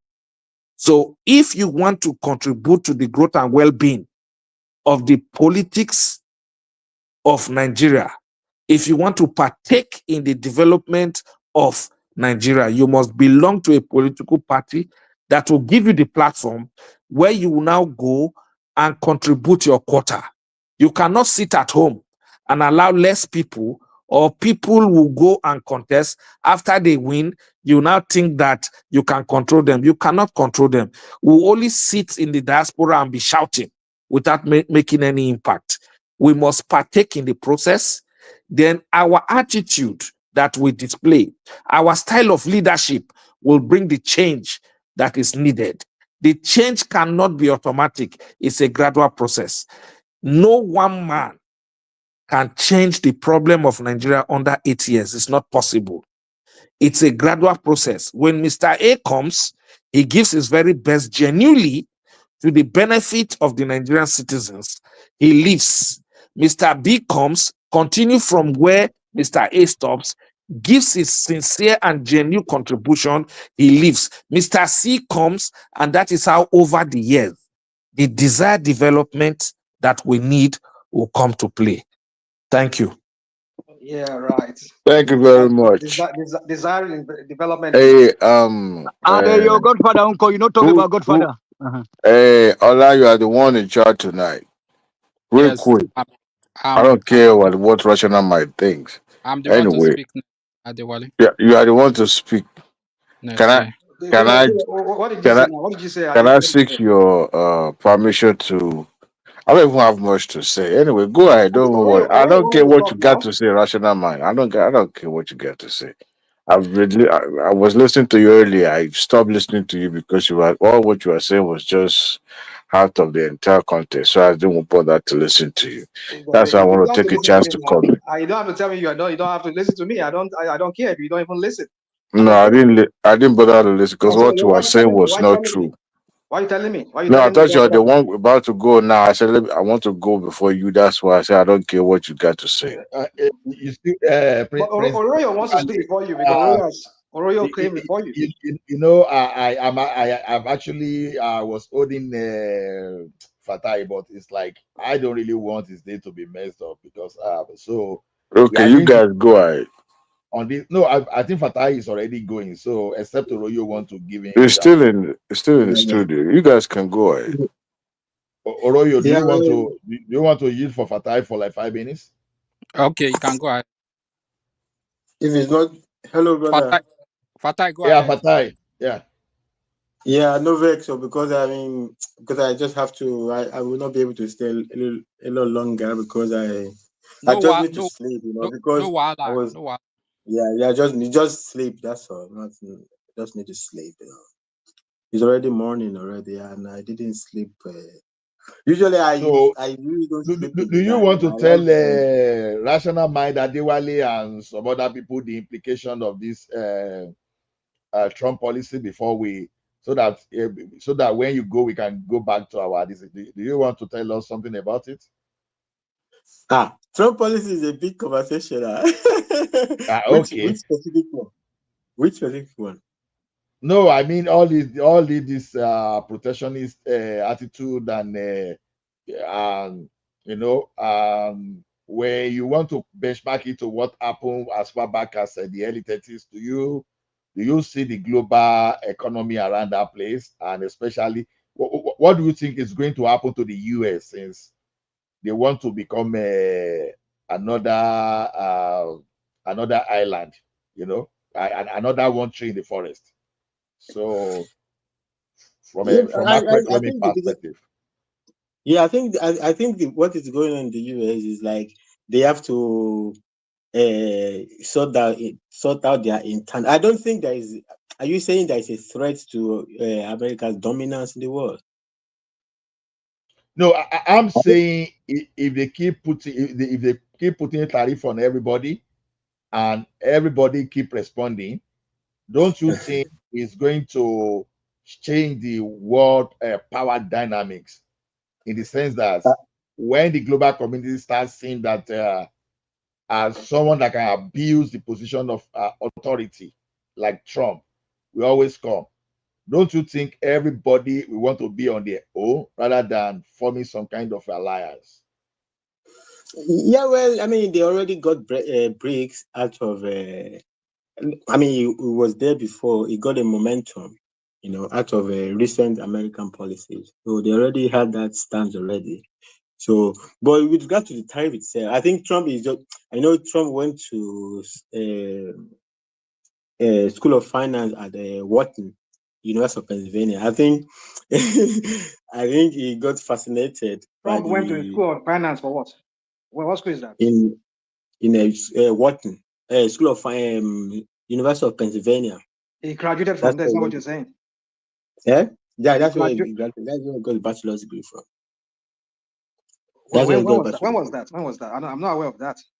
When did you read that? UPenn. Okay. Is it true, Ola, that he went to University of Pennsylvania, like he said? Honestly, I don't know, but it's a possibility. Okay, UPenn is an Ivy League school, so it's possible. I don't know. And now I'm not saying controversial something. That's where he went to school. That's where his children are going. One of his children is there. I think the younger daughter also is there. They are all going. I think some of them went to Harvard. I think the youngest daughter, that one that married Nigerian Lebanese. I think I have to double check that, but I'm sure know that one of his children. None of his offspring went to Harvard, though, for that. Yeah? I think he went to the Wharton School of Business. That's what you're trying to say. None of his children went to Harvard. Well, I think Google said he went to Penn. The point I'm making is Trump went to Wharton School of Finance. School of Finance, School of Business. That's where he went to school. He didn't study economics. I think business studies or something like that. Or finance study, whatever it is. I'm not sure particularly. But I'm sure he went to University of Pennsylvania. Their School of Finance there. Their School of Finance. Google said he has bachelor's degree in economics. That's what I just saw on Google. From UPenn. Okay, maybe that's what he studied there. I'm not totally sure. Yeah, that's where he went to school. I know he went to School of Finance at Wharton, but I'm not sure what degree he got out of it. So that's what I'm saying. So I'm only saying that it's a fact. I'm not saying controversial something. Because your question was whether he went there. So I'm saying that is a common knowledge. I think so he went to school to Wharton. So Trump went there. I also know that one of his daughters also is there, But I'm not sure. I think maybe one of his children went to Harvard. But Adewale, bro, he's saying that they didn't go to Harvard. But the point I was just saying is that Trump went to Wharton. That is where the School of Finance is. The University of Pennsylvania School of Finance at Wharton. That's what I'm saying. So I think from there he got fascinated by tariff. So it's like, because you see, I think at the time, around that time, it must have been a time after around what is this name of this biker? These bike manufacturers, these American bike manufacturers. Olababa, do you know the name of this bike? No, I can't. I can't remember. But what type of bike? Power bike. Yeah. They manufacture power bikes.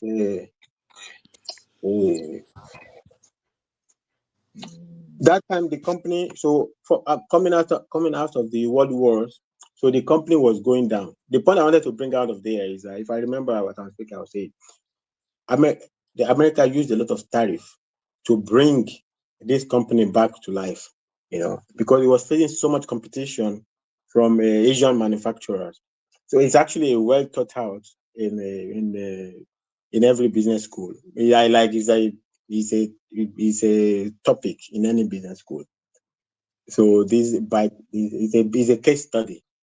So I think, and this situation, I think it must have been either a little bit earlier or around the time Trump went to the business school. So you must have come across it. You must come across it. I mean, it was a magical revival of the. I don't remember this thing. So my point is that I think he got fascinated by the idea, the magic of tariff. So he's not letting go of that. So it was a serious conversation at that time, that at the time that this bike company became a case study. So from that time, it's been a case study in business schools. So I think probably that's what he was exposed to, and then it was like a magic. And since then, he couldn't get out of his infatuation with it, But I think there will be, but the problem Trump is having now is, say like China, is his second term. So a lot of people also already gamed him out. The first time it was it was a shock. This time around, it's not so much of a shock. It's a stupid country that is not have a little bit of preparation against, because you already know it's not like somebody totally unknown. So you already know if he came back, you already know what are his tendencies. So they are probably already gamed him out a little bit. That's why he's getting a lot of pushback. That first time he shocked everybody now. He shocked everybody, say, la lie. But this time around, it doesn't have that much potency. But I think that one will stabilize. That's not really the issue. The real issue is that the other policies of Trump. The tariff policy is not really interesting. It will stabilize. The other policies, because it's like a total re-engineering of the American system, because American system, okay, look at Elon Musk, look at the Doge, look at all these things, but because the Doge is not really it's not an actual department. So how much authority does it have to do a lot of things that Elon Musk is doing? Even they are having complications. Like, is he a secretary? Is he a secretary of Doge? If he's a secretary of Doge, is Doge a department, actual department, not a metaphorical department. So there are many more serious things that have serious implications than the tariff. The tariff is just everybody will find their feet with regard to America in that regard. Okay. Maybe we find another day to discuss it, because I know already you of your time. But if you are coming tomorrow, or if you just get time to join us after the hour, so we normally form one group in the backyard, and Adewale used to be the gang leader, and Simba used to be the head of opposition. So yeah. One day I will find we can then because you can. You can. It's not one sentence situation. So which I know. I know. How it ties to the other or something like that. I mean, it's not one sentence good or bad. This kind of a situation. But I'm sorry, brother, because I didn't sleep at all. No problem. I can observe that one from your voice already. So I know. Yeah, I need to find some at least some sleep, because we cheat nature now, we cheat body, Lawson. Rational mind. Let's share. All right, Baba. I connect. Yeah, no problem. Oroyo, thanks very much for your patience. We really appreciate you. So please take over the ground now. No worry, that's fine. Please, I just want to apologize that I'm going to speak Bala Blue. So when I speak my Bala Blue, Rational mind is there for you. So then you can ask me my question, because I believe in solution. So I don't believe in problem. So first thing first, I want to address Natasha, because I think I saw a video where she went to BBC. So I believe with everything I've heard, they said the Senate will be biased towards her. So, and which I agree, the Senate will be biased. The only thing I want her to do for me is for her to go to court, because I think that is the only place they won't be biased. So all this one, she's jumping from one place to the other. She is not doing anything. She is not addressing a problem. To me, I believe she does not have any case. Because if she have case, she should go to court. So she should stop jumping from one place to the other. That is my own for Natasha. Then the other one for me is for FUBARA. I believe everything that has happened has already happened. I will start from the Supreme Court judgment. FUBARA is not sincere to himself. And I am 100% sure that he's not ready for governance. Because if he is ready for governance, he will not listen to all those people who will come out to tell him the president does not have rights to tell you what to do. They cannot do this one. Okay, just imagine Pandef at the initial stage when the president intervened. They told the president that the president cannot tell FUBARA what to do. They even went as far as going to court to challenge it. Then after Supreme Court judgment, again, the same people went back to meet the president. So what do you expect the president to do? If Nami are even shame now, I won't be able to meet the president to come and intervene again. Because at the end of the day, when you check the judgment of the Supreme Court now, it was even the same thing the president advised them to do. But the only difference now is that the president asked the assembly not to impeach FUBARA. That is the soft landing the president gave to him. But now everybody is now shouting they declare state of emergency, they remove FUBARA, the president does not have the power. He should be thankful to the president. Because within these 6 months, I believe if he knows what he's doing, he should be able to reorganize himself and come back again. If not, they will extend it for another 6 months. Before you know, the administration is gone.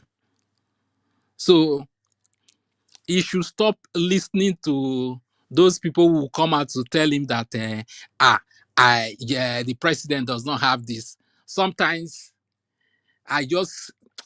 it's just too irritating that the only solution to some people's problem is just to pick gun, just to carry gun, that you cannot sit down and discuss. You cannot sit down and negotiate. Even when you are unable to meet all these agreements, why can't you go back and meet the president so that the president can help you to talk to Wike or talk to the House of Assembly member? Just because you have become governor now, when you see FUBARA will spread. It will be working as if breads that they soak in the water. So I don't think the guy is ready. So anything he see, make it take. All of us are from the same region. Everybody know how to do what those other people are doing. So that is why it's not bothering me. Wait till you get, I get them. So it doesn't bother me.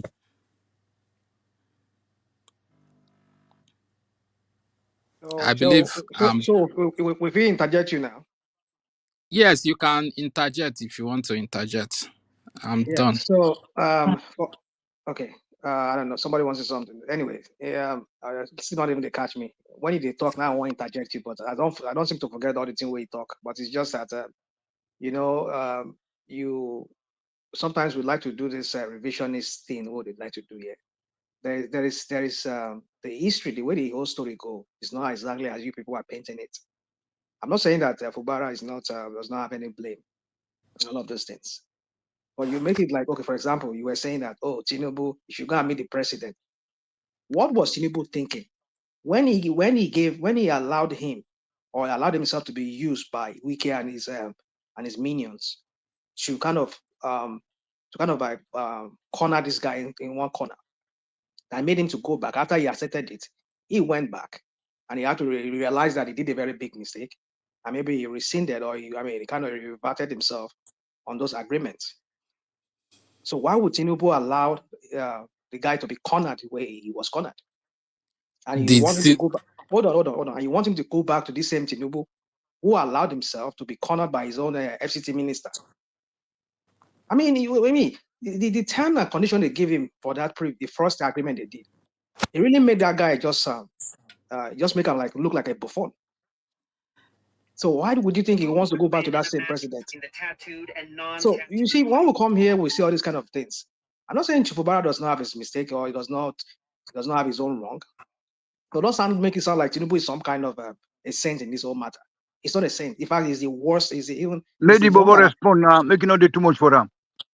You say? As make you let her respond to those ones now. Make I flesh out my point now. Which one be make you respond? Come here, I want to ask where that court did the court. That's you go say you court. won't ask him.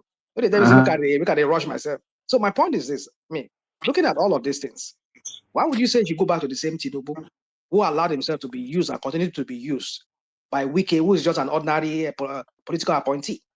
Can I respond? Yeah, go on, please. Can I respond now? One thing I forgot to say before I started is that in politics, there is no emotion, there is no morality. That is for sure. No emotion, no morality. Because I can tell you categorically that when Wike was carrying this guy from place to place, even when Wike was bringing his money, even the people of Rivers State did not bring money for them to prosecute the election. So sometimes Wike bring his money. Look at this guy. Wike bring his money. Which money did they use for the election? It's okay. Now the state money now, state money. Our money. I know just want too much interject you, but somebody say wants to talk. When you say all this kind of, you see, we go do this half truth, half lies. I mean, let me not say lies. Half truth, half falsehood here. We know they talk history like the way it is. I mean, you use the same you that are saying we should not be using emotion and what was that the second thing you said? But you are using same thing here. There is no emotion and there is no morality in morality. politics. So now you demoralize the whole thing too. Say why not following? Why not follow the agreement? Why is the morality there? Right? But let me ask you one question. If you know you can't dine with the devil, don't do business with the devil. If you know you can't dine with the devil, don't do business with the devil. You use long spoon now. So Long spoon. nobody is telling you that Wike is sent or this thing. Nobody is saying Wike is sent or this thing. Even FUBARA even have the opportunity to turn things around after they deliver the Supreme Court judgment. But he screwed it up. Sorry, hold on. Simba, How you did can he take do over that? the floor anytime you want to take over because it's only interjection to Oroyo now that is going on. If you like Sadewale, don't best go. So if you want to speak Simba, you can take over. But Oroyo can see you can still how do I say it? You can see a certain interjection. Okay, Adewale is coming. So if Adewale want to go after Oroyo, Adewale can go since Simba is not there. So, but if Can you so, hear me? yeah, we can hear you. Yes, we can hear you. My network was doing labalu. That's why I went out. Baba, Well, you I can't hear anybody. So can I talk? I can't hear anybody. So let me Your talk a lot. network is in Sambisa Forest. Can't have network. No, we How can you? hear Prince Daddy. We hear and clear. You are clear to go. So Adewale, you can't hear me, Tony. Is that what you're saying? Don't mind. No, I can hear you now. I know we hear my brother. All this enemy of progress, go. Hey, see, I want to talk about Akpoti Uduaga. We need to concern with FUBARA. FUBARA is a done deal. You see, Nigeria like to, I don't know. Now that they are putting Natasha issue on the back burner, if not because of the recall exercise that is happening in Kogi now, nobody would have mentioned Natasha Akpoti or talked about it. But the point is, I don't see it. The exercise, the recalling exercise, fulfill it or happening. I don't see that happening. It's just an exercise that is going to fizzle out in the sense that it's a very tedious process to recall a sitting senator. But I think a handler should have talked senses to her. I watched the video of where she actually committed this infraction. Look, forget about the hyping stuff going on the social media. That lady actually did cross the line. To be honest, Senate chamber is not it's not the Jankara market. We knew, all the things that happens in the past where, legislators were fighting among each other, going after each other. But for a woman, because I haven't seen a woman, getting involved in all those fist fight and stuff. But for her to be doing that alone, without anybody being on a corner, unanimously sanctioned. Look, that lady, this is a fight that she cannot win. She cannot. Jumping from one media house to another is not going to help her. This public sympathy limitation ended where, where she went to the media houses and all that. When it comes to the issue of the Senate, she did cross the line. The way she was yelling on that day, she was the only one person. Look, you could have issue with the Senate president, but just like Senator, what's his name? This small man. No, I regret to call him small man. Babaike, former NLC chairman, Adamu Shomole.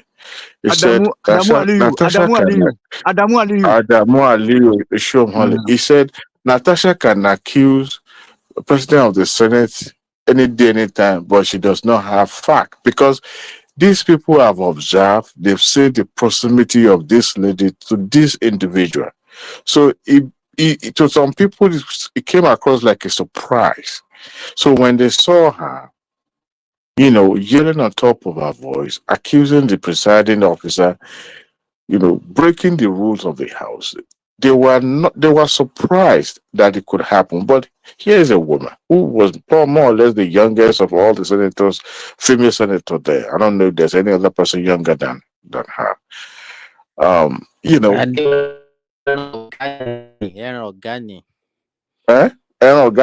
So these people observed, they could see, how close she was to Akpabio, and she had enjoyed some level of privileges. She was made a chairman of committee from an opposition party. Come on, man. So at the end of it all, you still want to have your cake and eat it, or you want to eat your cake and have it, whichever way you want to do it. Now, jumping from one media house to another, thinking that, oh, well, we put this internationally, that is going to put spotlight on. Look, this is a domestic issue. It's not going to help her. I think it's almost getting, everything is winding down. I don't think the exercise will happen. I don't think she will be recalled. But for the duration of the legislative time where she will be suspended, she will be powerless. She will have no.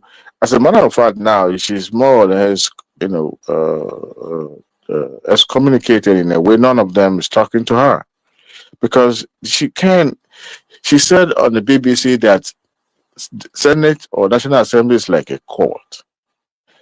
In my head, I was like, "What do you think? You think you are going to a church revival, or you are joining a choir, or you are joining? I don't know. I don't know what they have in the mosque. What do you think you're going? Look, forget about all these things. Some of these folks here, even including Rational Mind, will be talking about this issue of morality. Morality in where? Where? Somebody said on this show that she already did Arawani, and it's true. Our yash stink because nobody could see anybody. You can't see your yash. But the bottom line is that you know where you are joining. You know you are going to the Senate, and you want to flex power and you want to flex muscle. Look, you have to join the bandwagon. You have to join. You have to do what they do there. And you even coming from as a woman, you are already being put as a minority. I'm not saying you should be subservient to your peers, but there's a way you can play the power vested in your hand based on the proximity you have to this presiding officer. You don't have to sleep with him. A lot of women out there have been talked to on a daily basis. But if this man had assaulted you, that would have been a different ball game. And this is not surfaced until the issue of sitting arrangement. Please, for goodness sake, what is sitting arrangement got to do with your job at the National Assembly? Even Akpabio was found of. But they only joke apart. Even for the like of Senate president, waiting the other themselves when they won't use with all those their statues. I wonder. They won't use. I with all those big bellies. Even Akpabio himself, on the day that this lady was blowing steam, you could see Akpabio being, how do I put this now, reacted in a way that it was hastily reacting by saying the sergeant at arms should escort her out, because at the point when he made the final ruling that she's not being recognized, she kept going. But other senators did not really say much. They just kept watching because, at times when you see that your respect is gone, they will just be watching you because they will see that this lady is close to Akpabio. And that was the reason why some of them say when Akpabio, tabled a prayer that, if she write an apology letter, that she could be forgiven. And some of them say, nay, they don't want that. They don't even want her letter because to them, she has crossed the line. So, look, she needed a really political savvy advisor that could come. And I don't want to use the word. So what do you think she's going to gain by jumping from one news station to the other? Sympathy, public sympathy, with the hope that will help. So what would that one fetch her? I wonder. I don't know. Do you think that one is freezing out? The same Senate that she wants to return to, you're already calling them names, giving them bad names. Exactly. On that day, my brother, she behaved like a juvenile. She's related to FUBARA. I think they're cousins. Like a juvenile. Okay. Do you know why she's behaving like that? Yeah. Because when you feel you have somebody, the person backing in the Senate is number one, the Senate president. And secondly, she also feel entitled. And when some people, because of that, they'll be sort of the person is no longer there. Is no longer supporting her. So what is but she's supposed to pipe down, okay? No matter I mean, you as at that time you see what you were saying. You are no longer a chairman of committee. I think she was placed on chairman of a diaspora or whatever like that. Yes. And No, chairman of local content. That position was not meant for her because she's not a ranking senator. oh really? I thought it was she was the one who was in the Local diaspora content. whatever. No, that was So where they moved there after they remove her from the local content. Oh, okay, okay. But So and she didn't want to leave that local content. So you so understand? you are not a It was ranking a officer. juicy. It was a juicy. You know, the section that she was quoting, you can't look, even if it's not even Senate, let's say just a local association. The rule is it's about respect. If you are not being recognized, if the president of your club or association does not recognize you, you can't just impose yourself, by yelling and shouting your way in. You have to be recognized.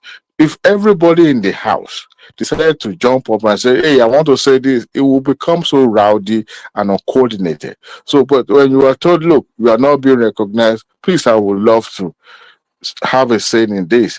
A lot of members, there are like over 100 people in that chamber, maybe less than that on that day. But you could still, but because of that Okolomode, she just couldn't hold herself. She just had to say it because I felt like, no, I should have been heard. And people are on the social media, yeah, she's a champion of women. No, you are not champion of anything because you can't manage the power that you have. You have enormous power. Even officers, other senators that have been in that Senate way before you does not have. So going from BBC to CNN, and just to say, oh, the principal officers of the legislature in Nigeria are just useless, and this, I'm not saying they are good people, but you are not helping yourself because this is a local issue. IPU is not going to sanction Apabio. They won't admit him to their global district. The last time. Adewale, I think that is the way we behave in Nigeria. All of us, we always believe that okay, once there's an issue that we have in our country, then we tend to let us take it to the global I stage. will be shocked if she's recalled. I will be seriously shocked. don't be No. shocked. It's not. Don't It's be not. shocked at It's not. all. They No. can recall It's her. not going. That one is The not going process to the happen. process is cumbersome, It's and not going No, to it's not fly. cumbersome. It's I not. want. Okay, so who triggered that recall signature process that Well, Senate SSI they do? It can be opposition and the ruling party too. It can be PDP members in that central that they don't really like Wow, her. that And is. APC join them. All of them join hands together. They will remove her now. See how many people are lining up. There are so many people lining up yesterday with their voting card, writing their name You and could signing. see the disgust, the disdain in the faces of those senators when she was doing those theatrical They moves. don't like it now. They were Since they just want looking at to her like with disdain, like, who do do you you think you know are? Look, yeah, you don't have to fear Fabio, but you know the trend that I've observed in Nigeria, Adewale.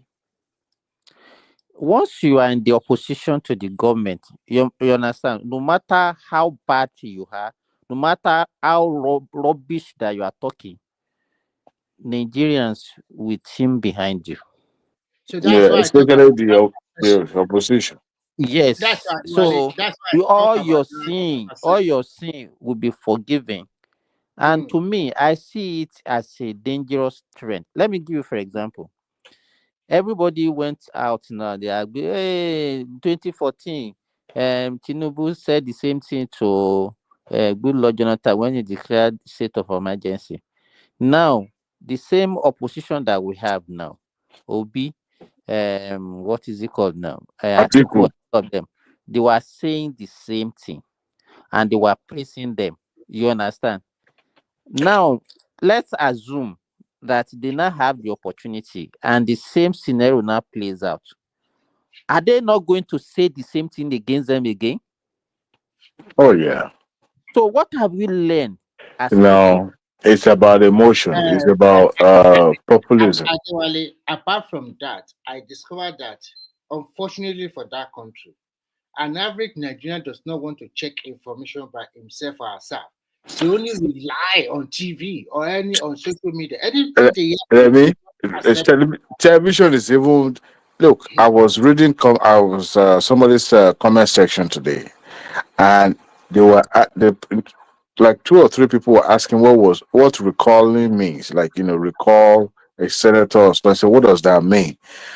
And I went to check some of those profiles, and I was like, these are what people you can consider a graduate. And they don't know, and these are the people that will be shouting the most on the social media. They don't know what They recall don't know. means in They politics, don't know. Like after in democratic system. after that copper did whatever she has to do, more and more people, young people are now coming out that when you are in the NYSA and the same thing, they give you a rule book. They treated you like a civil servant. And No, it's Harass News just television going has told them that can criticize the government. It doesn't matter that you have the right to criticize. in the social media, from people are telling her to go back to Anambra or to go back to the state where she come from. It's not Do you know that the legislation to mandate bloggers to have offices Yes. is going really at a steady pace at the National Assembly? Do you know what? Do you know that in China, all the social media, you cannot register with a fictitious name. The first thing they Oh, ask about you is your international passport. and we can't even call Nigeria a police state, too, where you can still yap president and nothing will happen and No, all I'm that. just trying to give the way they regulate it because it's your international passport and your address will be there and your telephone number will be there. It's Yeah. just like asking you to use your NIN number, your whatever. So you cannot just write nothing, rubbish, because you know at the end of the day, they know where your You whereabouts. cannot be calling yourself very dark man. Yes. So you cannot just be using the unnecessary. So they want Simba, is it like that in Saudi Arabia? I won't be a da.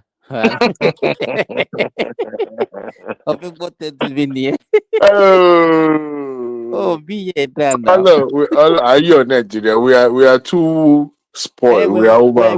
But we are abusing it. That is what is Yeah. paining me.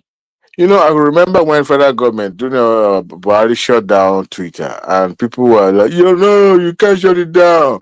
You can't do this. You can't do that. That place can make people depressed. Look, you have to have a heart of steel for you to, because that place is not guided, it's not regulated. Anybody can. In fact, before it used to be, but now after this, what's his name? Elon Musk took over. The entire place has become a mess. You can go there, people talk anyhow to somebody. And look, we've seen people being depressed, people that, get validation from online.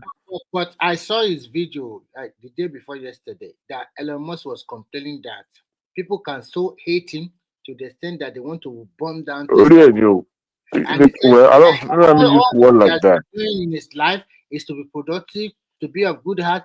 And he doesn't know because of this the job he took, government people hate him, that destroying his company.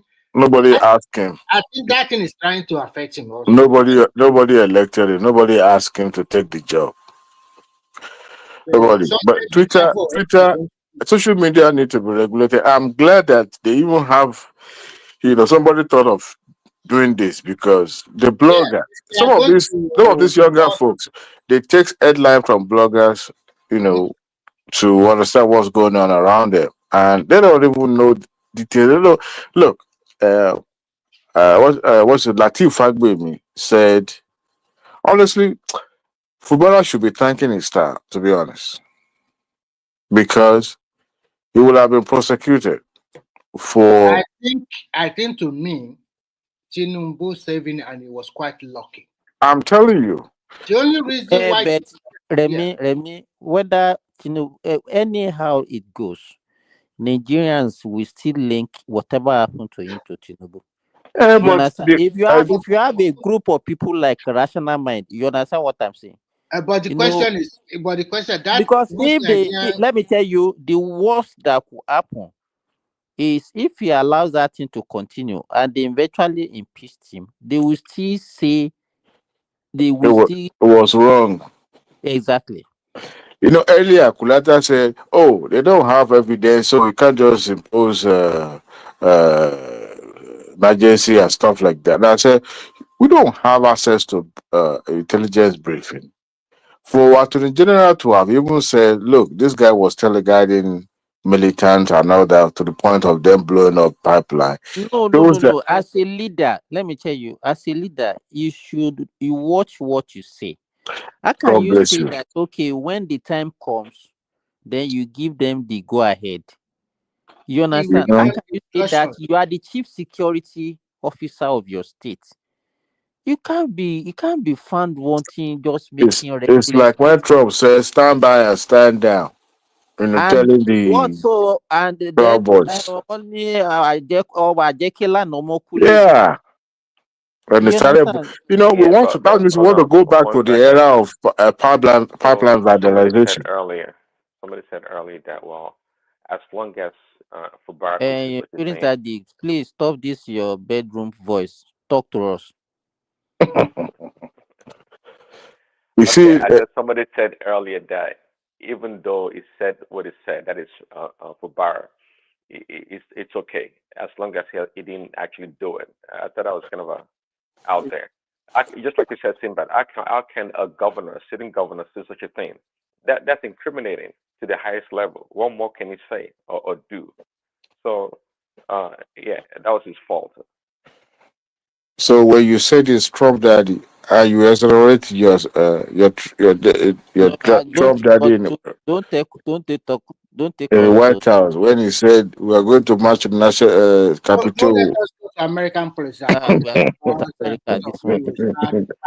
No, Because I sent one video. I sent one video to one man where Fubara was shown inside aircraft. Looking, Adewale, another mistake people are doing is this. Look at it. Let's see the player. Wike is not an elected official of Rivers. it's not. It has nothing to do with River State. It doesn't have nothing to do. He can say, I'm backing Fubara, I'm backing the lawmakers. So what has this got to do? And the lawmakers and also the governor. Are they babies? I wonder. I wonder. So people just, so I wonder how we think sometimes. This is the person, it's not Wike holding it's not a stakeholder in River State as far as it is right now. as at night. The assignment is at the federal. Adewale, when I've given up on the way we even see some people that we call the so-called elite, or even lawyers and all those so-called learned people in Nigeria. Did you watch Ruben Abati analysis yesterday or No, today? go to Twitter, go and look at the way people are bashing him now on Twitter. That guy, I think he took an expired. I think he took an expired drug yesterday when he was made. He wants to prove that he went to law school. This he never practiced for one day, other than sitting in that dingy office analyzing There are something so that he many doesn't. people like that now. There are so many people. People just go to go and read law. Those people are even worse than charge a bail lawyer. They have no idea. That is a spokesperson for Jonathan. I have a cousin who retired as a banker. He went and read law so that he can just be writing things for people. Because Jonathan chose not to fire the executive governor does not mean your conspiracy too much. Whether you like it or not, Abati na lawyer. So what are you talking about? Abatina lawyer. When was the last time he had his gown practicing and defending the case in the court? It doesn't stop. It doesn't stop the fact that Where it's like somebody who was given a cheat sheet and they said, "Oh, you have exam tomorrow, so this is where you are going to read. These are the area we want you to study." It's just like we'll be talking about medicine. Then somebody will be telling me that Saraki is a medical doctor. He's a medical doctor. I beg you, leave all those things, Joe. We When know was the ourselves. last time he said that is even his father? Anyway, the bottom line is that when you have, is it not the same Nigeria that people are saying 25% in Abuja has to be achieved before you can become president? That was what I So wanted to say when earlier. you hear They people were that even claim to saying, be even a prominent lawyer, Attorney General said it. oh yeah, I do. What is it? It's amusing how people intelligence get applied in some situations like this. You begin to wonder: do people turn upside down to reason or to think? Emotions dictate sometimes how we reason, but we must Even the separate. people that are talking saying that is illegal, there's nothing illegal about it. The Look, normal thing, because the normal thing to that they have to say is this. They said is in the constitution that you can declare state of emergency, but it was not spelled out how far yeah. it I can mean, be look, if implemented. you are talking Now, about something so that that one is dicey. So, and that is the reason why they said that president can proclaim it, and then within 48 hours, he will need to send it to National Assembly, and the National Assembly will ratify it. They can either reject it or agree with whatever decision the president has taken. do you Do you do you understand? know do you So know why? So why are people now say it's illegal? Is this? Is that? Why did they get that one from?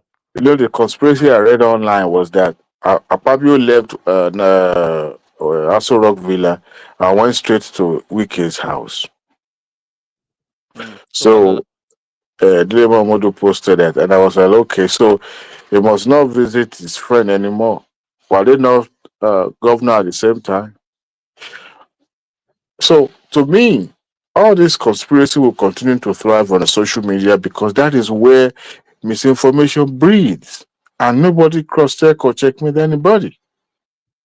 Everybody can just wake up in one corner of somewhere close to group and say, you know what, this is what. I know, Adewale, that's your social media, this thing. You have to be very careful of the environment. Just imagine during that time of Elijah Muhammad, you are saying they should regulate the social media.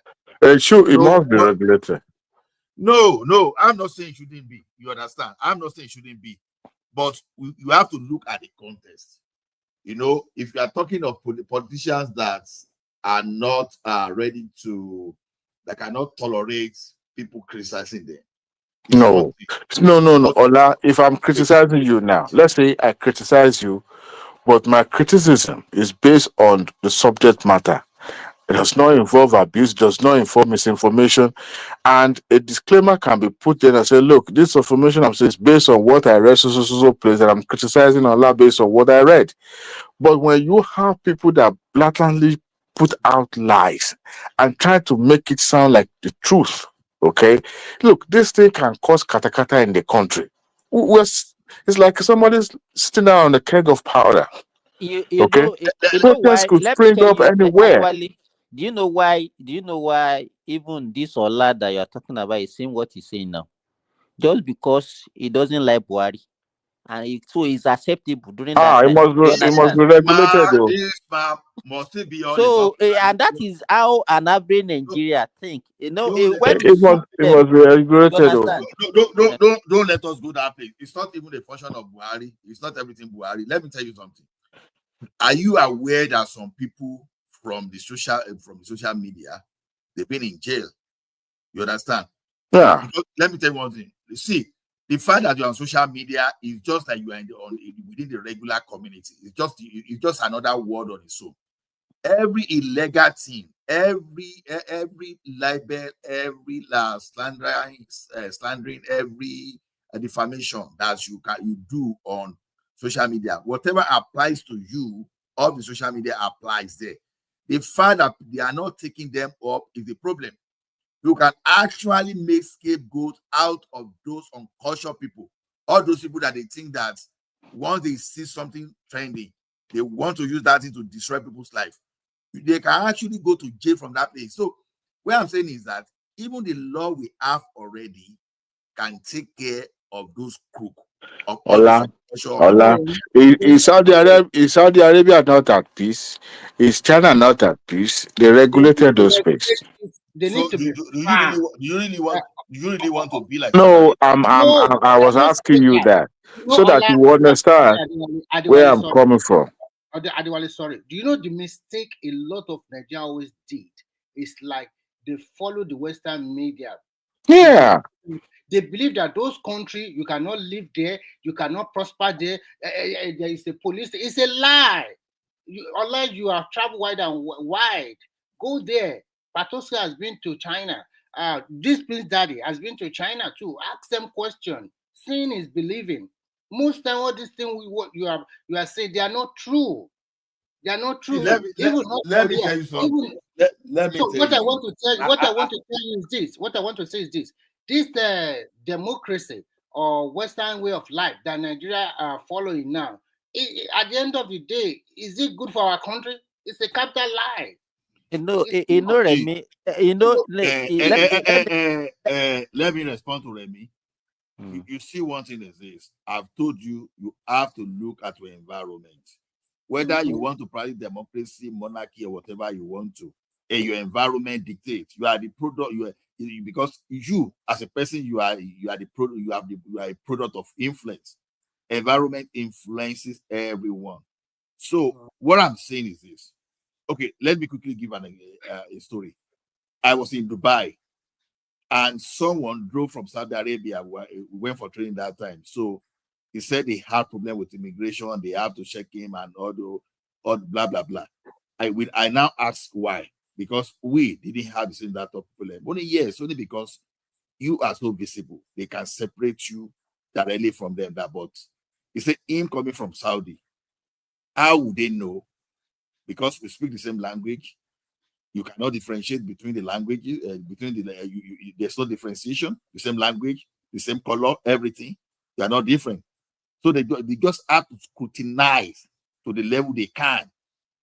So that's a country whereby they don't entertain nonsense. Even they look alike, they do everything. There's no sentiment. Even someone in the border country cannot just come in. But now look at Nigeria now, where some people in Nigeria, where we even have a governor that will be so glad that they take people from away from Southern Kaduna and replace them with another set of people. You have to be very careful of your environment. No, you do not understand what I'm trying to say. Let me just round up. So you can't say because it works in Saudi that the thing will work for us verbatim. You have to be very careful. What I'm trying to say is very simple. The way Nigeria see the rest of other countries, especially from all those East, Middle East or whatever, they always thought that you don't have freedom in that country. They always thought that everybody is being caged. You cannot go out and you don't have any freedom. But that is not the case. It's totally different. So when you have been to several continents, you will know that the truth. You will know the truth. So sometimes the issue here is that Remy, how many people will even come there and want to leave? You understand? The same thing they will be crying outside. By the time they get there, they will not want to leave the place again. No. Thank you. You see, the rules that they will consider as being strict in their own country, when they get there, they obey, they conform. Even the Western world that we are talking about, the kind of freedom that you have there, the kind of thing that you can do in Canada, those of you in USA, that you can do in Nigeria, can you do it in those spaces you find yourself? The first time I flew to Dubai, what I noticed that time is that in their duty-free shop, I saw a lot of. So to Simbad, are you saying lawlessness is ideal? Is that what you're trying to promote? No, we are not talking about lawlessness. We are just talking about lawlessness. So if people are what do you mean by lawlessness? Well, you're saying what we do here in the West, can we do it in Nigeria? Well, no. Right. You don't understand. That's not what I say. Listen to me. I said what people can do in Nigeria, they can't do it in US and UK and wherever they find themselves. They obey law. They conform with whatever rules and regulations of those places. But when they are in their country, they will be disobeying their law, and in the name of saying they should have freedom of speech and whatever thing. You understand what my arguments now? Now, Simba, the other way around. It's the other way around. Yes, it's the other way around. I am not saying. I am not sorry. I'm not talking about this. Sorry, most of those people that use social media, they are in the United Kingdom. I'm not in the Western world. I'm not talking. The fact that wait, Remy. The fact that in the United Kingdom and United States, if they do anything wrong with you, if you have your money, you approach the court there. Honestly, they will go to jail, even within that space. So that's what I'm saying. That though it's not until, because what you guys are saying that is like, okay, go and close down social media to the extent that we do not say close down. We say regulate. Nobody says close down social media. Because people, you forget that if not because of that social media now, the poverty level in that country, in our country, will have even extended. So the thing, when you have something that is feeding people and you just allow some power hungry people to use that thing to manipulate, it's dangerous. That's what I just said. Left to Lai Mohammed that time, it will shut everything down. What we are talking about, what we are talking about is regulating. We are not saying, I know. No. Wait now. We are not talking of Saudi that still manage to provide the basic things of life. Still manage to give basic things of life. But we are not that someone can enter into the entire treasury and loot the entire treasury. So no place of comparison. What I'm talking to is not about providing basic amenities. What I'm talking to is the perception or the thinking of most Nigerians about some other country that are not maybe UK, America, Australia, and the rest. They always see them as maybe very backward, and they have high-handedness. You cannot walk freely in the street, and those countries is a no-go area at all. But when you step into that country, you will be amazed. You will be surprised that the thing that will come to your mind is it not the same country that they say that they can just pick you on the road and just go and buy you easily, or they can just that's not it now. Okay, are they Saudi Arabia? I don't know. Simba. If someone steals something in Saudi Arabia, they amputate. I just want to know, or you just go. It depends. You just go to jail. Jail, you are going to jail. Okay, they don't amputate. No. Okay, those are the misinformation we should be so correct. You know, Ola, what I would have loved Nigeria to do is for us to fashion out our own democracy. We can copy some from all of them, but copy this American system entirely, totally. That country, we don't have the power, we don't have the resources. Look at our recurrent expenditure on what are the state assembly? What are they doing? Is it not the same state assembly that all of them are locking them out? Look at the money we are wasting. The democracy is not our problem. The structure of the government. See, sometimes I think we are missing our system of government and democracy. Sometimes I'm not missing it. Democracy is for the people by the people. What I'm trying to say. Canada now. I know. Listen, there you come. I will not take too much. What I'm trying to say, we copy the federal system like American. And you all know that the money we spend on maintaining our lawmakers, there are so many of them, and also in the state assembly. Tell me which state assembly in Nigeria is confronting a governor or trying to say you should not do it that way. You cannot hear of them for 4 years.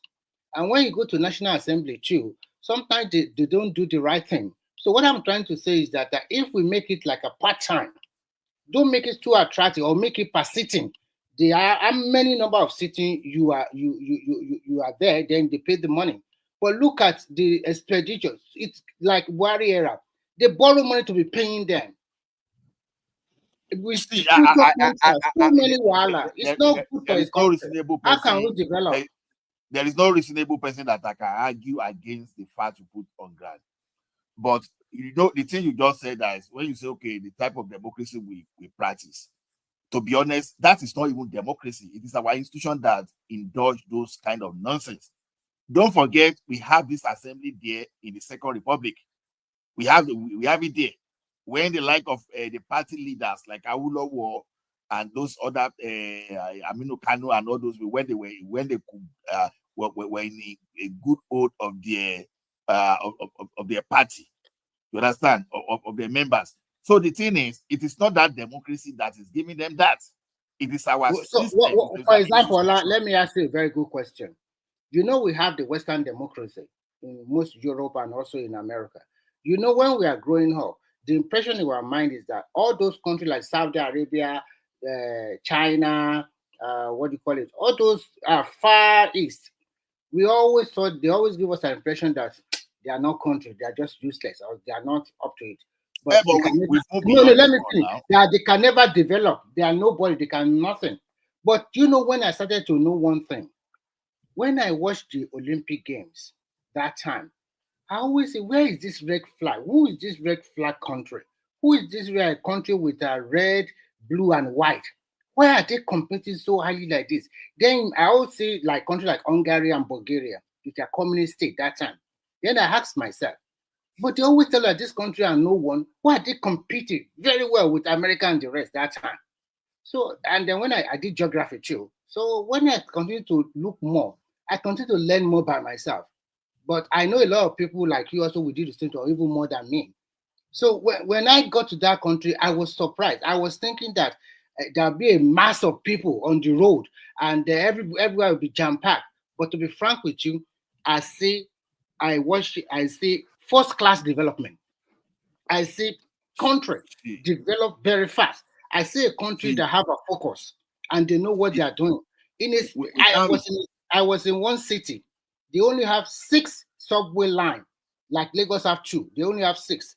Within a space of 6 years or 8 years, they have 22 subway lines in one city. This city I'm talking about is like 4 or 5 times size of Ibadan alone. So this is a country that they know what they are doing.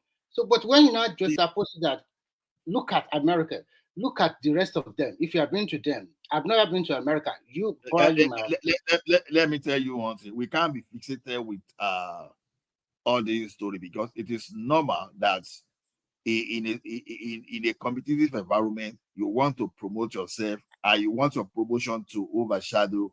No, I'm just trying to say the impression they get. Now. A lot of Nigeria are still believing all those kind of mindset that I have when I was young. That's what I'm saying. Go ahead. That's what I'm saying. The mindset I have when I was young. So forget about other mindset. At least our stage, we know all those in our agenda. I'm talking about the generation after us. See, what about I can tell you today now that the number of people that are being pied in the United States annually, you may be surprised that more than those people being pied in Nigeria. Yeah, please, Daddy, talk about it one day now. But the fact that they manage their own information very well is that they are keeping their own evil while promoting their own goods.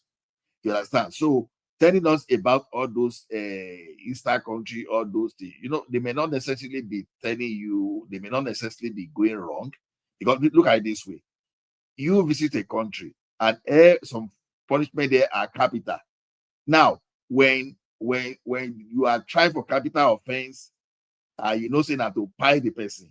Now, the thing is this, all these Western countries, they did it in the past and they realized that even many people that were pied, they didn't know anything about that offense. So they started campaigning that, okay, no to capital punishment so that the situation can be reversible. Any day they are able to know things. But this country we are still talking about, they still pie people. So now, even right from Yoruba, for Yoruba to even have that proverb for a very long time, even just by framing people up, just because of the rigidness of your law, they don't pay people already. Those are the things they were promoting. They were not necessarily saying all those countries were bad. At least some of us we've grown up enough to even understand what they were campaigning about. So the thing is, every country to its own, but excessiveness is what some of these Western people campaign against, because they will stand on that. Now, the Western country, in fact, I can tell you that they are even more of even Duara than all those people we are even talking about. You understand? It's just the way they carry themselves. The same people that will go to Iraq or maybe in Iraq, they will tell you, say they want to go and look for weapon of mass destruction or that, when nothing is there. The same people will be they want to go to Libya, and the escalation of what happened in Libya is what is affecting Nigeria today. Even as of recent, someone even told us as America was creating problem through just because of our natural resources. They are evildoers too. We are not saying they don't do evil, but we can now use that one now to now say, okay, something that is wrong about those Eastern Pie. No, I'm not condemning Western value ethics or their democracy. I'm not condemning it. I'm just using it that we shouldn't have Nigeria as a country. We shouldn't have taken everything 100% like that. We are not taking. See, you don't know. We are not taking. I understand you are trying to say our institution is not. If you are practicing American democracy, it is number one. All the states are supposed to be independent in Nigeria. Yes, All the states are supposed to have a police. All the states are supposed to have all the level of courts. Okay, Ola, look at the example you are giving now, which is very good. Now, just oppose it to today. See their president now trying to disrupt everything. They have great institutions. Look at the way they were just bamboozling them left and right. Look at every 4 years, this president will come. They will change everything. That one will come after that one. Will change everything. Look at what is happening to them, even with their great institutions. Yorùbá lòwe kan wá ní ilé tó Nǹkan tí mò ń tẹ̀ láti sọ ni pé ọ̀la tó yẹ pé àwa náà ti tẹ̀. Ọmọ àlebẹ no kò sí system kankan tó perfect now. Like I told you. Ola, can you imagine? Can you imagine we have state police in Nigeria? What do you think that FUBARA will be doing now? I think it's gbogbo wọn ti lọ. Let me tell you something, Simba. You understand? Don't think all these Western countries that you see today, don't think they just got to that level, that people at the level of the state didn't abuse power. I can tell you, go and read about the issue of America very well. Many states in that America abuse their power. Again, if you read, so all this thing you are saying, whether the state will misuse things, it has happened. Even in all these Western countries, you say that we are referencing today. But it's still happening also today. Even it's still coming to happen. So don't think if you give people power that they won't be abused. Now, when you want to form state police, how you form that state police is what matters. Okay, now, technically, you can say the city of Calgary here now. You can say, okay, the police is under the city.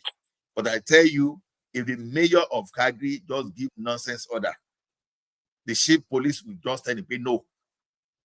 Because they will tell you say no, because if he does something wrong, he will be the one to face the consequence, not even the mayor.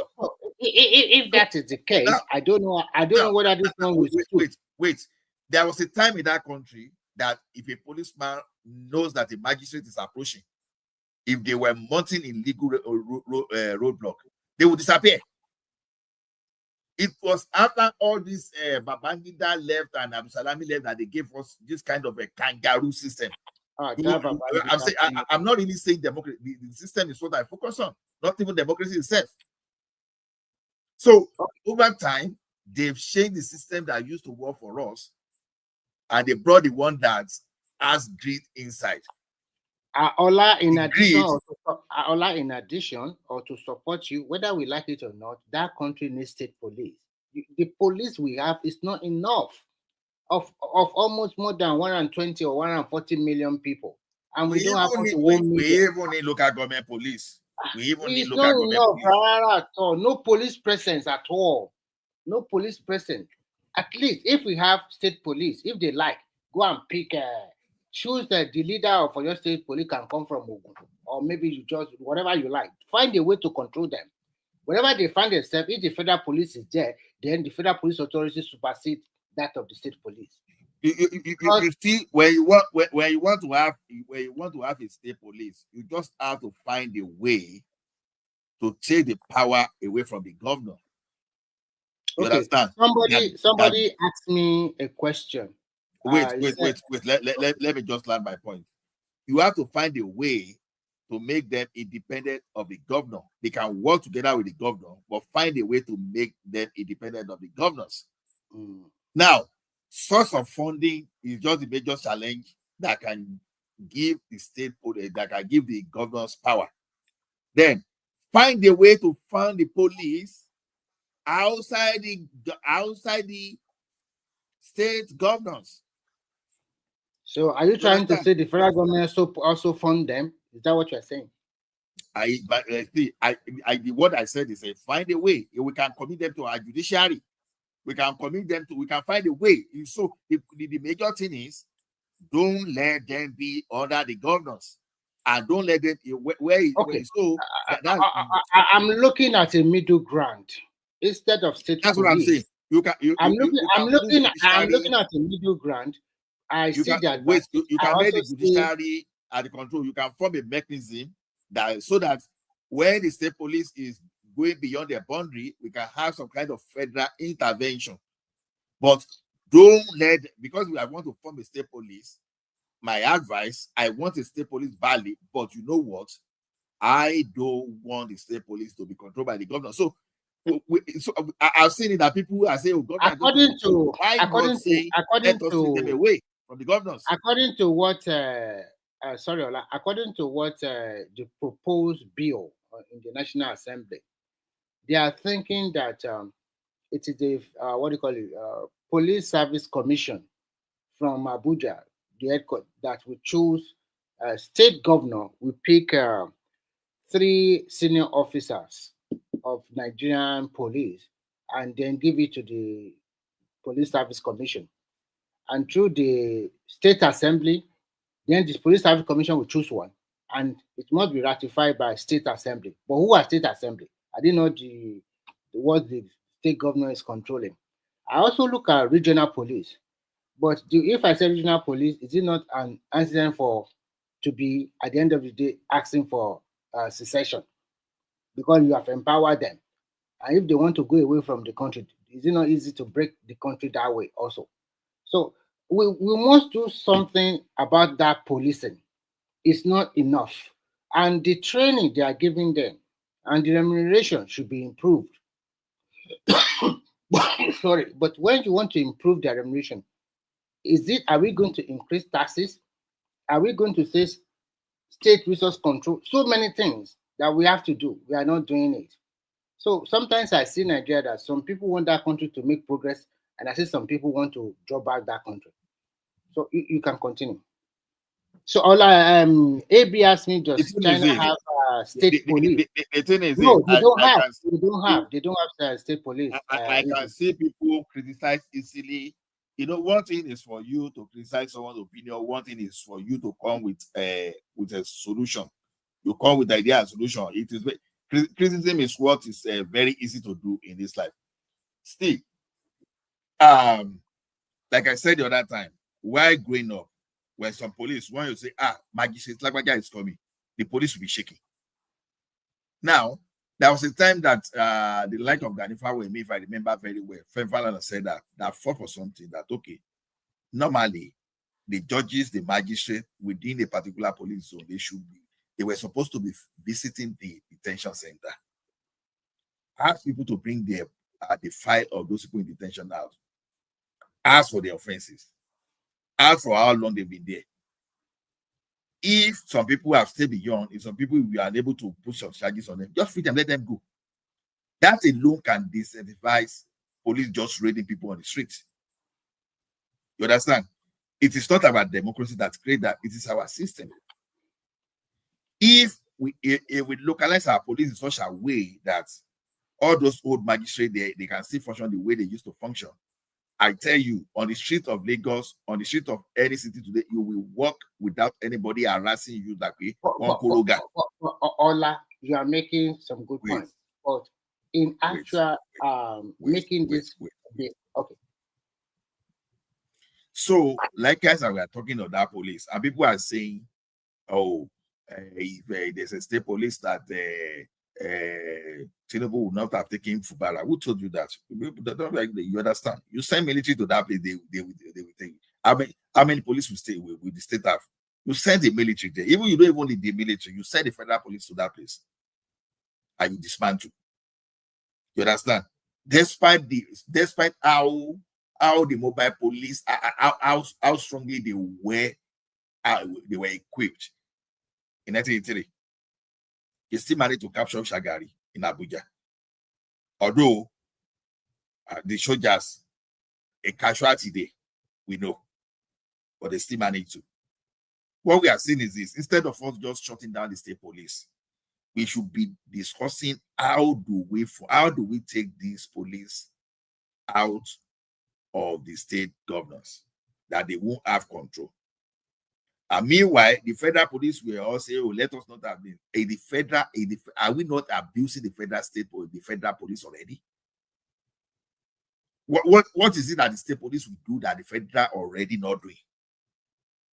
What they are not doing? We just say we have to have this thing. Then let us find a mechanism. Okay, this mechanism, there will be so that be control, that the governor will have no. If governor does not have direct power on the police, mind you, if the governor does not have direct power on the police, all those rubbish that happens between the state assembly and the executive will not be happening. And the state legislative that we think they are not doing their job, they'll be able to do their job. Because they are, the police chief in that state now we now even be seeing himself as a very good and important person too. Like the governor and the speaker of the assembly. That's what we are talking about. I'm not saying when I start state police, I'm not saying, okay, go and carry state police, so go and give to a lady of Ogun State, or go and no, we know we know they are going to abuse it. So let's just be creative in the way we not just shut everything down. With this idea, is okay, hey, they will no, yes, you have already identified a problem already. Then how do we solve that problem? Let us stop amplifying problem, but let us keep saying, okay, good point. You've identified a risk. Then how do we tackle the risk? That's what we should be discussing. So as we are saying, okay, as state police cannot work, so let's just stop it, right? Let's continue the way it is. I do not say state police cannot work. I'm just trying to look. No, not you. No, not you, Remy. I'm addressing some of my friends in the chat session. Not you. Go ahead, Remy. And what I'm like say people don't want come. We go take this into the background. I think maybe Prince Daddy is sleeping and Siva maybe at work. I'm not sure. But because I will also soon go. But what I'm just trying to say, Prince Daddy has nothing to say now. When Elon Musk is regretting what he's doing now, Prince Daddy, all those people go bring. It's no longer saying Trump Daddy now because Trump has really disappointed him. He didn't say that. He didn't say that. That's why he cannot challenge us again. He's no longer proud of. It's possible. Well, I just think that we need state police, and we need to even the way they train them, their environment, and the way they recruit them. In some other clime, joining the police is like you are taking your jam and you are getting a good score. You go to normal university, police university, for 4 years. Not the way, and then they also have some middle level police. Maybe you go there for 2 years. So those ones are like will become the general police we see on the road. In fact, here I don't even see police on the road. They just drive around. You can't see them walking or directing traffic or whatever. That is outdated. In this age, we are still having policemen directing a vehicle. I think it's not supposed to be like that. But in terms of state police, I'm just looking at we should have it, but how do we regulate and control them so that those governors will not misuse their power? But like you said, initially they will misuse, but as we continue to evolve, maybe things will be better. So that is the way I see everything. But we really need that state police. We need them. Anybody want to speak again? Simba, are you there? Simba don't go do what ranch. Prince Daddy is sleeping. Adewale, come back. I will give 5 minutes. I'm listening to you guys. He said he did. You are listening. You are not contributing. I know. Say just because Trump don't scatter everything now, you don't get what from out again. So don't scatter everything. Prince Daddy, he don't scatter everything now.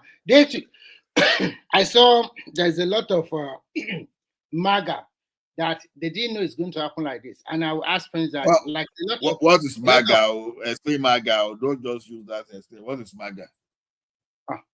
He knows it now. There are some MAGA supporters, they are farmers in Nebraska, and they don't know that this thing will affect them like this. The majority of people working for them in the farm are illegal immigrants, but because of deportation, a lot of them ran away. Some ran to California, safer city, and they are now finding difficult to for people to work in their farm. Some of them have started declaring bankruptcy, and they are hoping that the government will pay them out, and they cannot find even workers to work for them. So they are thinking that they regret voting for Trump. They said they use their own hand to make their life miserable.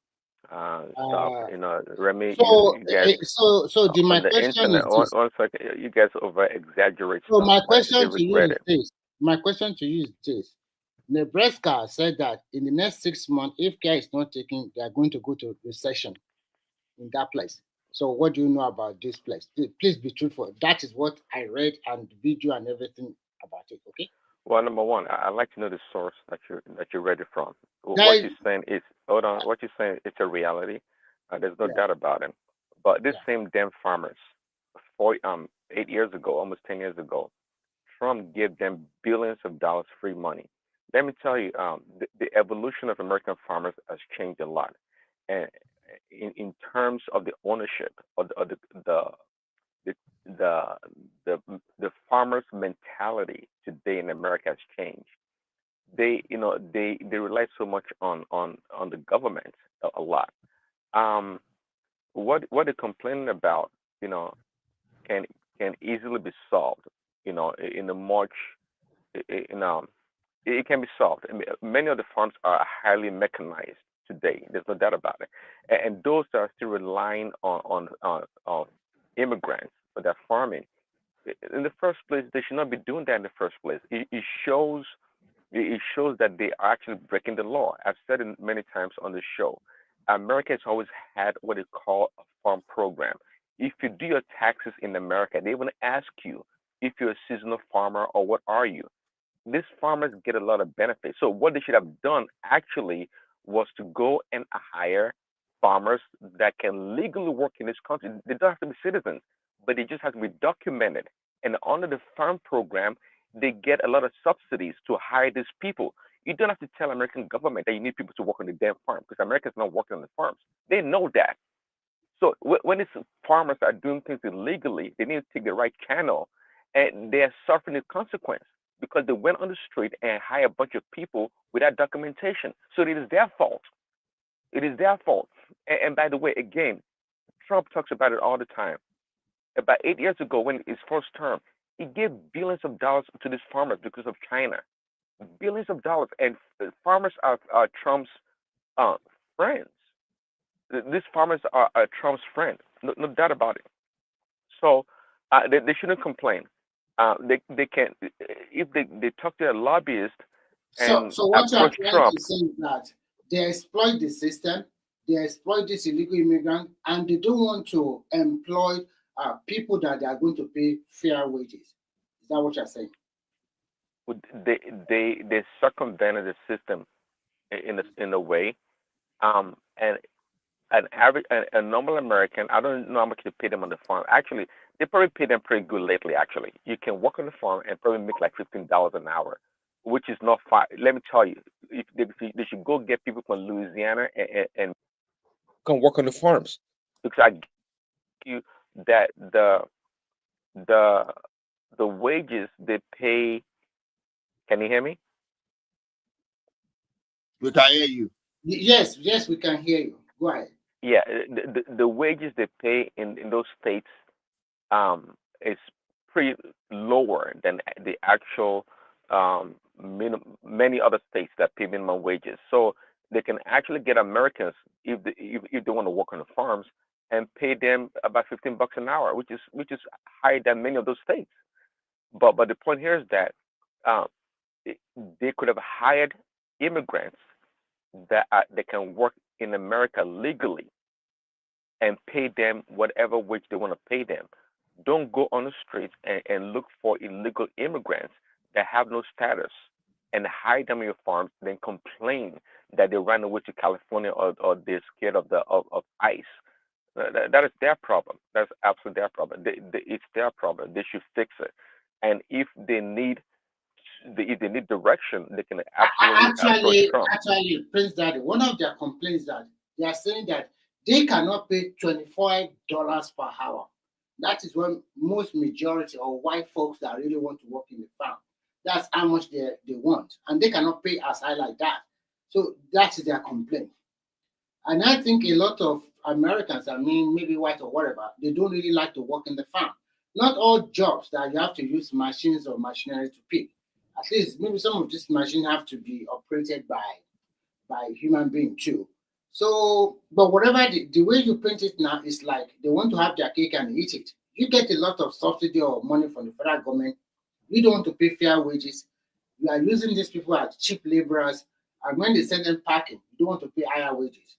So you don't care. So you just want to pass that whatever. It's the system that that's what I call those disruption. That every 4 years, every this president will bring his own idea, and there's a lot of disruption already. So that is it.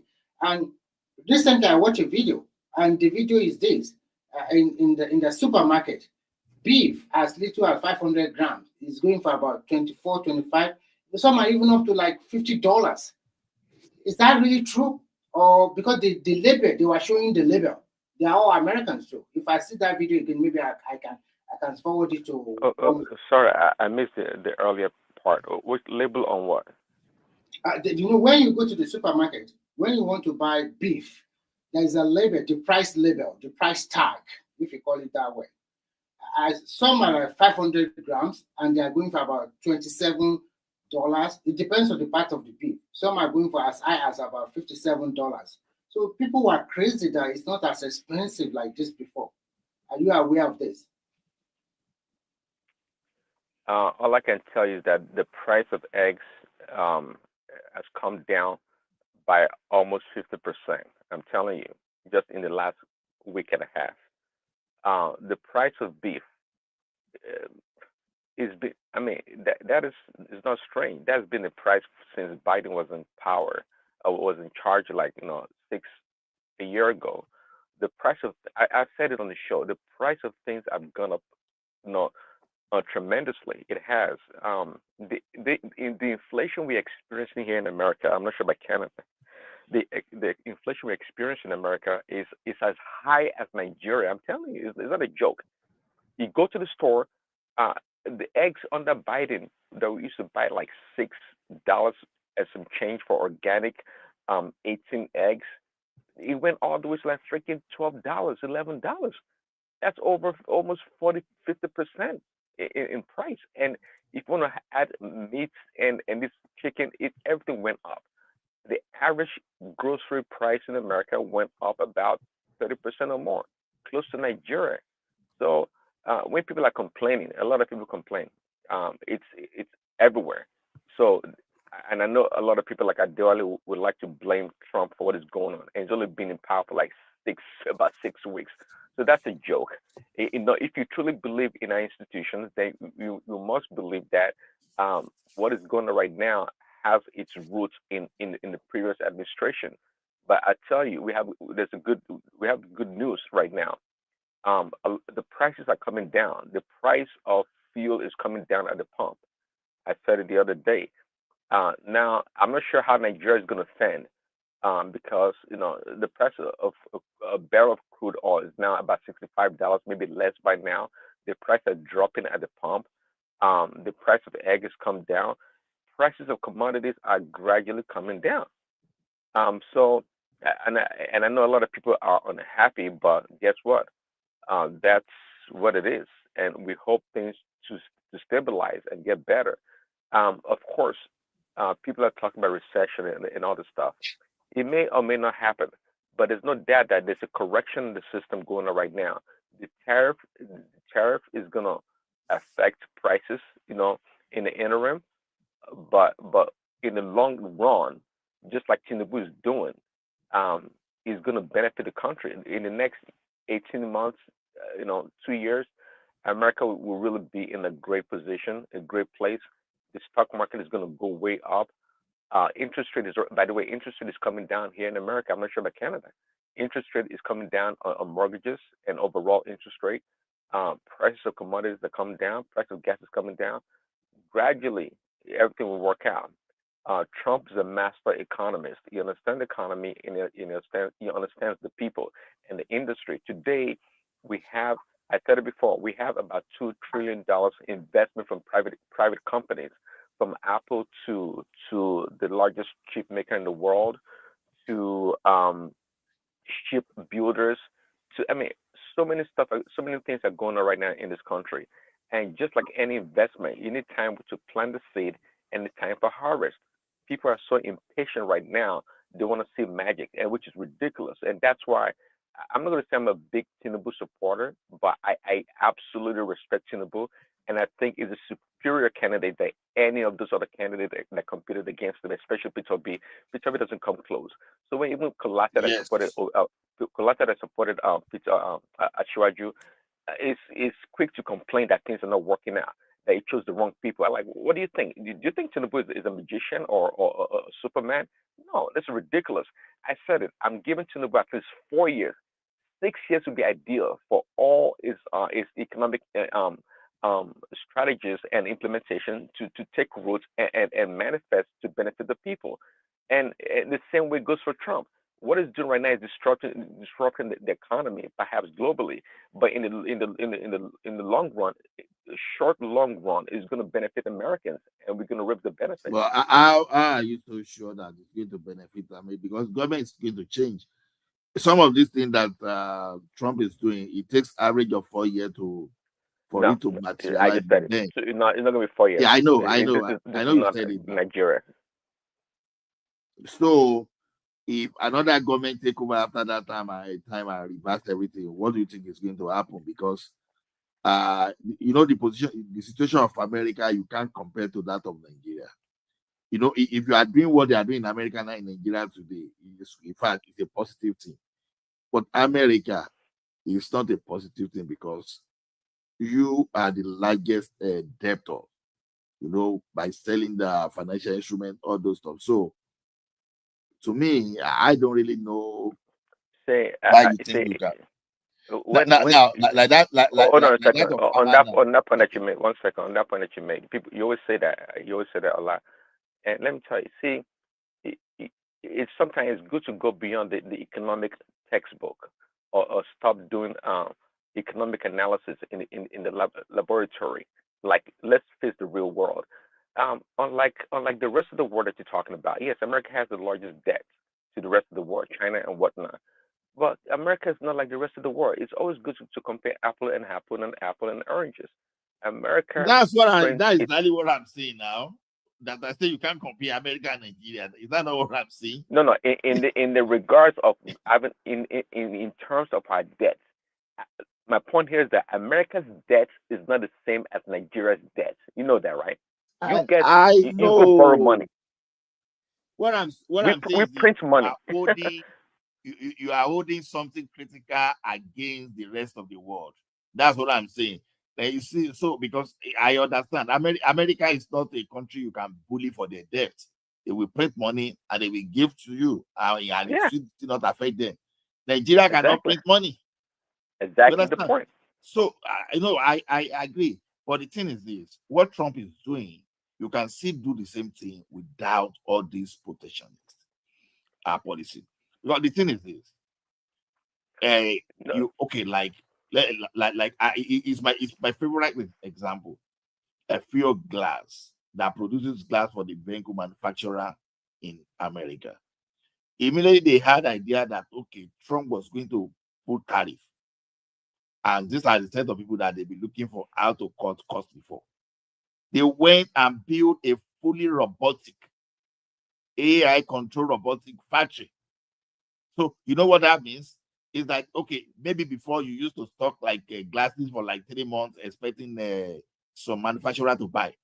With robotic, you don't need that. You need that glass on Friday to produce on Wednesday. You understand? So the thing is this: you can do all those things. You can encourage full automation. So there's no way you will automate. There's no way you will automate. See, on that point. So they went almost GIT. Okay, fine. So the robotic production that they have, who's their market? Who are they going to sell to? Or what do they intend to do?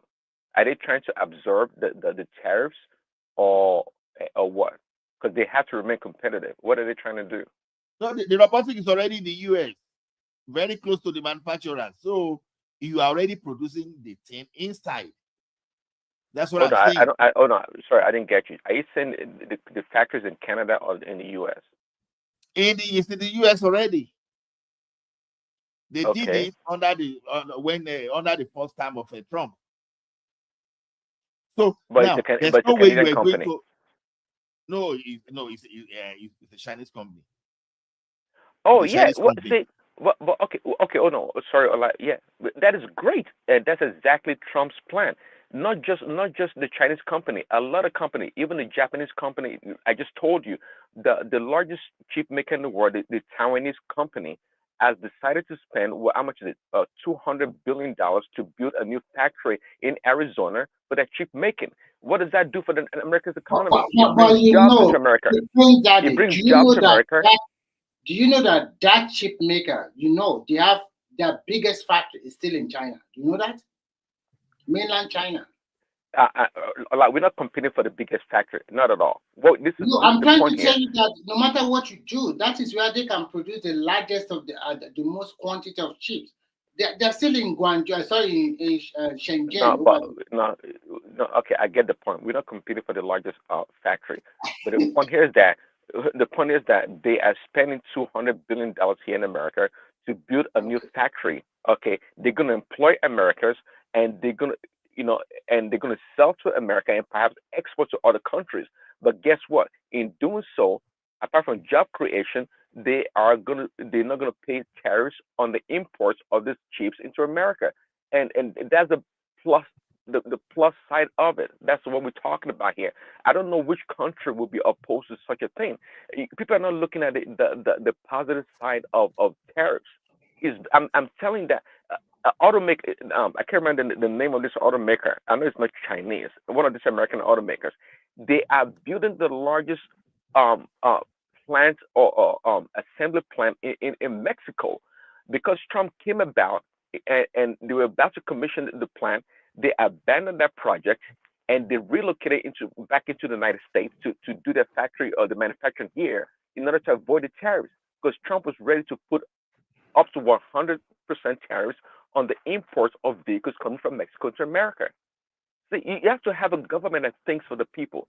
Unlike we African leaders, African people, you have to have the government that thinks for the people.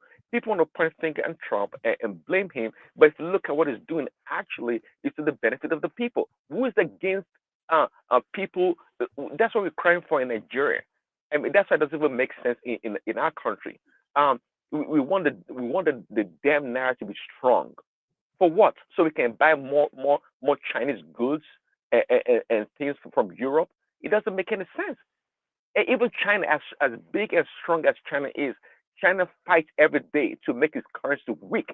Why? Because they have a really solid manufacturing base in their country. What do we have in Nigeria? I mean, if we have such a great manufacturing country economy, then we can care less about how strong the naira is, because we can produce and sell to the rest of the world. To make Nigerian goods cheaper to the rest of the world, we build an economy, we create jobs, we pay taxes. The government's going to have more revenue that Mike is crying about, that we don't have money for our budget. Yeah, who's to blame for that? We don't have money. I know at one point in time we've had surplus in our economy. And with those surplus funds that we had, what do we do with it? Do we invest it in a certain economy or in certain industry so we can have more workers, more tax-paying work-based workers to fund our budget? We don't plan ahead. We don't do nothing. But we complain that, the reason why we don't like China, America, Malaysia, or Singapore is because we don't have a big budget. Who's to blame for that?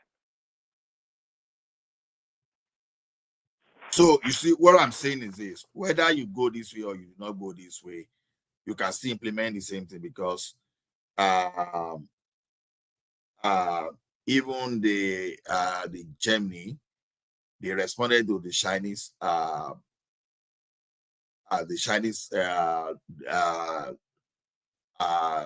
dominance. Like everybody knows that for those people that know about supply chain very well, you know that one of the critical things about supply chain is the cost of inventory, because you have to have a cost of inventory, whether inventory in transit, and the cost of insurance or all those inventory, and when you even bring that into to the final destination, you see how the inventory there. Now, if you are doing full robotic automation in the United States of America, you are going to drive down the cost of inventory to start with, in such a way that there's no way you can produce glasses in China and compete with that of America, with that one that was produced by a robot in America. Because number one, you are no longer paying for storing in the ship while transporting. You are no longer paying for insurance, and you are no longer paying for any ridiculous interest rate while all those things are in transit. Because you, before you were storing all those inventory for like a month, 2 months, 3 months, you no longer need to do that again. You can produce this thing within 2 days and supply. That's almost just in time. But it can do that without making noise, and you will see as if you're in. You have to be specific. Don't go abnormally. Don't pretend that all the industries are automated. Germany went as far as a negative interest rate just to make sure that it encouraged the manufacturer at that time to compete with against the threat against the industry. But they managed to change everything, through the industry 4.2 that they pioneer. They managed to reverse everything. So to me, is what Trump is doing is just like a typical administrator in Nigeria that I fight corruption, you start sending police after people. You don't need to send police to fight people. And Tinubu did not even send police before he sent some corrupt people away that were eating Lagos money that time. He just put Oracle there and some other electronic system. He fought police, he fought corruption without even speaking, without even talking.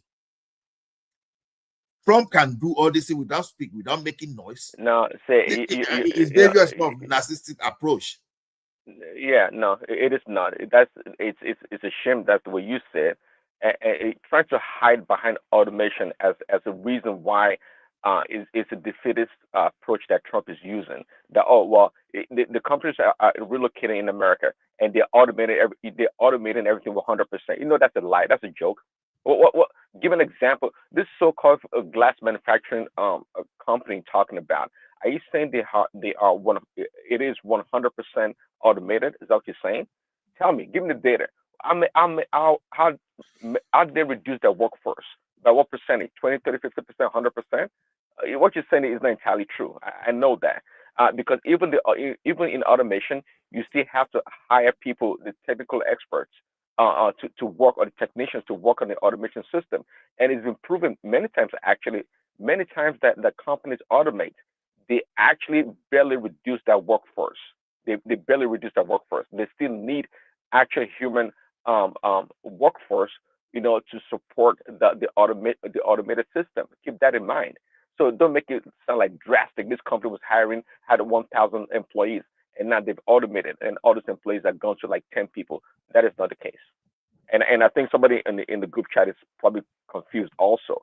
There are certain industries, even the chip maker, like the Taiwanese chip maker and Intel, that are highly automated, especially in the production of these sensitive materials they use for their production.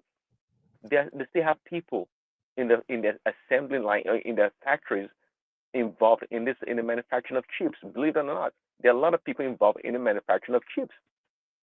As how expensive and how delicate they are. So let's not go there. Let's focus on the benefit of what Trump is trying to do. Don't look for one or two anomalies and use that to defeat the purpose of what he's doing. It's a lie. If that being the case, actually, I don't get it. If companies want to sell to America and the tariff is going to hurt them, if they automate the system and they are saving money, how come they don't keep manufacturing in their country and continue to sell to America, and they will be able to absorb the tariffs on their product they sell to America and still remain competitive? Why do they have to come to America? So I don't believe that. There's a reason why they went to Mexico and other low wage countries to set up that shop. Okay, and the same still applies. So auto auto manufacturing is still highly human capital intensive. It is in a lot of ways. So jobs are being created. Let's not pretend that like robots or automation is taking away everything. We're not up to that point yet. Yes, Elon Musk not too long ago gave an interview that most of the jobs will be dominated by AI. We're not there yet. We still, for the most part, many of these countries, and maybe Remy should speak to this. Even China cannot afford freaking automation in its country to the level whereby millions of workers will be displaced. What they're going to do? They're going to go to war? China will not even allow that. We're not there yet. We're not there. We're not even the West. They're not there yet. We don't know what to do with this worker, these people. Everybody's going to remain dormant and sleep at home. No, AI is going to take over. Automation is going to go really advanced with AI, but we're not there yet. Many of the manufacturing that are done today are still highly human capital intensive. Okay. Now I will paste the name of the uh, um thing there. You know, they began the operation in America in 2014. Let me place in the publisher. And you can go and read about the automation. See, the mistake you are making about automation is this. Automation does not mean that fully automated doesn't mean that there won't be human being. But what will those human beings be doing is what we want to know. Now, let me tell you something. You know very well there was a time that typewriter, the entire typewriter in the world. Then I'm not sure it's even up to the number of computers you even find in Canada today. You understand? The thing is, when you bring in new initiatives, it doesn't mean that it's going to pie jobs without creating another set of jobs. It's going to bring another set of challenges. You understand? So this one that I'm talking of America is just like is replacing the process. Look at it this way. They were bringing glasses from China before, right? It simply means that the job we're supposed to do in America, they already outsource it. Now, who they are outsourcing job to now is that the human being in the factory in America now, they are replacing the human being in Canada, in the United States now, but by using robots. That's the difference. Even the fact that I localize it now can even create more job than when, even with full robotic automation, can even create job more than when you were importing from China. So to me, over time, whether we like it or not, you don't all those robotic automation will just take over. The example of what the like of Trump could have done is, you encourage American citizens that would like to do full automation like that and goes and start doing the automation instead of blocking people out. If that's what I'm saying. But when you are making this type of pronouncement, because assuming that Trump had a policy that is automating production in America now, it's very hard for some people to say it's against them, because already you are not saying you are not talking that you are going to raise tariff. All you are doing, all you are doing is that you are looking at what will make that business, what will make that the final product come cheaper than even if you import from China. That is where I'm going to. Well, I say Trump. So we live in a democratic society. Trump is not the one to tell Elon Musk and Apple how to do their produce their products. That's not his job. Although the government can incentivize a certain industry or promote certain things for businesses, but it doesn't mean they're going to tell them to do automation or not. The point here is that as long if you manufacture here in America, be it with automation or otherwise, you're going to pay taxes. You're going to pay property taxes. You're going to pay payroll taxes and all forms of local taxes and levies. At the end of the day, you are, especially if you're going to be selling to American consumers, and if you're going to manufacture here and sell overseas, no, we're going to make some money also from export and import of your materials or whatever. So it's a win-win either way. If they automate or not, it's a win-win for America. There's so many benefits beyond the human capital or the automation system they want to put in place. There are other benefits. Trust me. The technology, the training of new workforce. Again, the taxes they have to pay is beneficial to America in the long run. Either way, but don't make it sound like if these companies come to America and they automate, America is going to be the only one suffering.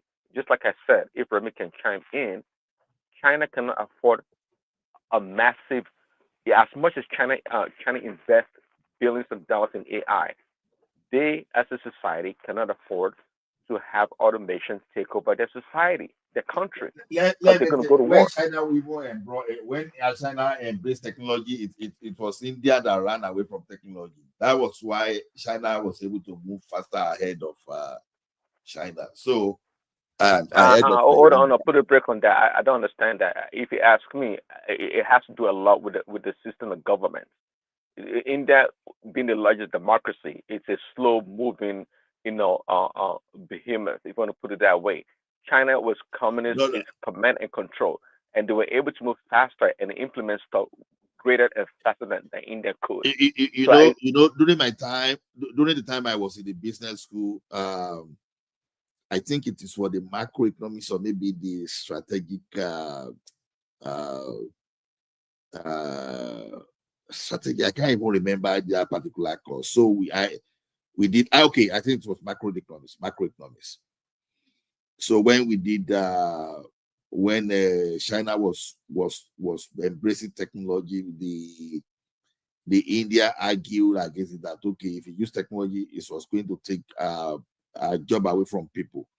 So that's it. So they preferred to be doing the thing in a conservative way, but China just went for technology straight away, and today we know the result. What I'm trying to bring out there is this: the fact that they are automating your manufacturing process. Get me? Manufacturing process. It does not mean that you will not have staff at all. After all, when you were seeing importing, you still have those staff. So what I'm just saying is that the component they were producing in China is what they brought to America. That's what I'm saying. And at the cheaper rate. So that is what I'm saying. So the component they were producing, by the way, the name of that company looks like a Chinese company. But anyways. Yes, now it's a Chinese company now. Okay. You say the component they were manufacturing in China, they've automated the system here in America. Yeah. So you won't need to be shipping from China again.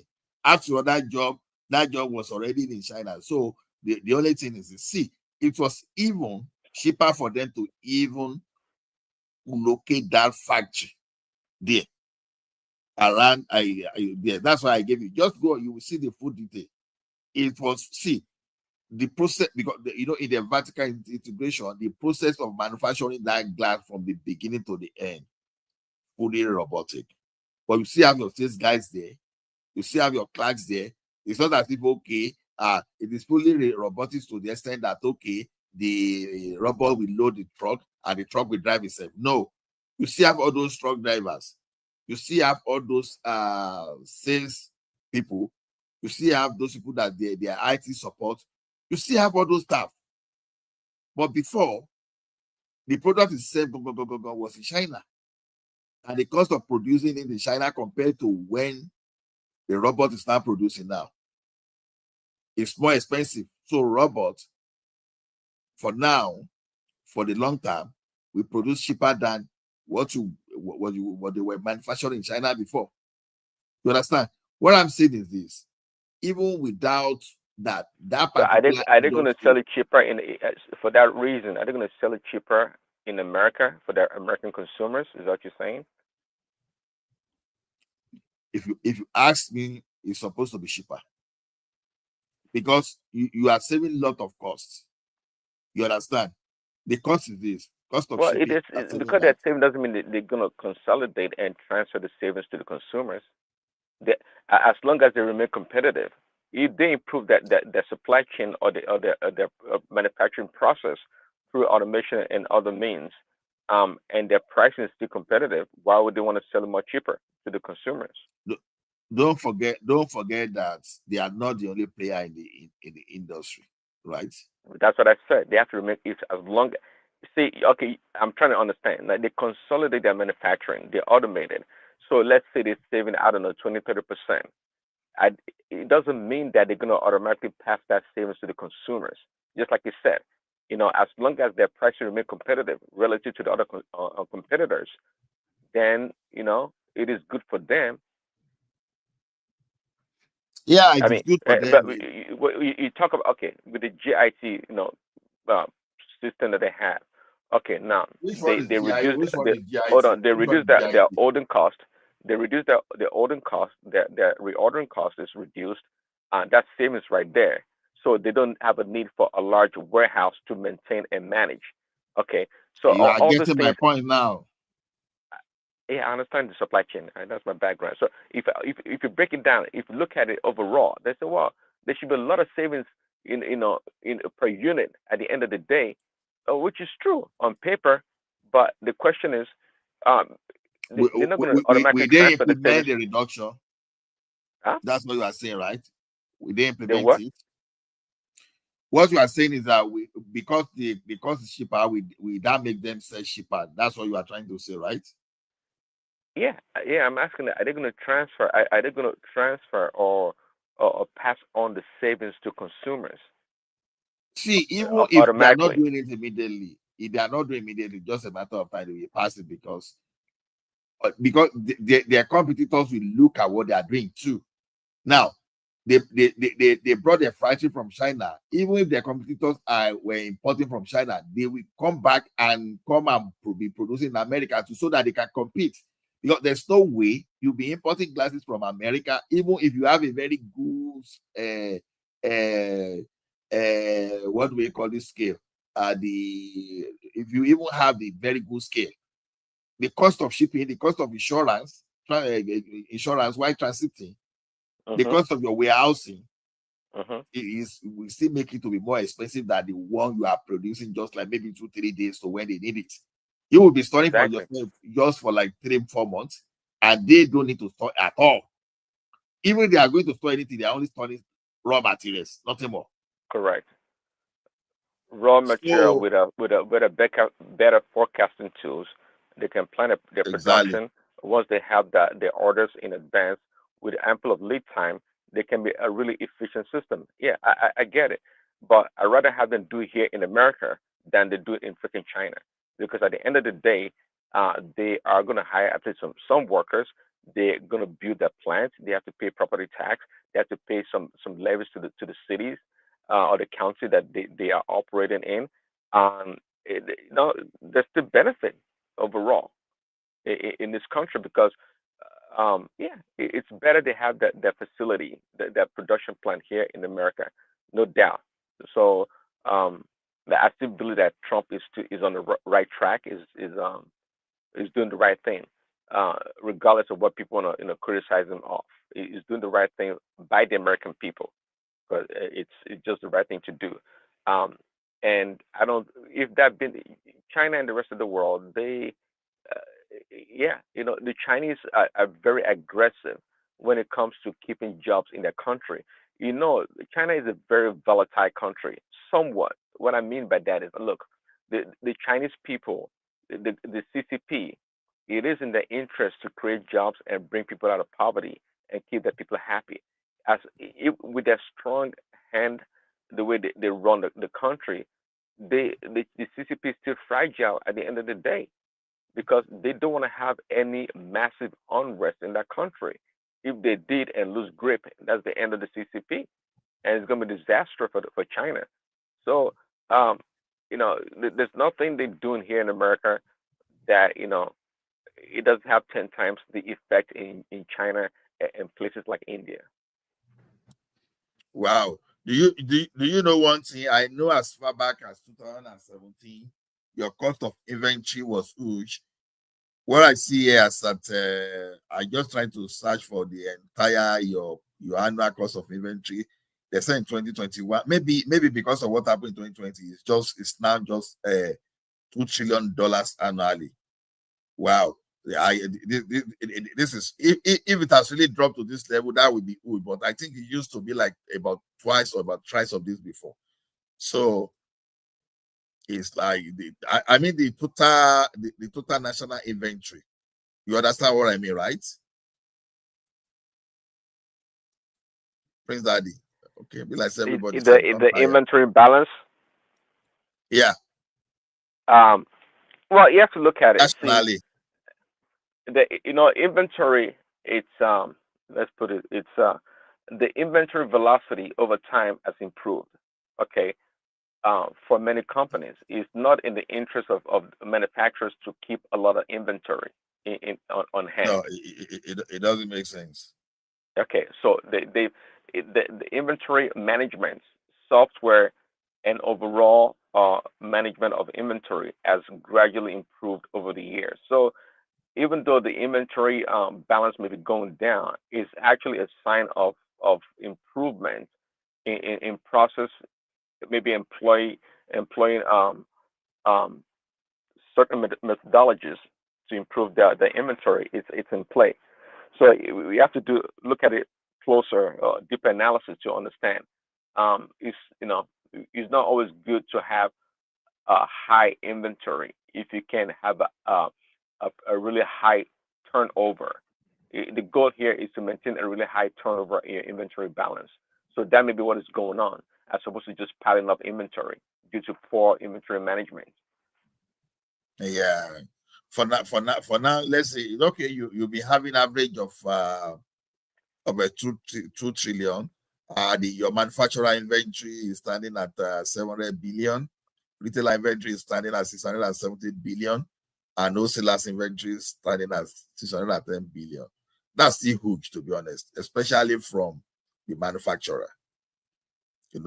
Retailers, yeah, wholesalers, but from the manufacturers, I think the inventory is still huge. It's still huge. They can reduce that. So let me see your inventory in 2024. Sorry, hope we've not lost people in all this grammar. Will I say we go to close shop, Gary? Thank you, everyone. See you later. I can put it. I can put it in the background. Anybody that want to come, but since everybody don't work, maybe we shut down. Abby? Okay. Yeah.